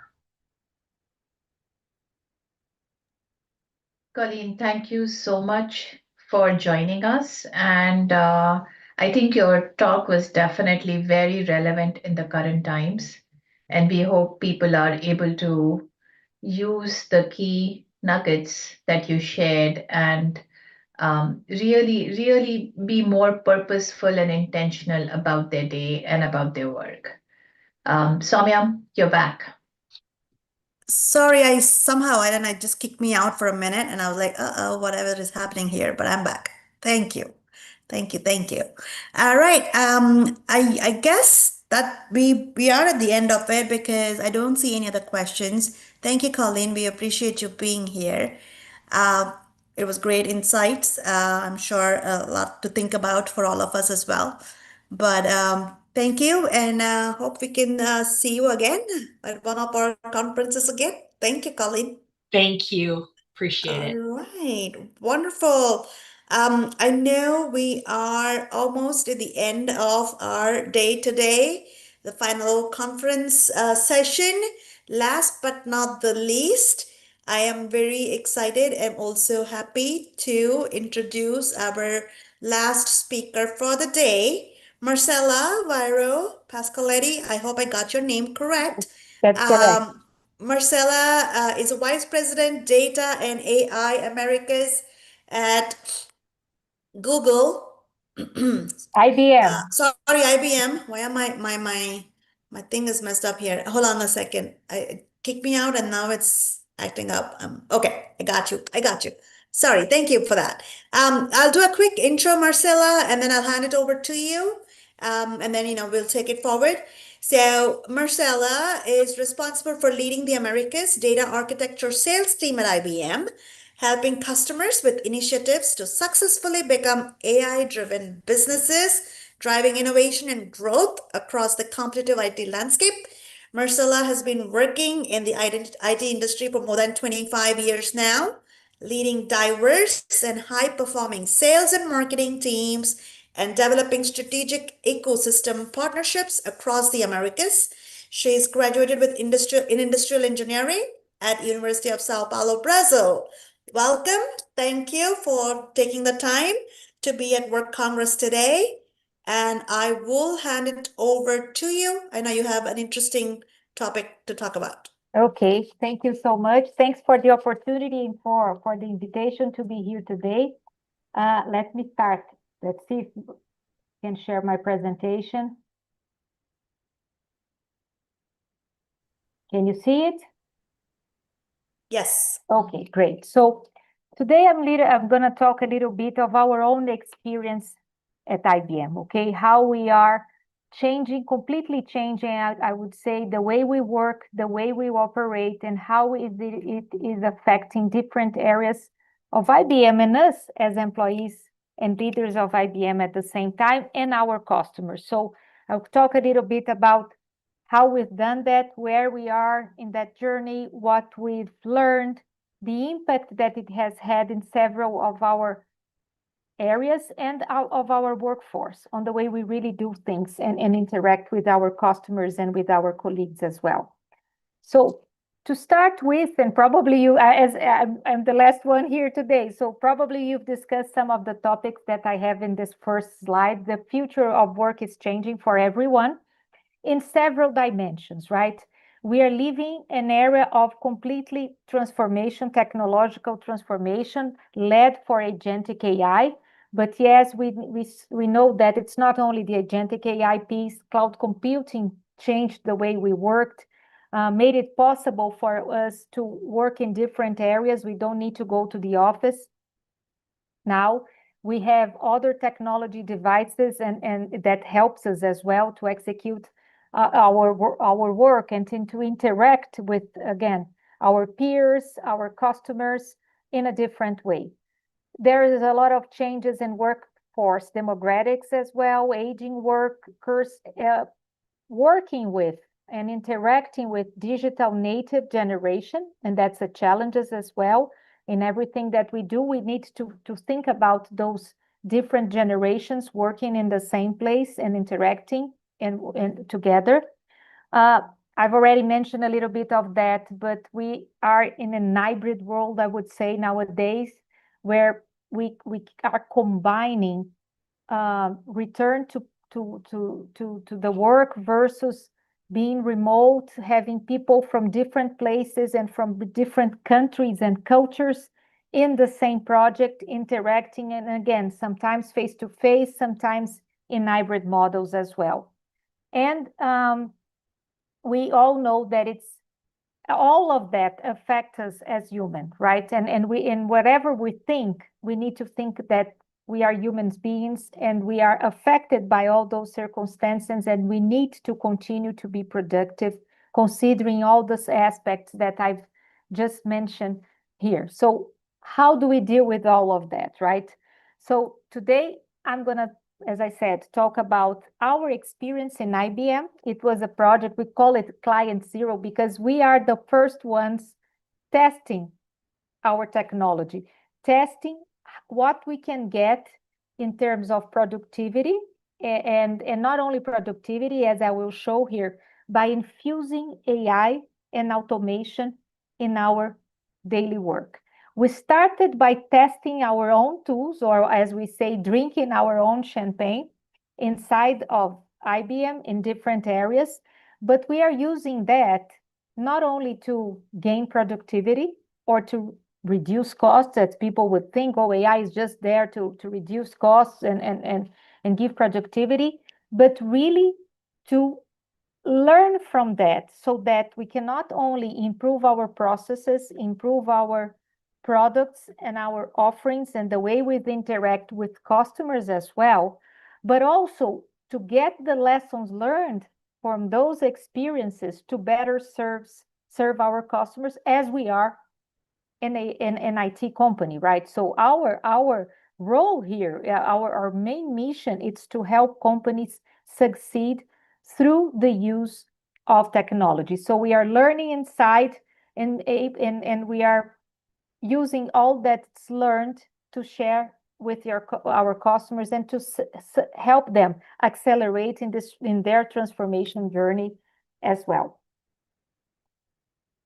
This slide here, it's so as I said, IBM is a company that has more than 100 years. So you can imagine, I talked about what's the marketplace, what are we facing in general in the marketplace, but imagine we in IBM, right? So we are present in more than 170 countries. We have cross-generation workers.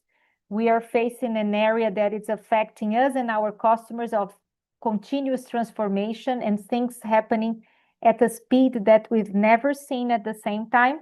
So we started this journey that we call Client Zero almost 3 years ago. In 2023, we kick off that initiative, which is the Client Zero initiative, which is to use and leverage AI to transform ourselves.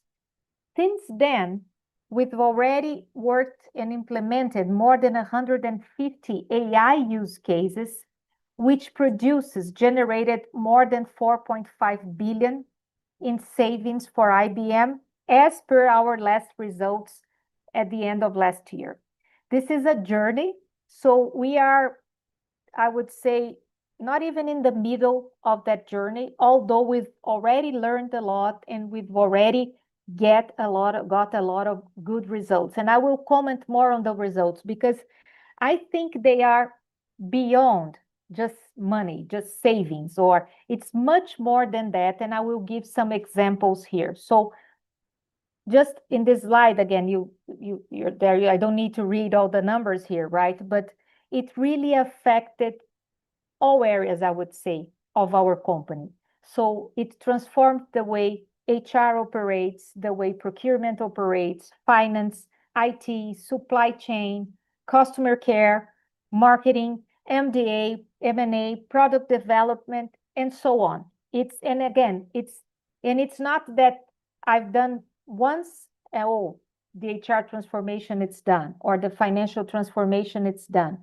It's a continuous and evolving process. And I will tell you a little bit more about that. So, but just in terms of, I brought some examples here just to emphasize that we tend to think that the use of AI, again, is just for cut costs or reduce people or save money.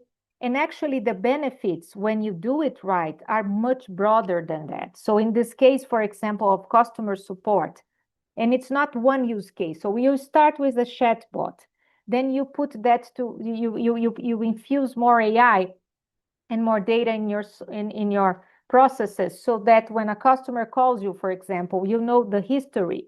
You can catch up from the moment it calls you, or he or she calls you, or you can understand the situation and have a faster resolution, or start even making offerings, new upsell offerings to that customer based on that experience. So it goes much beyond than a chatbot that would answer questions or that would open a ticket, for example. And it's really a journey. And the results, again, it's not, oh, you saved money in a call center. The results go beyond that. In our case, for example, we could see an increase of 25% in the Net Promoter Scores, which is directly related to customer satisfaction. Yes, we've generated some savings, and we have, again, a big number here, and we can discuss the details on how do we get to that number.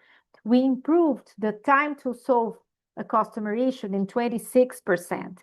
We automated and made it self-service most of the asks for a customer. And what's the result of that? The result is that, again, it's 24/7. They can get the answers or the services that they want at the time that they want it, in a much better and faster way. If we go to another example, and again, this is broad, this is not only tied to one department, but infusing AI in our processes and automation, and with a better use of data, we also applied that in several areas to reduce enterprise risk, revenue leakage, and improve productivity. So, and why? How are we doing that, right? We are reducing, for example, the manual contract reviews. It takes a lot of time. It is a repetitive work, and it's subtle, and it's subject to errors. So at the same time, again, you improve the results and you free time from people to do more interesting work, less repetitive work and more differentiated work, right?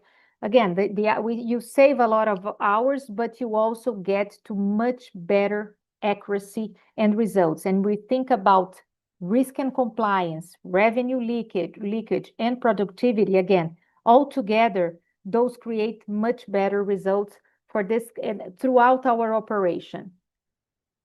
Employee support, HR, SHR, that was one of the first areas where we started infusing AI. And it all started, again, in this case, with a chatbot.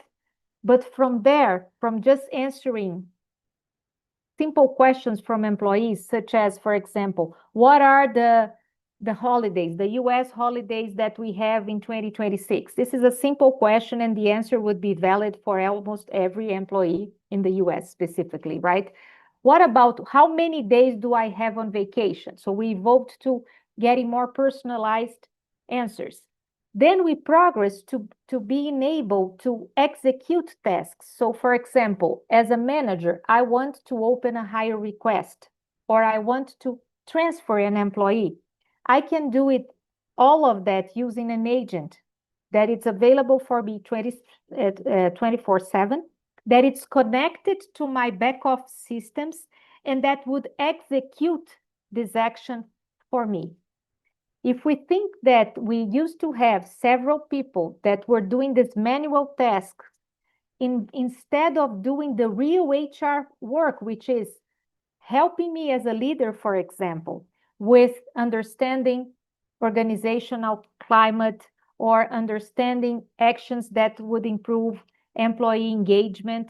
Yes, those kind of things, they are we need people to help us on that. People supported by data, but we need, of course, we will always need this kind of support. But to execute operational tasks, we get much better results and employee engagement, by the way, if we can infuse AI and automation to that. Here are some, again, of the examples. We have more than 10 million interactions, employees interactions, doing all kinds of tasks.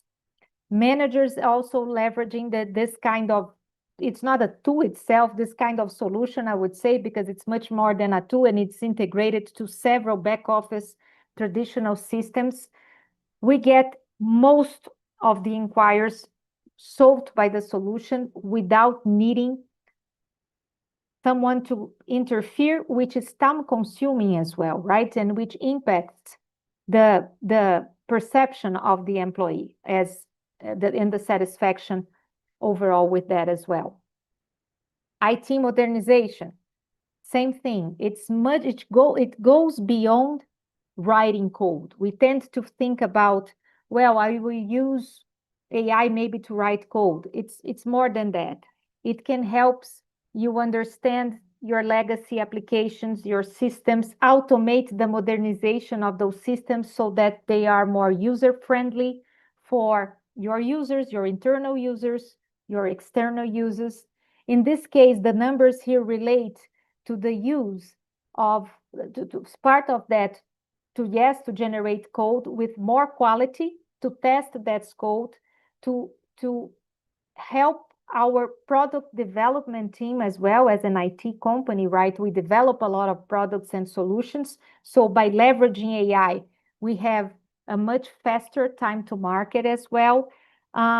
Decrease the time that you spend fixing an issue when needed. So again, it's broader. I just want to challenge everyone here to think that it's not one use case, it's not one application, it's not only one department.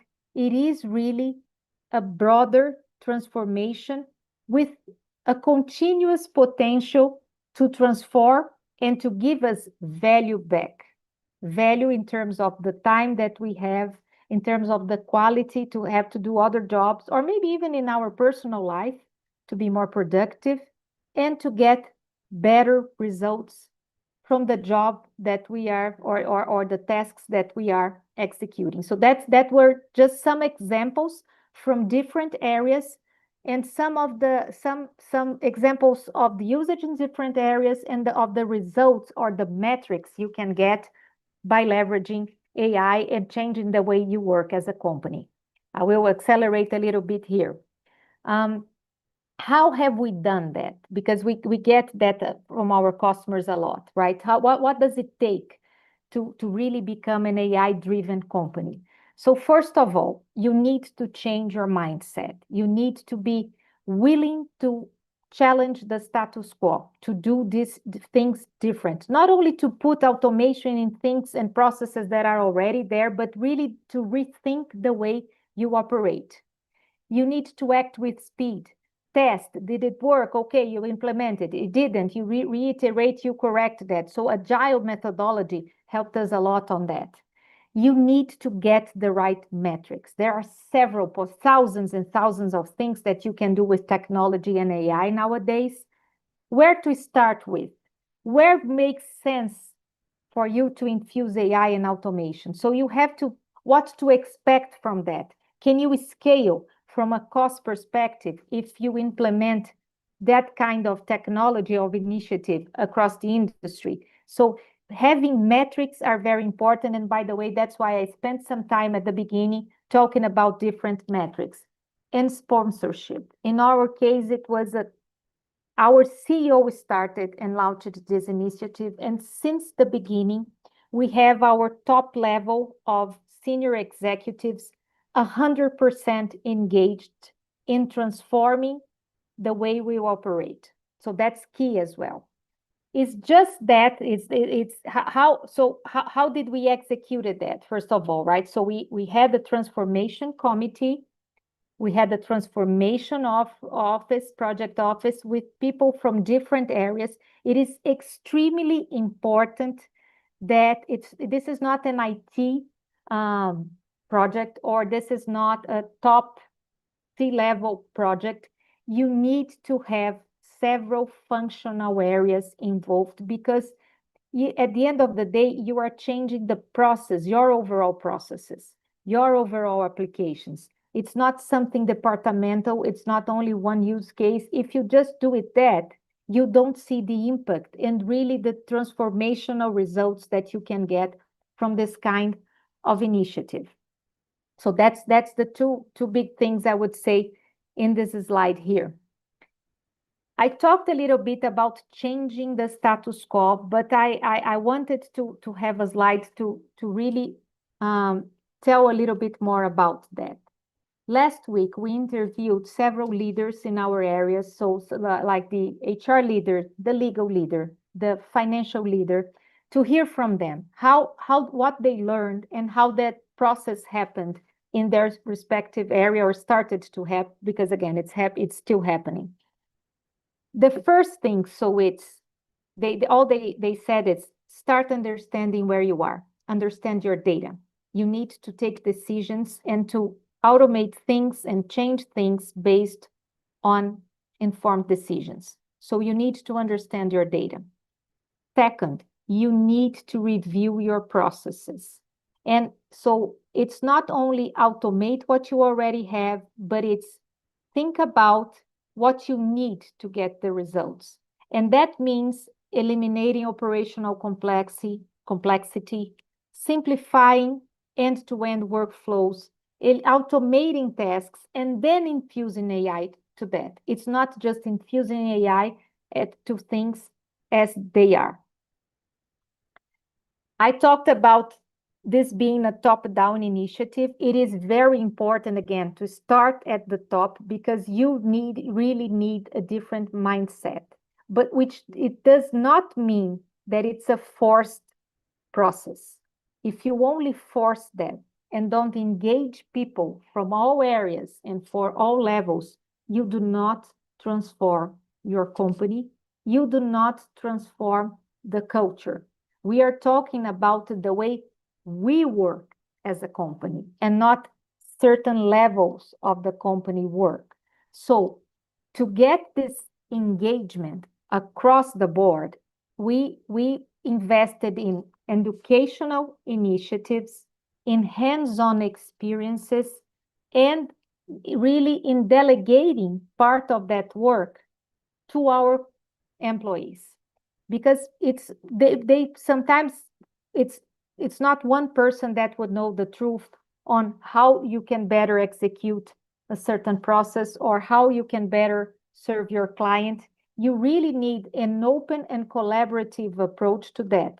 But then you need to teach people how to do that. You need to train them on the possibilities. And as you start this process, things starts getting easy. And you start with and we experience that, and we see that in our customers as well. You start with 2 or 3 and 4 initiatives, and all of a sudden, as we have now, we look back and we have more than 150 projects ongoing throughout the company, because again, we are really transforming the culture and breaking the silos and breaking the status quo and giving people empowerment to do things differently using AI, of course, with a lot of governance behind that as well, right? To make things happen. So to summarize what we've learned, it's not only technology. You need to start with the data, then think about your processes and workflows. Infuse technology after you have the right data, after you've redesigned your processes, then you put technology, then you put AI, then you put governance, then you put automation to your processes. But nothing of that would work if you don't have your people engaged and if you do not transform the way you operate. You need a growth mindset. You need to invest in skills, and you need agile ways of working. Four areas where, again, when we, how do I start? Where do I start? Which are the areas where you would see more gains? With our thinking about our own experience and thinking about what we see in the market, because we are helping our customers leverage AI in their business as well, there are four main areas where we see great opportunities for changing the way we work by infusing AI. Enterprise insights, customer experience, IT modernization, and employee productivity. I started talking about big numbers, talking about the way we've already generated more than 4.5 billion in free cash flow. But and I also said that people tend to think about AI as well. It's savings, it cuts costs. Actually, it's much more than that. It's also about what you do with the savings that you get.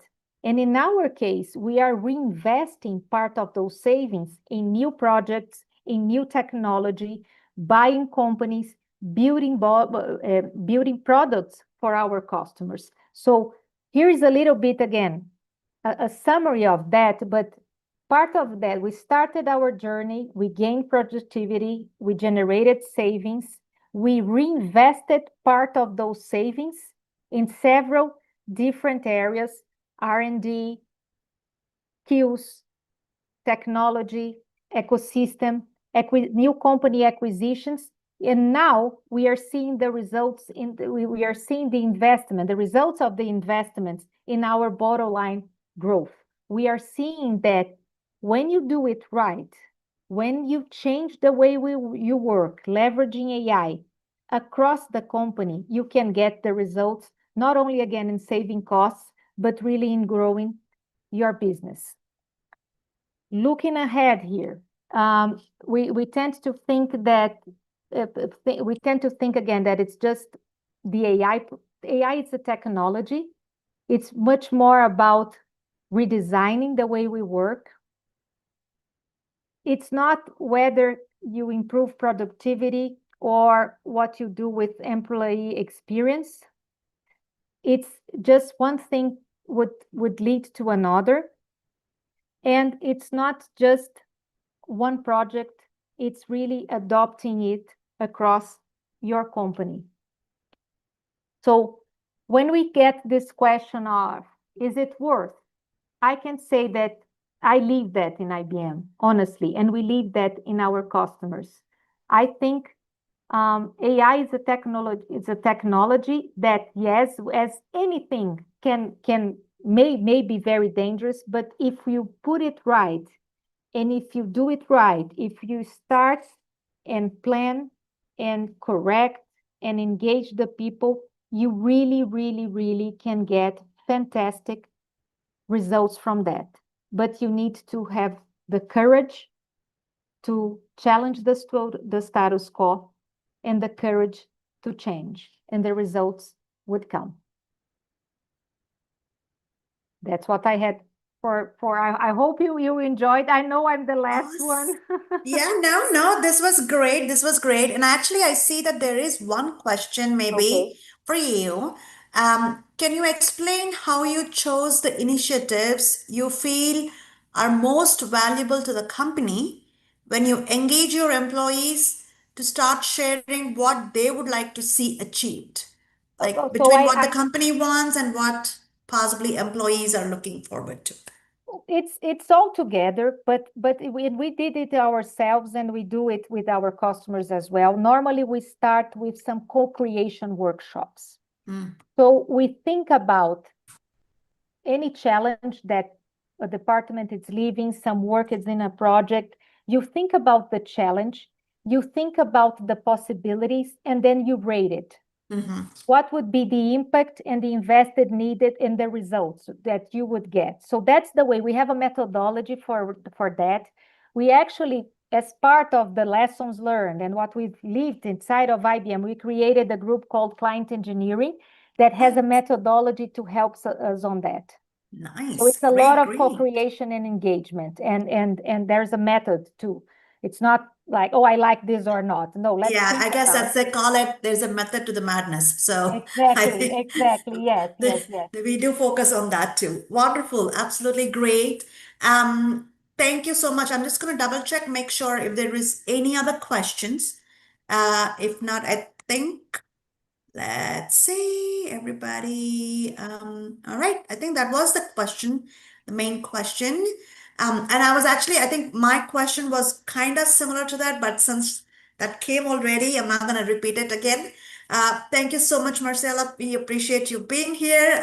Fabulous insights. I think it's a great example of how maybe the AI integration can happen smoothly when you have all your stakeholders And come together. continuously.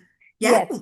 definitely. This is a great concept. I mean, I was kind of reading through, the Client Zero that, and I was like, oh wow, they've kind of gone up one notch.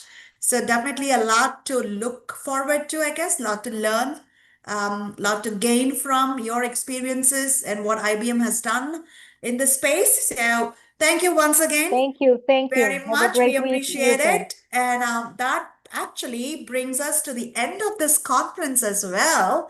Thank you all for being here, for attending the conference today. We hope you all found it useful, insightful, some actionable items you can take back to, put in I think, use and practice next week on. But we look forward to having you all again next year for the next WorkCongress hosted by No Work Left Behind. Until then, y'all have a great day, evening, night, and we'll see you again another year. Thank you all. Bye-bye.